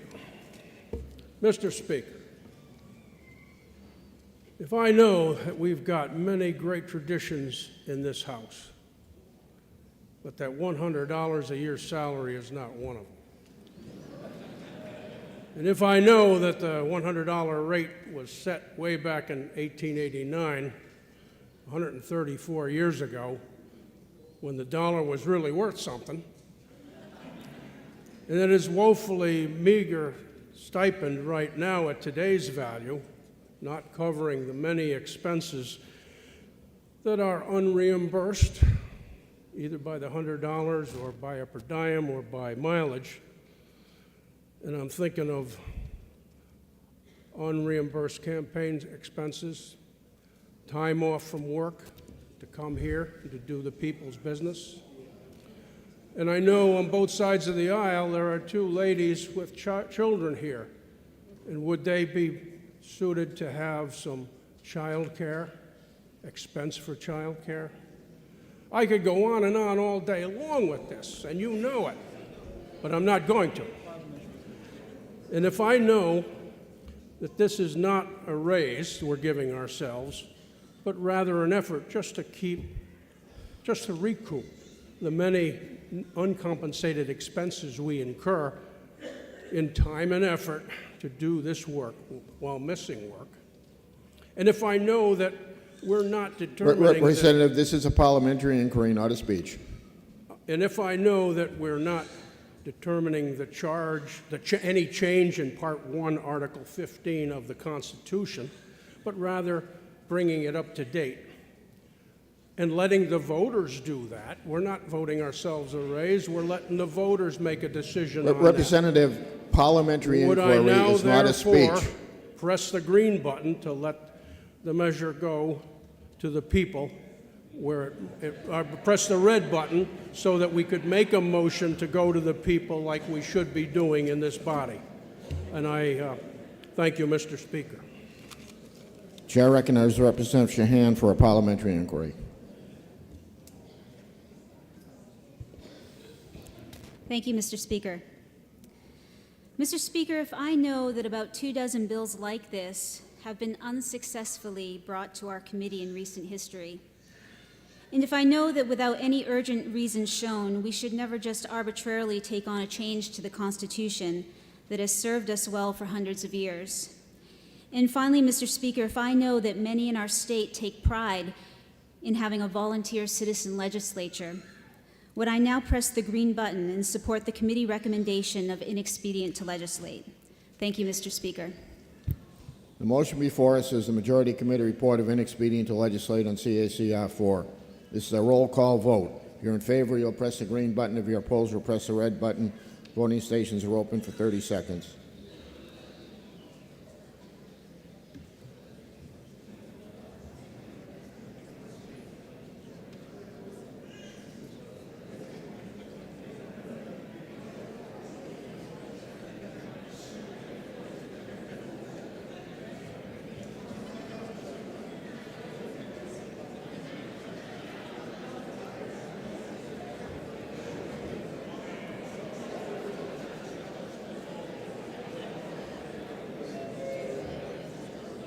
Representative Herbert.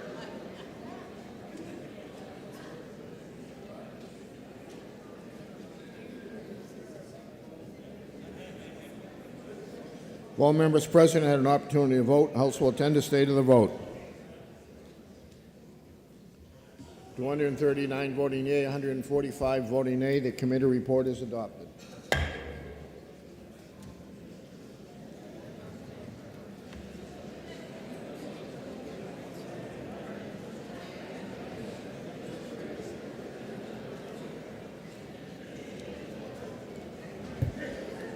Majority of the Committee on Municipal and County Government, to which was referred House Bill 423, an act relative to accessory dwelling unit uses allowed by right. To consider the same, report the same with the following resolution. Resolved that it is inexpedient to legislate. Representative John McDonnell from the majority of the committee. Minority of the committee, having considered the same, being unable to agree with the majority, report with the recommendation that the bill ought to pass. Representative David Priest for the minority of the committee. Chair recognizes Representative Speer.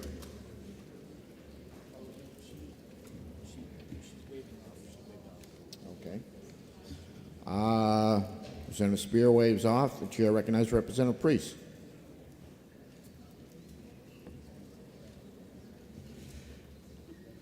Mr. Speaker, thank you, and good afternoon.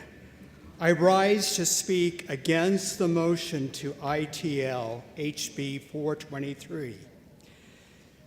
New Hampshire is experiencing a severe housing crisis and is continuing to affect our economic growth and stability. NIMBYism and restrictive land use regulations in communities have made it difficult for developers to keep up with the demand for housing in New Hampshire. As a result, more than 5,000 people, including 1,200 families, are experiencing homelessness in New Hampshire. People, including some working full-time, are living in cars, shelters, tents, and other people's living room floors. The vacancy rate is less than 0.1% for market rate units, and rents are continuing to climb. An average wage earner has to earn over $30 an hour just to afford an average two-bedroom apartment.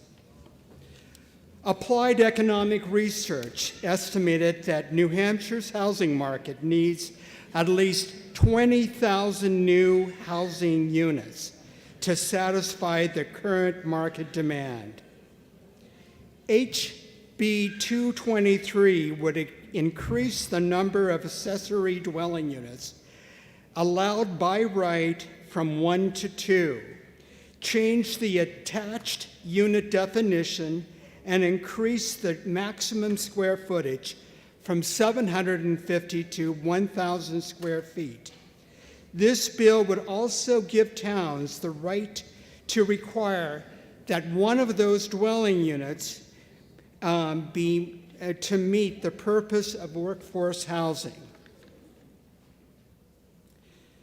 The housing crisis continues, and this bill, if enacted, will be one of the tools to create more housing by allowing more accessory dwelling units on single-family lots.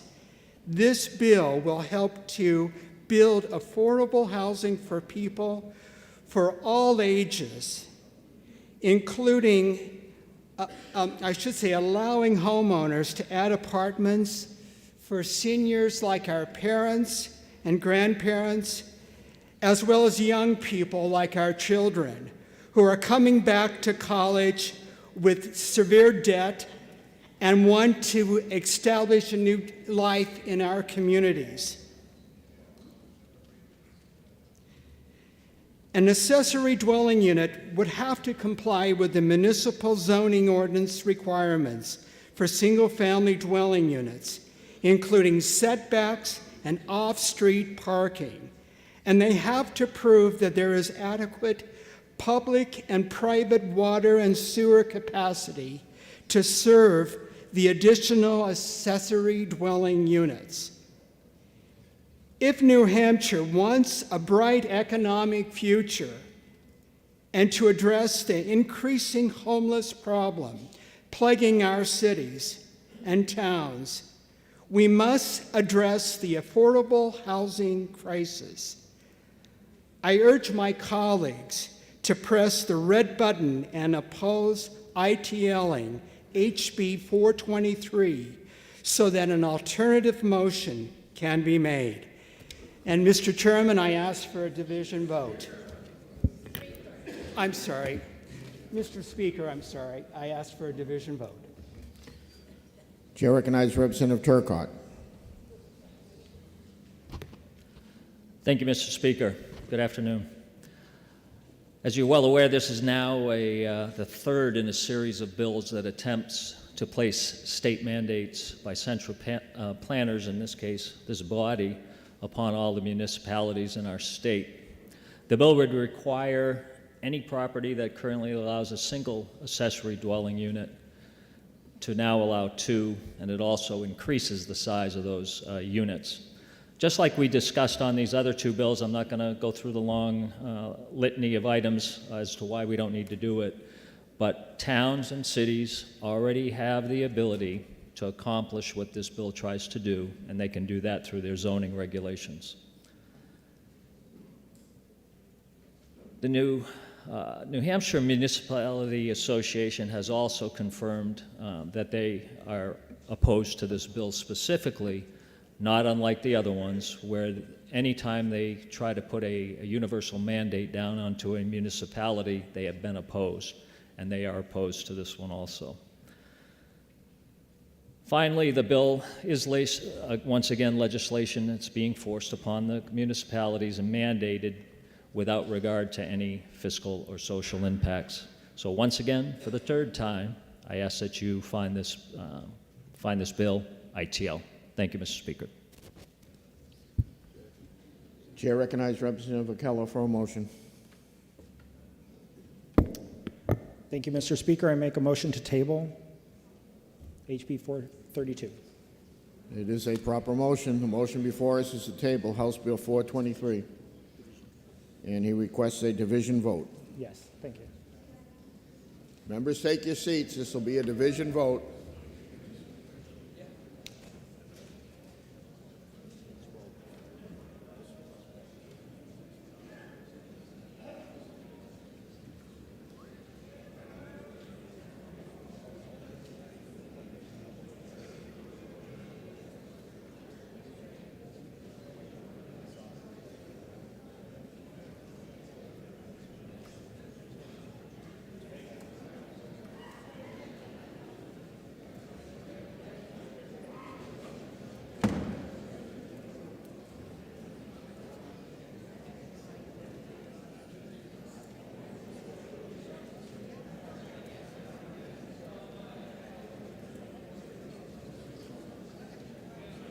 The motion before us is to table House Bill 423. This is a division vote. Chair recognizes Representative Keller for a parliamentary inquiry. Thank you, Mr. Speaker. If I know I sit on the Special Committee on Housing and we're tasked to looking at solutions to this housing crisis, and Mr. Speaker, if I know that there's no silver bullet to the solution, but there may be some parts of, some merit to parts of this bill, then would I press the green button to lay this bill on the table so that the Special Committee can look into this further? Thank you. Chair recognizes Representative Len Turcott for a parliamentary inquiry. Thank you, Mr. Speaker. If I know this body has already heard two similar bills, and if I also know neither of those bills were worthy of tabling and were instead found ITL by wide bipartisan margins, would I now press the red button to avoid tabling this bill and allow this bill to join its sister bills with the same disposition of ITL? Thank you, Mr. Speaker. The motion before us is to lay House Bill 423 on the table. This is a division vote. If you're in favor, you'll press the green button. If you're opposed, you'll press the red button. Voting stations are open for 30 seconds.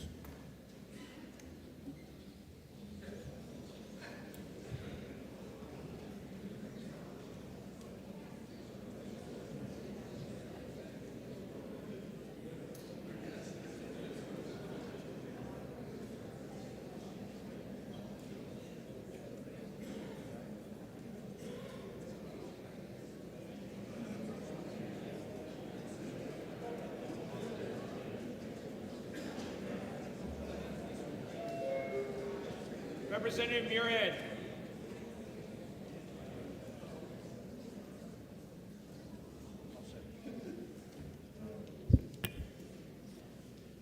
If all members present have an opportunity to vote, House will attend the state of the vote. 203 voting yea, 178 voting nay. HB 423 is laid on the table.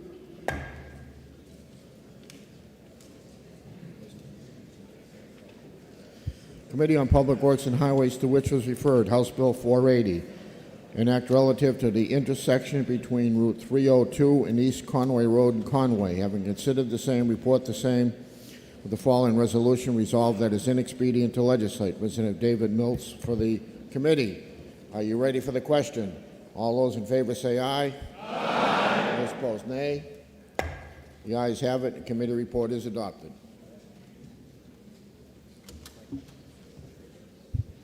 Committee on Public Works, to which was referred House Bill 511 FN, act relative to requiring the Department of Transportation to do road maintenance and repairs according to its Complete Streets program.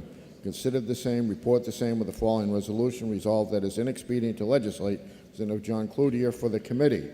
Are you ready for the question? All those in favor say aye. Aye. Those opposed, nay. The ayes have it, and the committee report is adopted.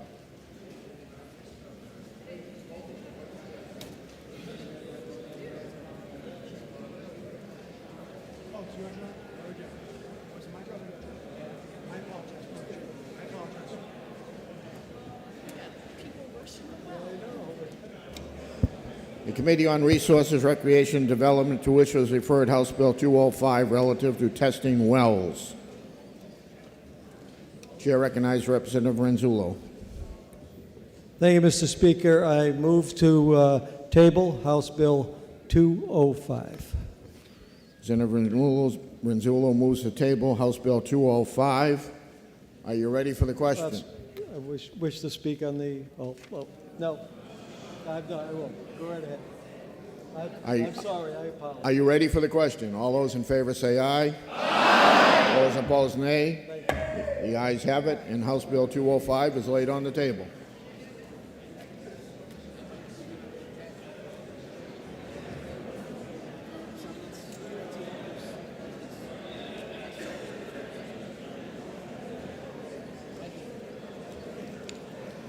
Committee on Science, Technology, and Energy. House will be in order. Committee on Science, Technology, and Energy, to which was referred House Bill 139 relative to definition of municipal host for purposes of limited electrical energy producers, comes without recommendation. Representative Cushion moves ought to pass. The chair recognizes Representative Summers. What reason, Member Rise? To make a motion, Mr. Speaker, State your motion. I move to table House Bill 139. The motion is in order. The motion before us is to table House Bill 139. A division has been requested. Members, take your seats.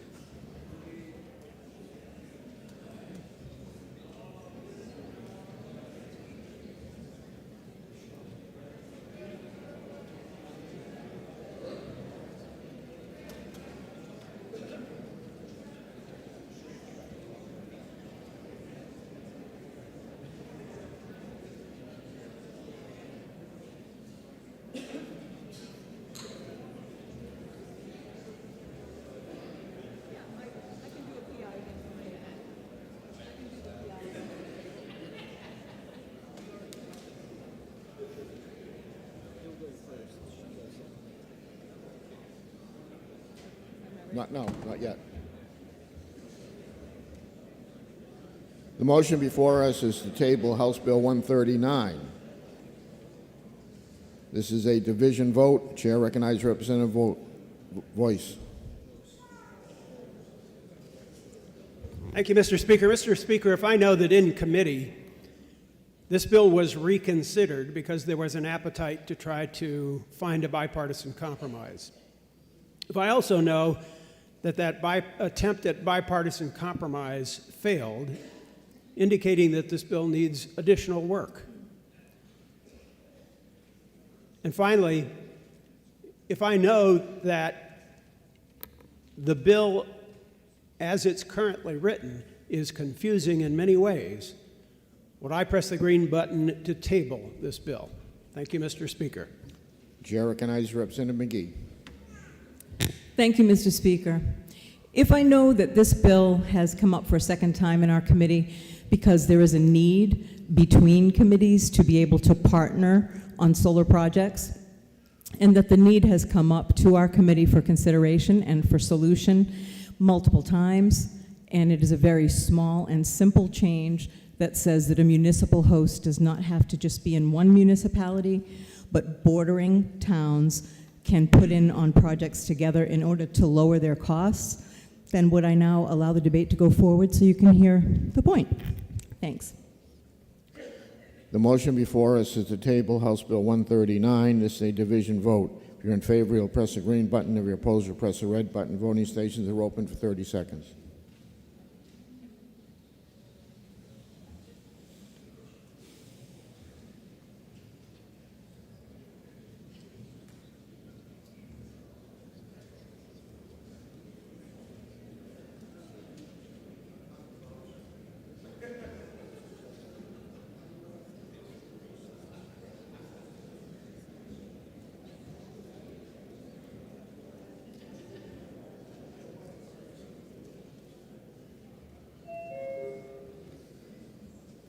Tatro.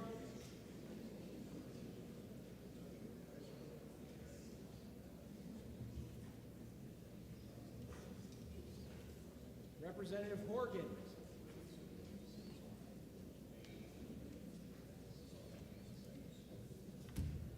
Representative Hole.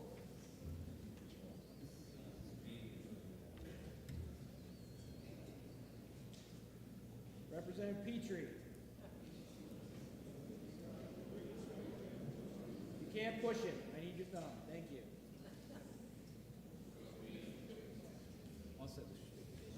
All members present had an opportunity to vote. House will tend to stay the vote. 179 voting yea, 197 voting nay. The tabling motion fails. We're back to the motion of ought to pass. Chair recognizes Representative Summers.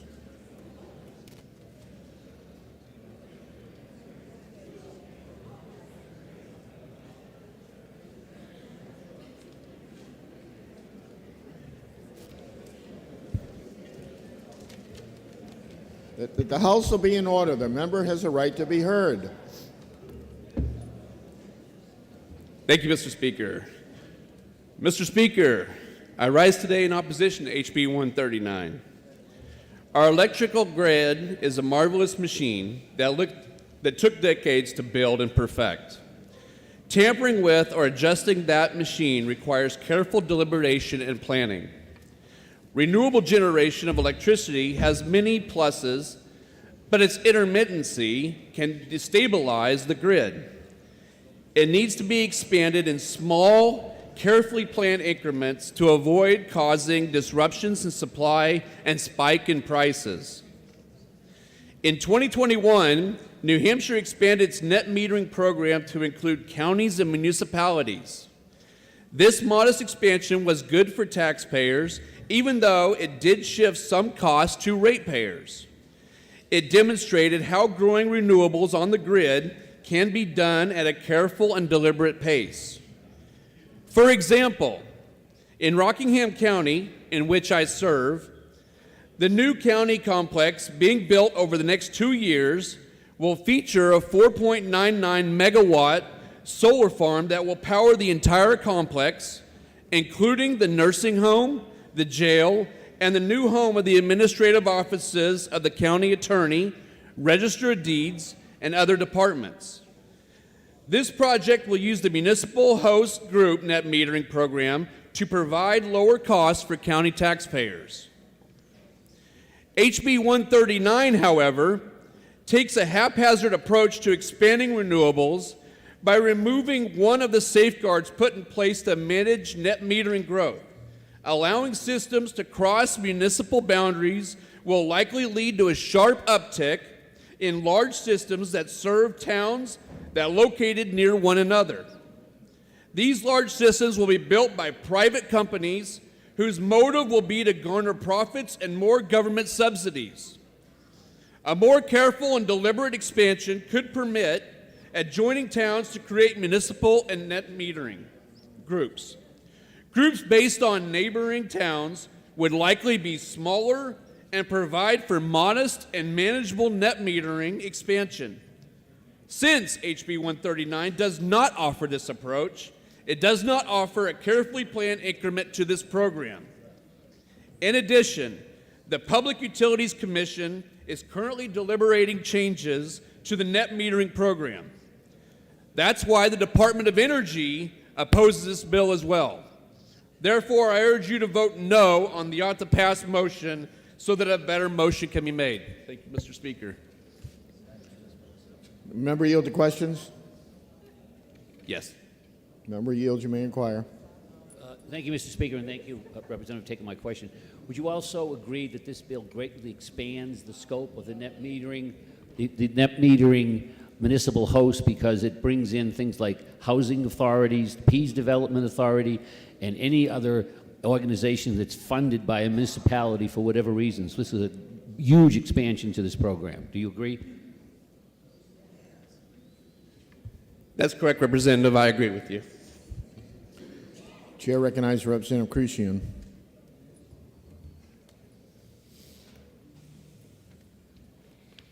Thank you, Mr. Speaker. So this is a very simple bill that extends the many benefits of municipal net metering that my colleague very kindly described for us.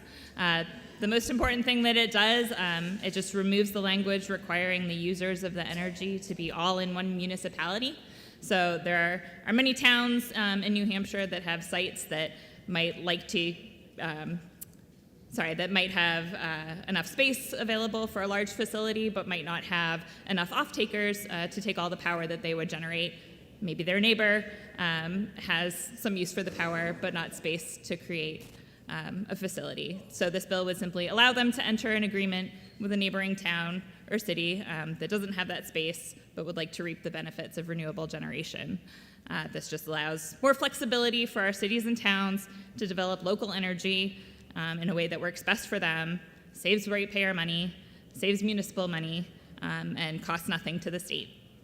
And yes, the other aspect of this bill is that it adds housing authorities, the Peace Development, and other quasi-public entities, again, to make a very measured, small expansion of this very successful and popular program to a few more governmental units. I hope you will support this very reasonable, modest expansion of municipal net metering. Thank you.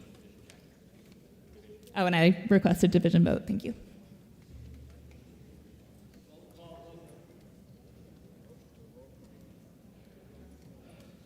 A roll call has been requested. Is that sufficiently seconded? It is sufficiently seconded. This will be a roll call vote.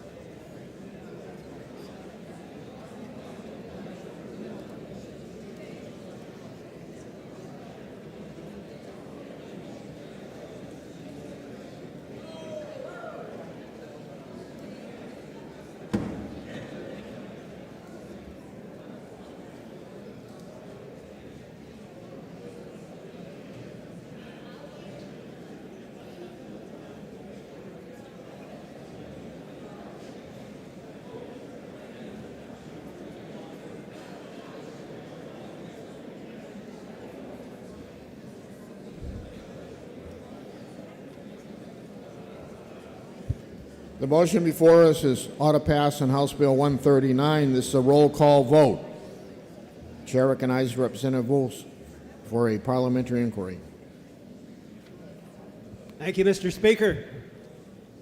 Mr. Speaker, if I know that this bill removes the guardrails created by this body that prevent runaway growth in the municipal host group net metering program, if I also know that removing this protection will derail the deliberate and well-planned adoption of renewable energy, too much of which can destabilize the grid and increase costs. Finally, if I know that haphazard policies like HB 139 can lead to unintended consequences, like the current interconnection backlog in Massachusetts that will take years and tens of millions of dollars to clear, would I now press the red button to protect the reliability of our grid and keep electricity prices as low as possible? Thank you, Mr. Speaker. Chair recognizes Representative Corman for parliamentary inquiry. Thank you, Mr. Speaker. Mr. Speaker, if I know that municipal net metering benefits all the taxpayers of a municipality by lowering municipal energy costs, and if I know that this bill makes it possible to expand municipal net metering, then, Mr. Speaker, would I press the green button and vote to support expanded municipal net metering and benefit taxpayers? The motion before us ought to pass on House Bill 139. This is a roll call vote. If you're in favor, you'll press the green button. If you're opposed, you'll press the red button. Voting stations are open for 30 seconds.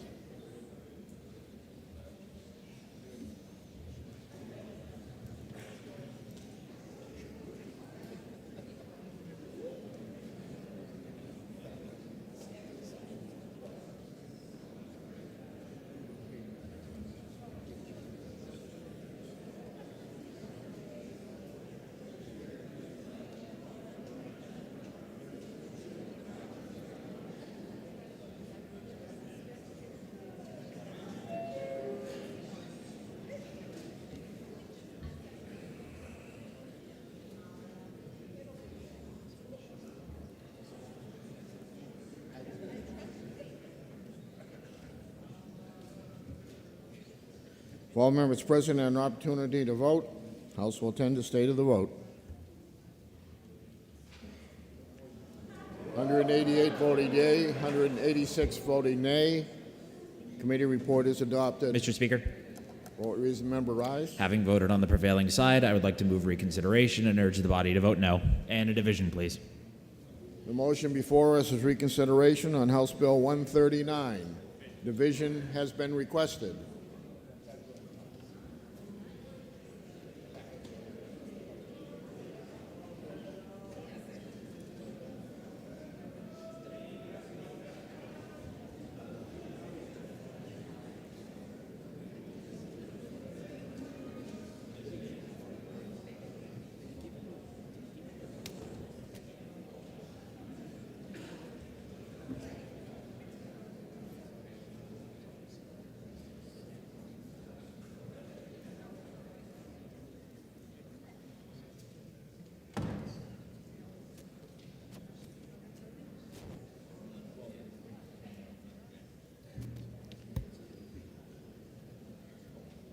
The motion before us is a reconsideration on House Bill 139. This is a division vote. If you're in favor, you'll press the green button. If you're opposed, you'll press the red button. Voting stations are open for 30 seconds.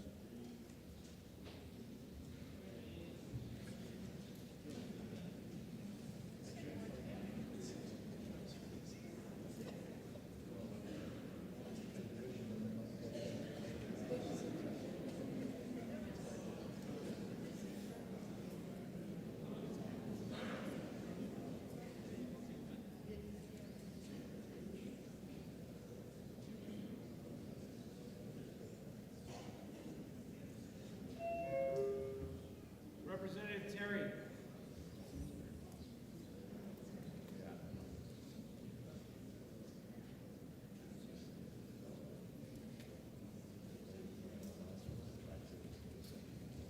If all members present and an opportunity to vote, House will attend the state of the vote.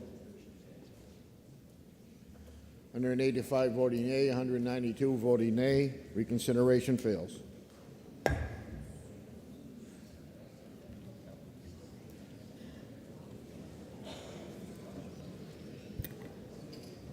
Majority of the Committee on Science, Technology, and Energy, to which was referred House Bill 142, an act relative to the operation of the Burgess Power Plant. Considered the same, report the same with the following amendment, and the recommendation the bill ought to pass with amendment. Senator Michael votes for the majority of the committee. Minority of the committee, having considered the same, being unable to agree with the majority, report with the following resolution: resolved that it is inexpedient to legislate. Representative Michael Harrington from the minority of the committee. The amendment is 0939H, printed in House Record 16, page 62. Are you ready for the question on the amendment? All those in favor say aye. Aye. Those opposed, nay. The ayes have it, and the amendment is adopted. The motion before us now is ought to pass with amendment. The chair recognizes Representative Harrington. Thank you, Mr. Speaker. Just a little background on this in case people don't realize it. Everyone gets an electric bill. Most people get it from Eversource. If you get one, there's a little thing you'll see there called stranded cost. The overwhelming majority of stranded cost are money that you're subsidizing the Burgess biomass plant with. They pursued and signed a contract some years ago with Eversource. They wanted it. They couldn't have built their plant without it. And in there was a strike price of $80 a megawatt hour. By that I mean they get paid $80 a megawatt hour from Eversource, which means from the ratepayers. Eversource just passes the cost through 100%. It costs them nothing. And if the actual market price of electricity during any given hour is above that, then Burgess gets a credit. If it's below that, they get a charge. Well, over the last approximately 10 years, they've racked up a lot of charges, about $150 million worth of charges. To put that in perspective, I think everyone realizes last January we had very, very high market rates, retail as well as market-based wholesale rates. If they ran in January for one day, if they ran 24 hours on an average January day, they would have racked up about $30,000 in charges, because the market rate in January was averaged about $55 a megawatt hour. Even though it was one of the highest we've ever had, it was $25 below the rate that was negotiated by Burgess Biomass. So what it comes down to is they've signed a contract they don't want to live up to. They never have and never will be able to make the terms of the contract. So it's time to stop the bleeding. We brought this up a year and a half ago and asked them to come forward with a plan, be ready to come back with how are you going to deal with this, because the electric prices, even though they've gone up substantially, have not gone up anywhere enough to cover the cost of that $80 a megawatt hour. They came back in the hearings we had recently and had nothing to say. They had no plan, no option, just one representative who was from that area in the Berlin area said, we'll be back next year requesting more money. And that's the only way they're going to stay afloat. The bill does nothing to address the real cause. That $80 is still there. It simply says, well, we're going to knock off $50 million of the $150 that the ratepayers have already shelled out and not require them to pay that back. It doesn't do anything to prevent the inevitable bankruptcy of this company if indeed they keep going. The only possibility is they could sell the plant. It's happened to other plants. The Londonderry gas-fired plant, which is more than 10 times bigger than this plant, went bankrupt, and they were sold for cents on the dollar. It's up running now and making a profit.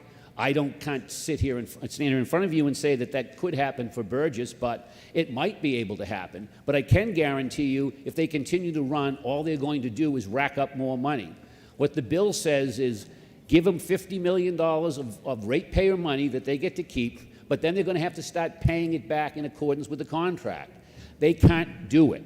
So we'll be back here a year from now, and they'll be begging for more money because they have no other option. There's no way of doing it. They can try renegotiating the contract, but I don't think that's going to work. There's nothing forces Eversource to do it. Remember, this was a voluntary contract by two parties. No one made either side sign it. So what would happen if we knock them back to $100 million? It's just going to delay the inevitable a little bit longer because they'll be racking up that bill, and once it goes over $100 million, they have to start paying the money back to the ratepayers, and they simply can't do it. So let's stop the bleeding. Let's put this to an end. If they have to go bankrupt, if they have to sell the plant, whatever, the sooner the better, because the longer that plant operates, the more they're going to owe the ratepayers if they can't pay back. So if you like paying that cost in there, the stranded cost in your electric bill, then by all means vote in favor of this bill. But if you say $150 million is enough and it's time to stop the bleeding, please push the red button. Thank you. Chair recognizes Representative Vos. Thank you, Mr. Speaker. When I was growing up, my mother and father taught me that it's okay to make mistakes, but if you do make a mistake, you should admit it, apologize for it if necessary, fix it if you can, and learn from it. In 2018, this legislature and our governor made a mistake.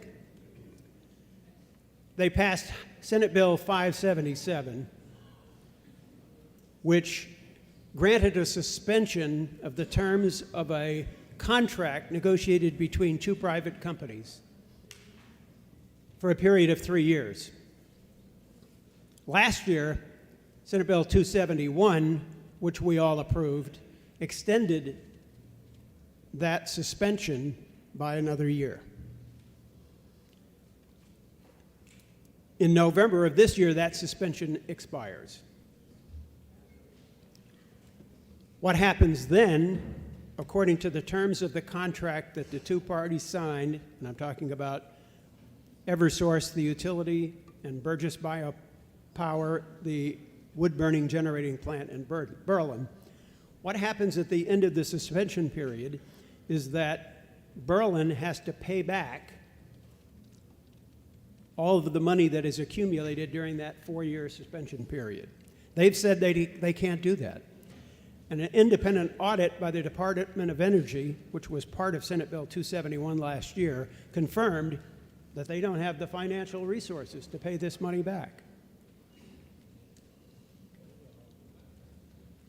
So it's clear now, and I realize that hindsight is 20/20, but it's clear now that it was a mistake for the legislature to get involved in this process in the first place.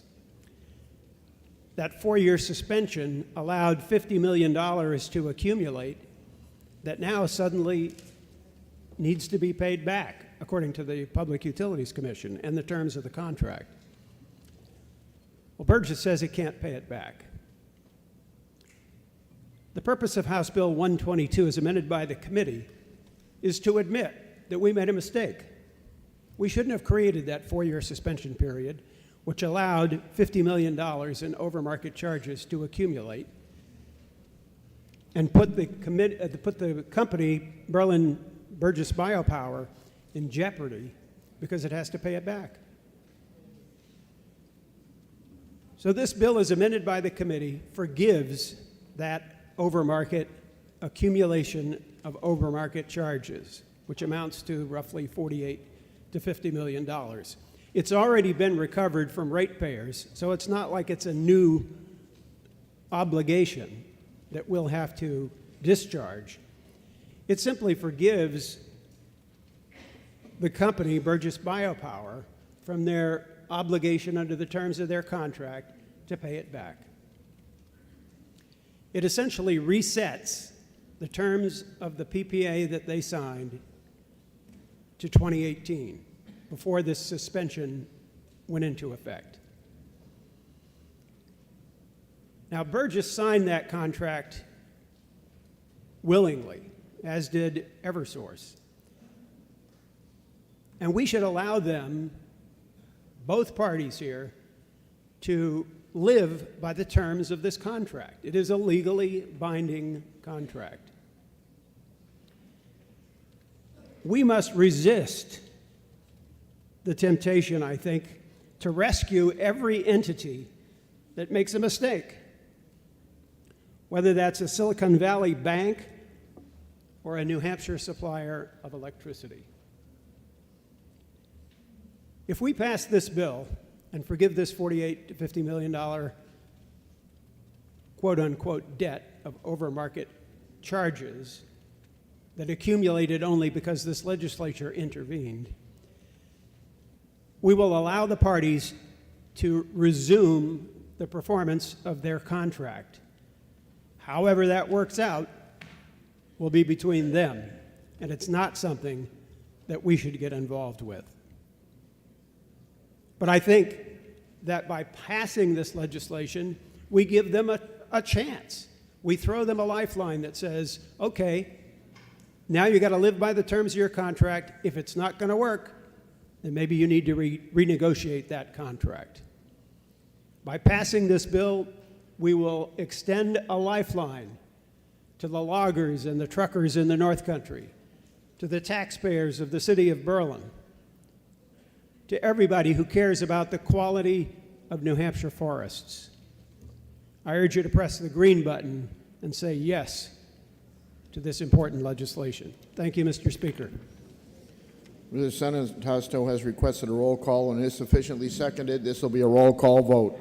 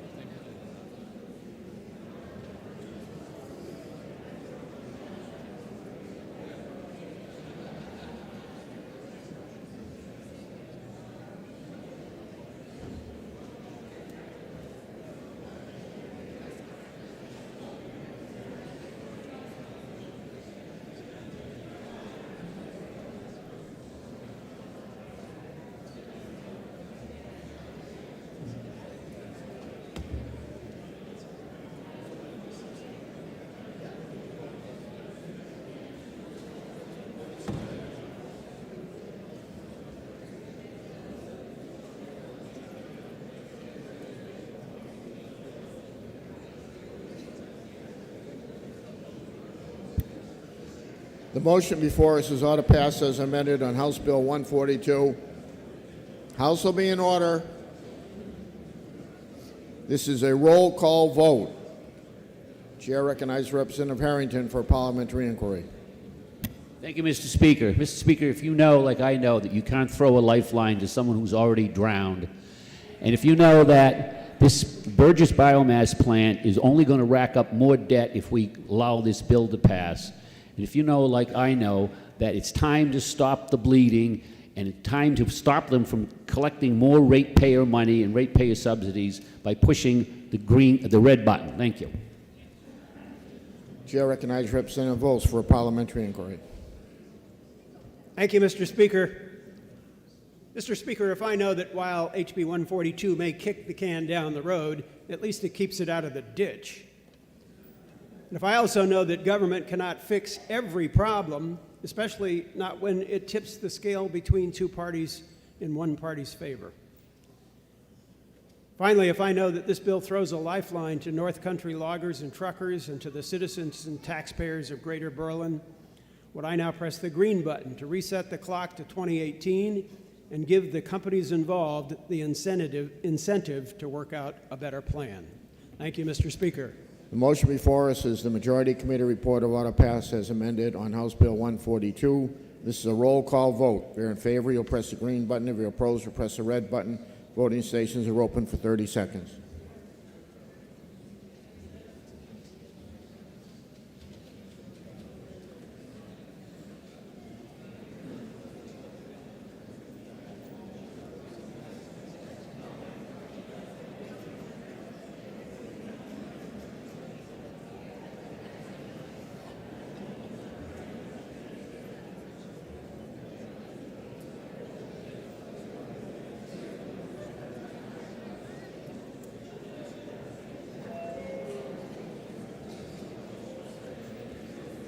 If all members present had an opportunity to vote, House will attend the state of the vote. 269 voting yea, 109 voting nay. Committee report is adopted.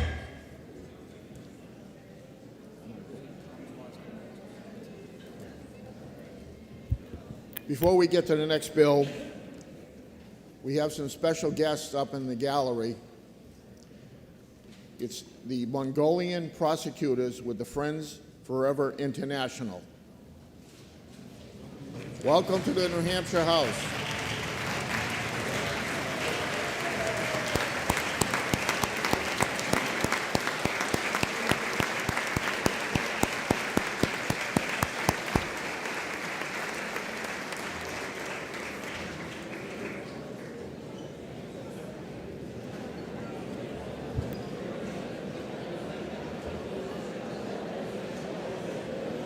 The House will be in order.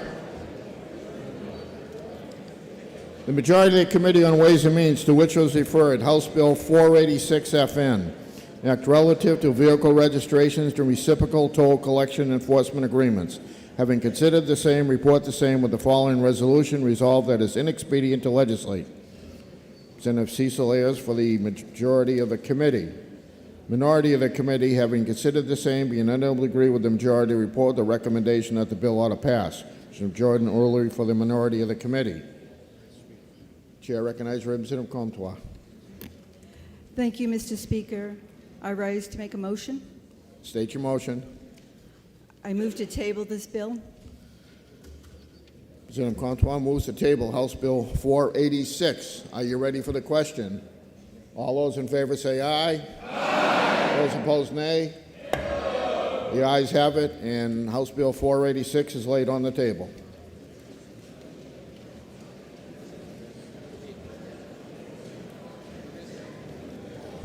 Majority of the Committee on Ways and Means, to which was referred House Bill 510 FN, an act relative to removing the exemption from premium cigars from the tobacco tax. Having considered the same, report the same with the following resolution. Resolved that it is inexpedient to legislate. Representative David Rochford for the majority of the Committee. Minority of the Committee, having considered the same, being unable to agree with the majority, report the recommendation that the bill ought to pass. Representative Richard Ames from the minority of the Committee. Are you ready for the question? All those in favor say aye. Aye. Those opposed, nay. The ayes have it, and the committee report is adopted.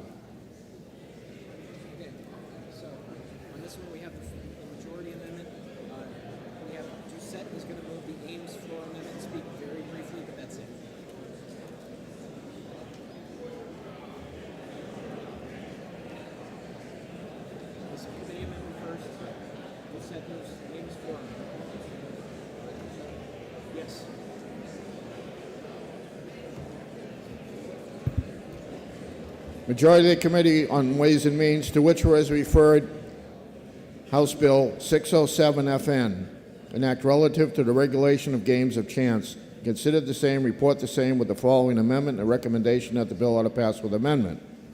Representative Fred Doucette from the majority of the Committee.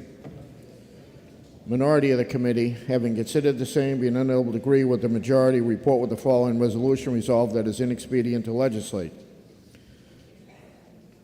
Committee amendment is 1024H, printed in House Record 16, pages 93 through 96. Are you ready for the question on the amendment? All those in favor say aye. Aye. Those opposed, nay. The ayes have it, and the committee members are adopted. The bills on second reading open to further amendment. The chair recognizes Representative Doucette to bring forth floor amendment 1103H.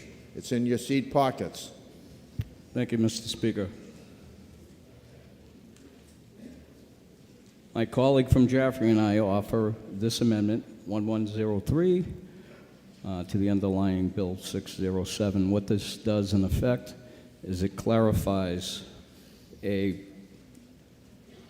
component in the legislation that speaks to a specific game, the historic horse racing that we passed last biennium.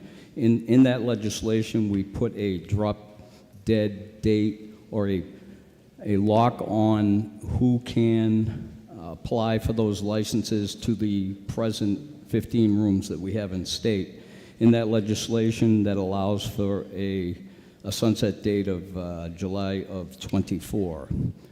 As we can all appreciate, the supply line challenges, some of the challenges with licensing applications. At present, 7 of the 15 rooms are up and running to a certain percentage with this game. This amendment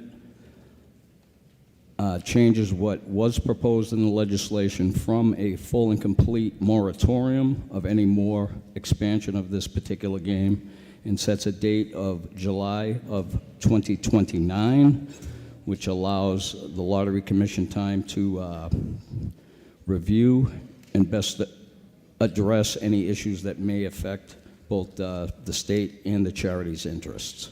Thank you, Mr. Speaker. The motion is on the Ames Floor Amendment 1103H. Are you ready for the question? All those in favor say aye. Aye. Those opposed, nay. The ayes have it, and the Ames Floor Amendment is adopted.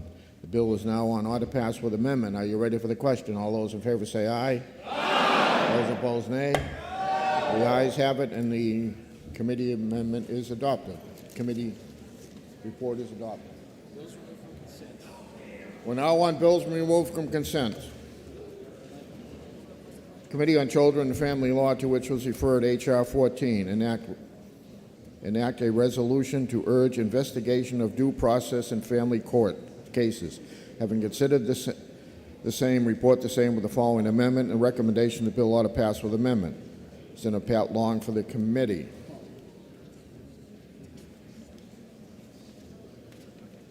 Chair recognizes Representative Pearson. To make a motion, sir? State your motion. Put this bill on the table. Senator Pearson moves that H.R. 14 be laid on the table. Are you ready for the question? All those in favor say aye. Aye. Those opposed, nay. The ayes have it, and H.R. 14 is laid on the table.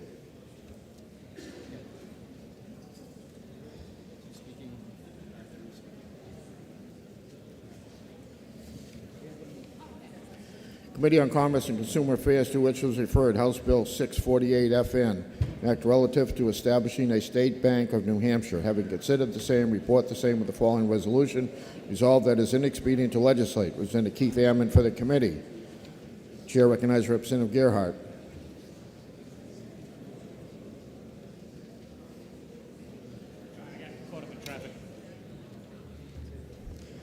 Thank you, Speaker. The House will be in order. The member has a right to be heard. All right. I know it's late, so just be real quick with this. North Dakota has had its own public bank since 1919. This bank takes tax revenue from the state and then reinvests it in the state, keeping the money local. It's just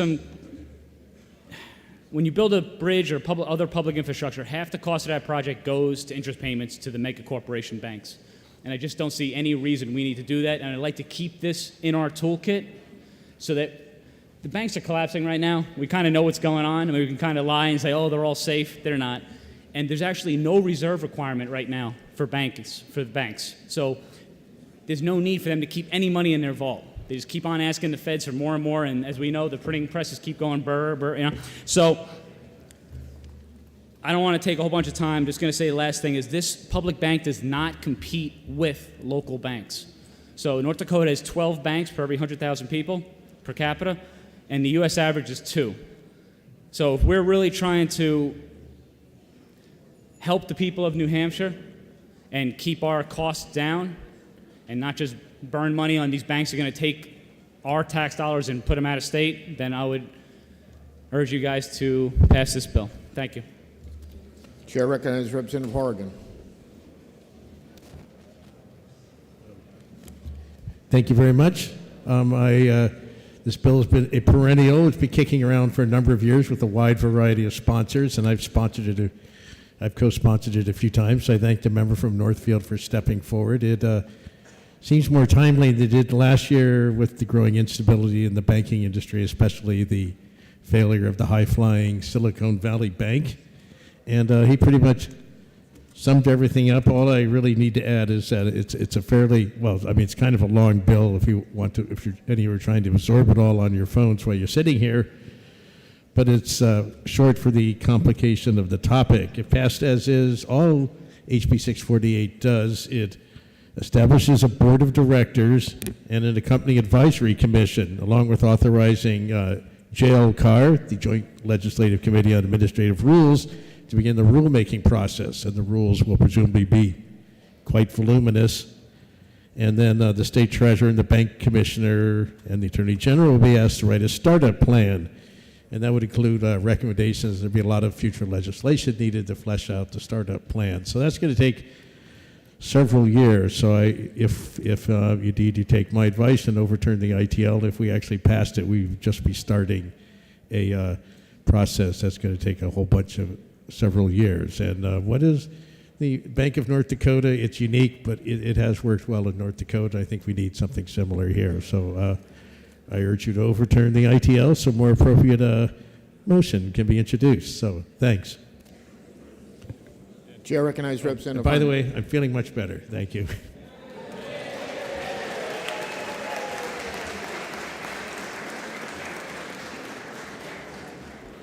Thank you, Mr. Speaker. I'm so glad I got a chance to speak in these last 2 days here. I was asked to table this bill, and I said, no, I think it's important that the people who support the bill should have a chance to speak and let you know what they think and how they want this bill. Yes, it is true, Commerce has seen this bill multiple times over the years. And yes, it is true, North Dakota did, back in 1919, did create a bank. It was necessary for North Dakota at the time because the farmers were unable to get loans from the banks that were in that time. Back then, banks didn't have financial requirements. They were pretty kind of loosey-goosey, and evidently they weren't loaning to farmers. And so the state decided to step in. In the meantime, here in New Hampshire, all the different benefits that North Dakota Bank does provide to all those different the farmers, but also to the citizens, are actually right now being provided by NEFA for student loans. The Business Finance Authority does business finance. So we have all the same things that bank does, but we just operate it a little differently. And as a matter of fact, we do it like the other 48 states do it. So I would urge you to vote with the committee to make this bill inexpedient to legislate. Thank you.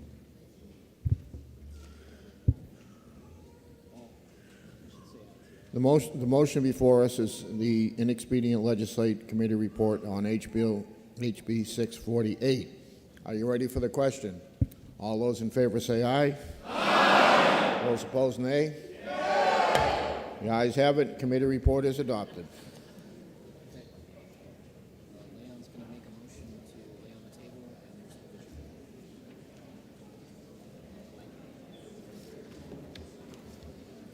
Committee on Health and Human Services and Elderly Affairs, to which was referred House Bill 277, an act relative to patients' rights to sterilization treatment. Having considered the same, report the same with the following resolution. Resolved that it is inexpedient to legislate. Representative Leon for the committee. Chair recognizes Representative Leon to make a motion. Thank you, Mr. Speaker. I move that we table House Bill 277. Representative Leon moves to table House Bill 277. She's asked for a division. This will be a division vote. Members, take your seats.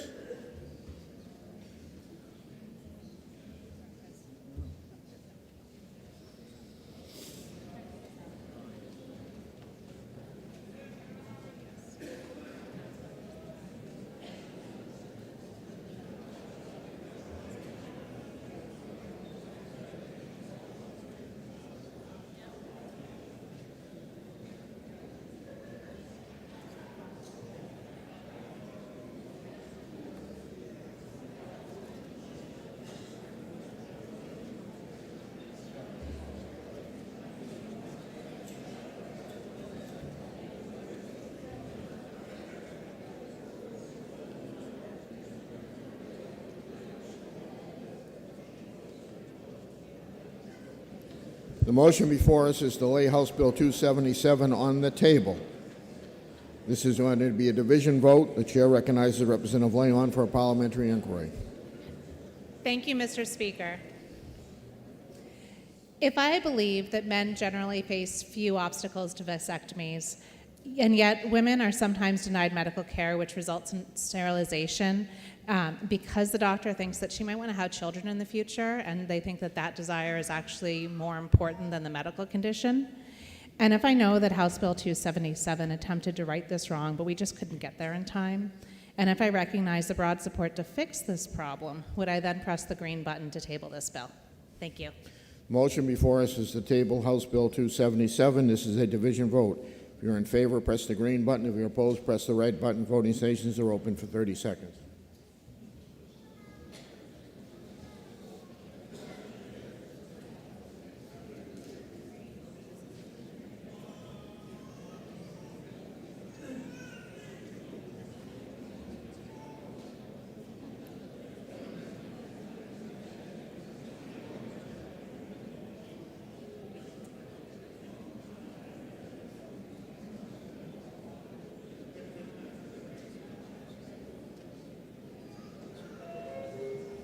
Representative Popovici-Muller.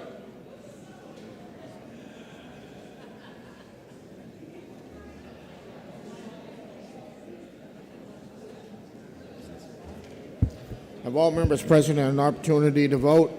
House will attend to the state of the vote. 367 voted yea, 8 voting nay. House Bill 277 is laid on the table. The House will be in order. That was the last bill. We're almost done. So everybody please stay in your seats for a couple of minutes. The chair recognizes a member from Auburn, Representative Osborne, for third reading motion. Thank you, Mr. Speaker. Resolved that the House now adjourn from the early session, that the business of the late session be in order at the present time, that the reading of bills be by title only and resolutions by caption only, and that all bills ordered to third reading be read a third time by this resolution, and that all titles of bills be the same as adopted, and that they be passed at the present time. And when the House adjourns today, it be to meet at the call of the chair. Questions on the third reading motion. Are you ready for the question? All those in favor say aye. Aye. Those opposed, nay. The ayes have it. I'll move on to announcements. The chair recognizes Representative Weiler. We have a few unanimous consents. We still have a couple more things to do, so would everybody please just stay seated for a couple of minutes. Hello. Some of you asked me, how do I learn more about the budget? So, Monday and Tuesday, starting at 10 o'clock in rooms 210, 211 over in the LLB, we're going to be having, since we've divvied it up into 3 divisions, each division is going to have to brief the other 2 on what they've done. So anybody else that wants to hear about the budget can come and listen for those hours. I guess it will also be telecast. I will also be having another presentation in April, just before we vote on the budget. But this one is be lengthy and detailed. So you're all welcome to come. There'll be space for you in 210, 211, Monday, Tuesday, starting at 10 o'clock both days. Thank you. Chair recognizes the clerk for announcement. Chair recognizes Representative Schmidt for an announcement. If you're from this, thank you, Mr. Speaker. If you're from the Stratford County delegation, pay attention. If you're not, you don't have to. The Stratford County delegation will be meeting next Wednesday at 7 o'clock to vote on the county budget. Please be in attendance. Thank you. Now the chair recognizes the clerk. Thank you, Mr. Speaker. Just a reminder to members, please remove your items from your seat pockets today. We do have other things happening in here next week, so please go ahead and take everything home. Thank you.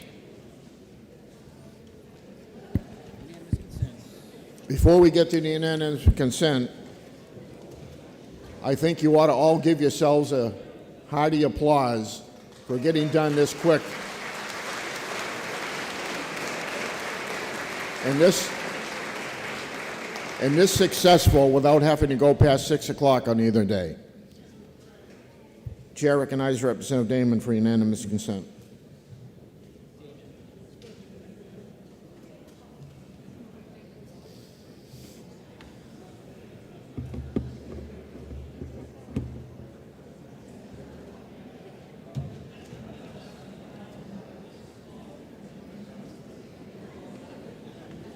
Okay.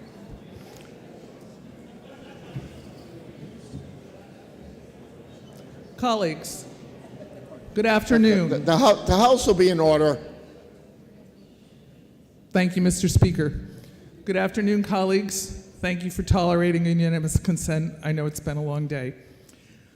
I stand before you for recognition of March, National Women's History Month, and I stand with my Education Committee colleagues of both parties and others who value the role of women in state government. And if I asked all of the women here to come down, it would be about a third of the House and less people to be speaking to. And if I asked all the men who value women in government, I think we'd all be on this side of the podium, at least I hope so. So as I briefly acknowledge some significant women in New Hampshire history, I ask you to also reflect on the women who have contributed to your opportunities and successes. I am the granddaughter of a suffragette, Mabel Merritt, 1895 to 2000. Yes, she touched 3 centuries and lived to be 105. Graham was 25 when women in the U.S. achieved the right to vote. She understood the privilege and value of voting, never missed an election, and I carry her with me every day. Today, in my first term as a New Hampshire state representative, I feel enormous responsibility as one woman with a small role to play in democracy. I enter these walls with reverence for our history and respect for our democracy. The New Hampshire Women's Foundation, a statewide nonpartisan nonprofit, reports that in the 2022 elections, the other side of the wall reached gender parity for the second time, with 12 of the 24 members being women. We had the first state legislative body, thank you, with more women than men in 2008. Currently, the New Hampshire House has 37% women, of which 100 are Democrats and 48 are Republicans. Notable New Hampshire women include, and the list could go on forever, I assure you I will not, Harriet Wilson of Milford, the first African American of any gender to publish a novel in North America. Harriet Patience Dame, the first woman to have her portrait hung at our State House. She was a prominent nurse in the American Civil War, twice captured. Marilla Ricker was the first female lawyer in New Hampshire, the first woman to run for governor, a suffragist and a philanthropist. She paved the way for women to be accepted into the New Hampshire bar and made significant, lasting contributions to women's rights. When Ms. Ricker announced her campaign for governor in 1910, 10 years before she acquired the right to vote, she said, "I'm running for governor in order to get people in the habit of thinking of women as governors. People have to think about a thing for several centuries before they get acclimated to the idea." Fortunately, it did not take centuries. In 1920, the 19th Amendment to the U.S. Constitution confirmed women's right to vote. New Hampshire elected 2 women to the State House that year on write-in campaigns, Jessie Doe and Dr. Mary Louise Farnham. 44 years later, Dudley Dudley became the first woman on the Executive Council. Her portrait is here at the State House as well. New Hampshire was the first state in the U.S. to have an all-woman congressional delegation. As you all know, probably, we were the first state to elect the same woman to be both governor and state senator, which we have now done twice. And I don't think any other state has done it once yet.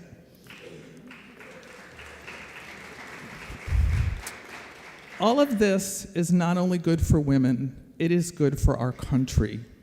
Women's life experiences are different than men's. Not better, not worse, but different. Having women's perspectives and voices at the table in positions of power to make collaborative decisions is necessary to everyone's well-being, especially since we have created such a large table this week. Role models and mentoring are incredibly important to young people.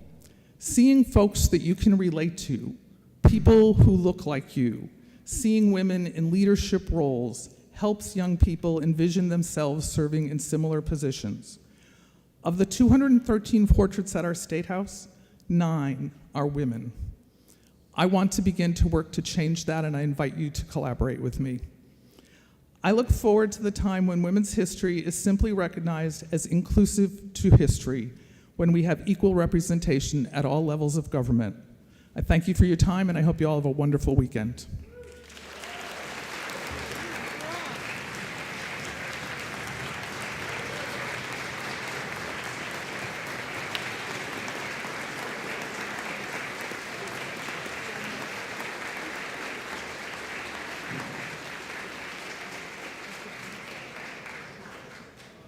Mr. Speaker, I wish the remarks be printed in the permanent journal.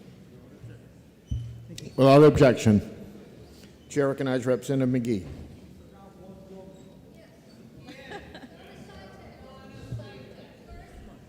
Thank you, Mr. Speaker, and thank you all for your indulgence. I'm up here to talk to you about a volunteer that many of you are familiar with if you've been in the House for a while. His name is Jim Belanger, and he is the Honorable Jim Belanger of Hollis, whom I served with in my first term, and I have been friends with for many years, and I will see him tonight on the zoning board. His family is having an event for him this Sunday, and he wanted me to make sure that his friends in the House were aware that they are having a party for his many years of volunteer service at the Lawrence Barn in Hollis on Sunday the 26th from 2 to 4. And I told his daughter that I would make that mention here to make sure as many people as cared for him and know him and respect him. He used to be the chair of municipal, county, and government for several years. So if any of you can stop by, I'm sure he would love to see you. Thank you. Chair recognizes Representative Cannon.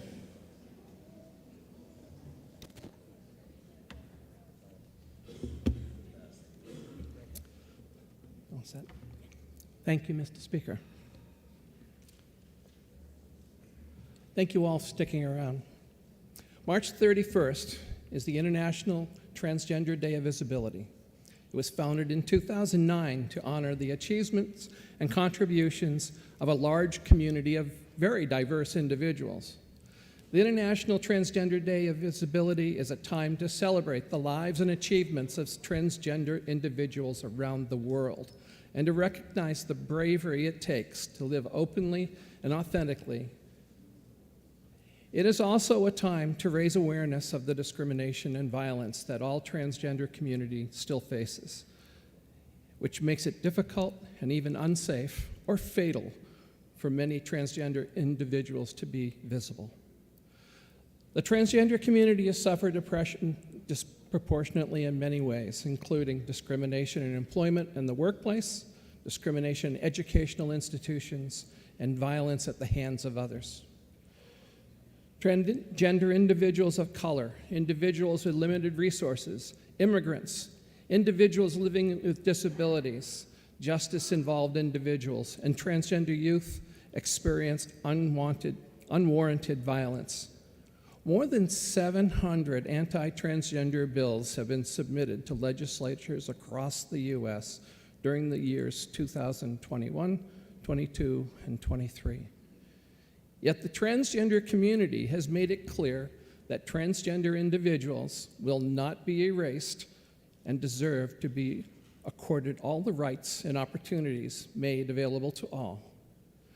Before the creation of the United States, indigenous two-spirit transgender individuals existed across North America in many Native American communities, with specific terms in their own languages for these individuals and the social and spiritual roles they fulfilled in their communities. And while many traditions were lost or actively suppressed by the efforts of missionaries, government agents, boarding schools, and settlers, these traditions have experienced a revival in recent decades. Transgender individuals continue to tell their stories and push for full equity under the law across our country. The civil rights struggle has been strengthened and inspired by the leadership of the transgender community. Transgender individuals in the United States have made significant strides in elected office and political representation. At least 29 states have at least one transgender elected official at the state or municipal level. There are no less than 18 transgender, gender nonconforming, or non-binary elected officials serving in our state legislatures.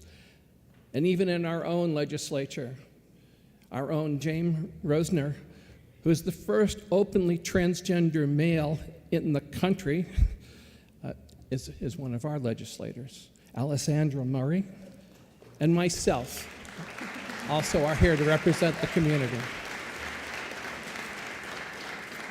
Transgender individuals have created culture and history as artists, musicians, organizers, and leaders.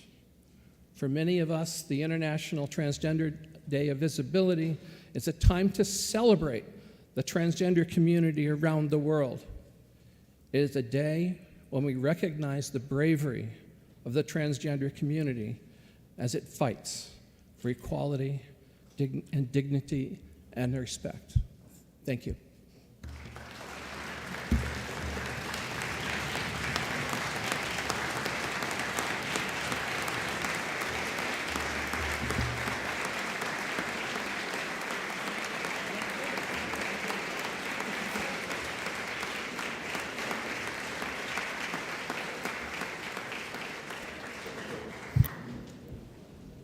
For what reason, member rise?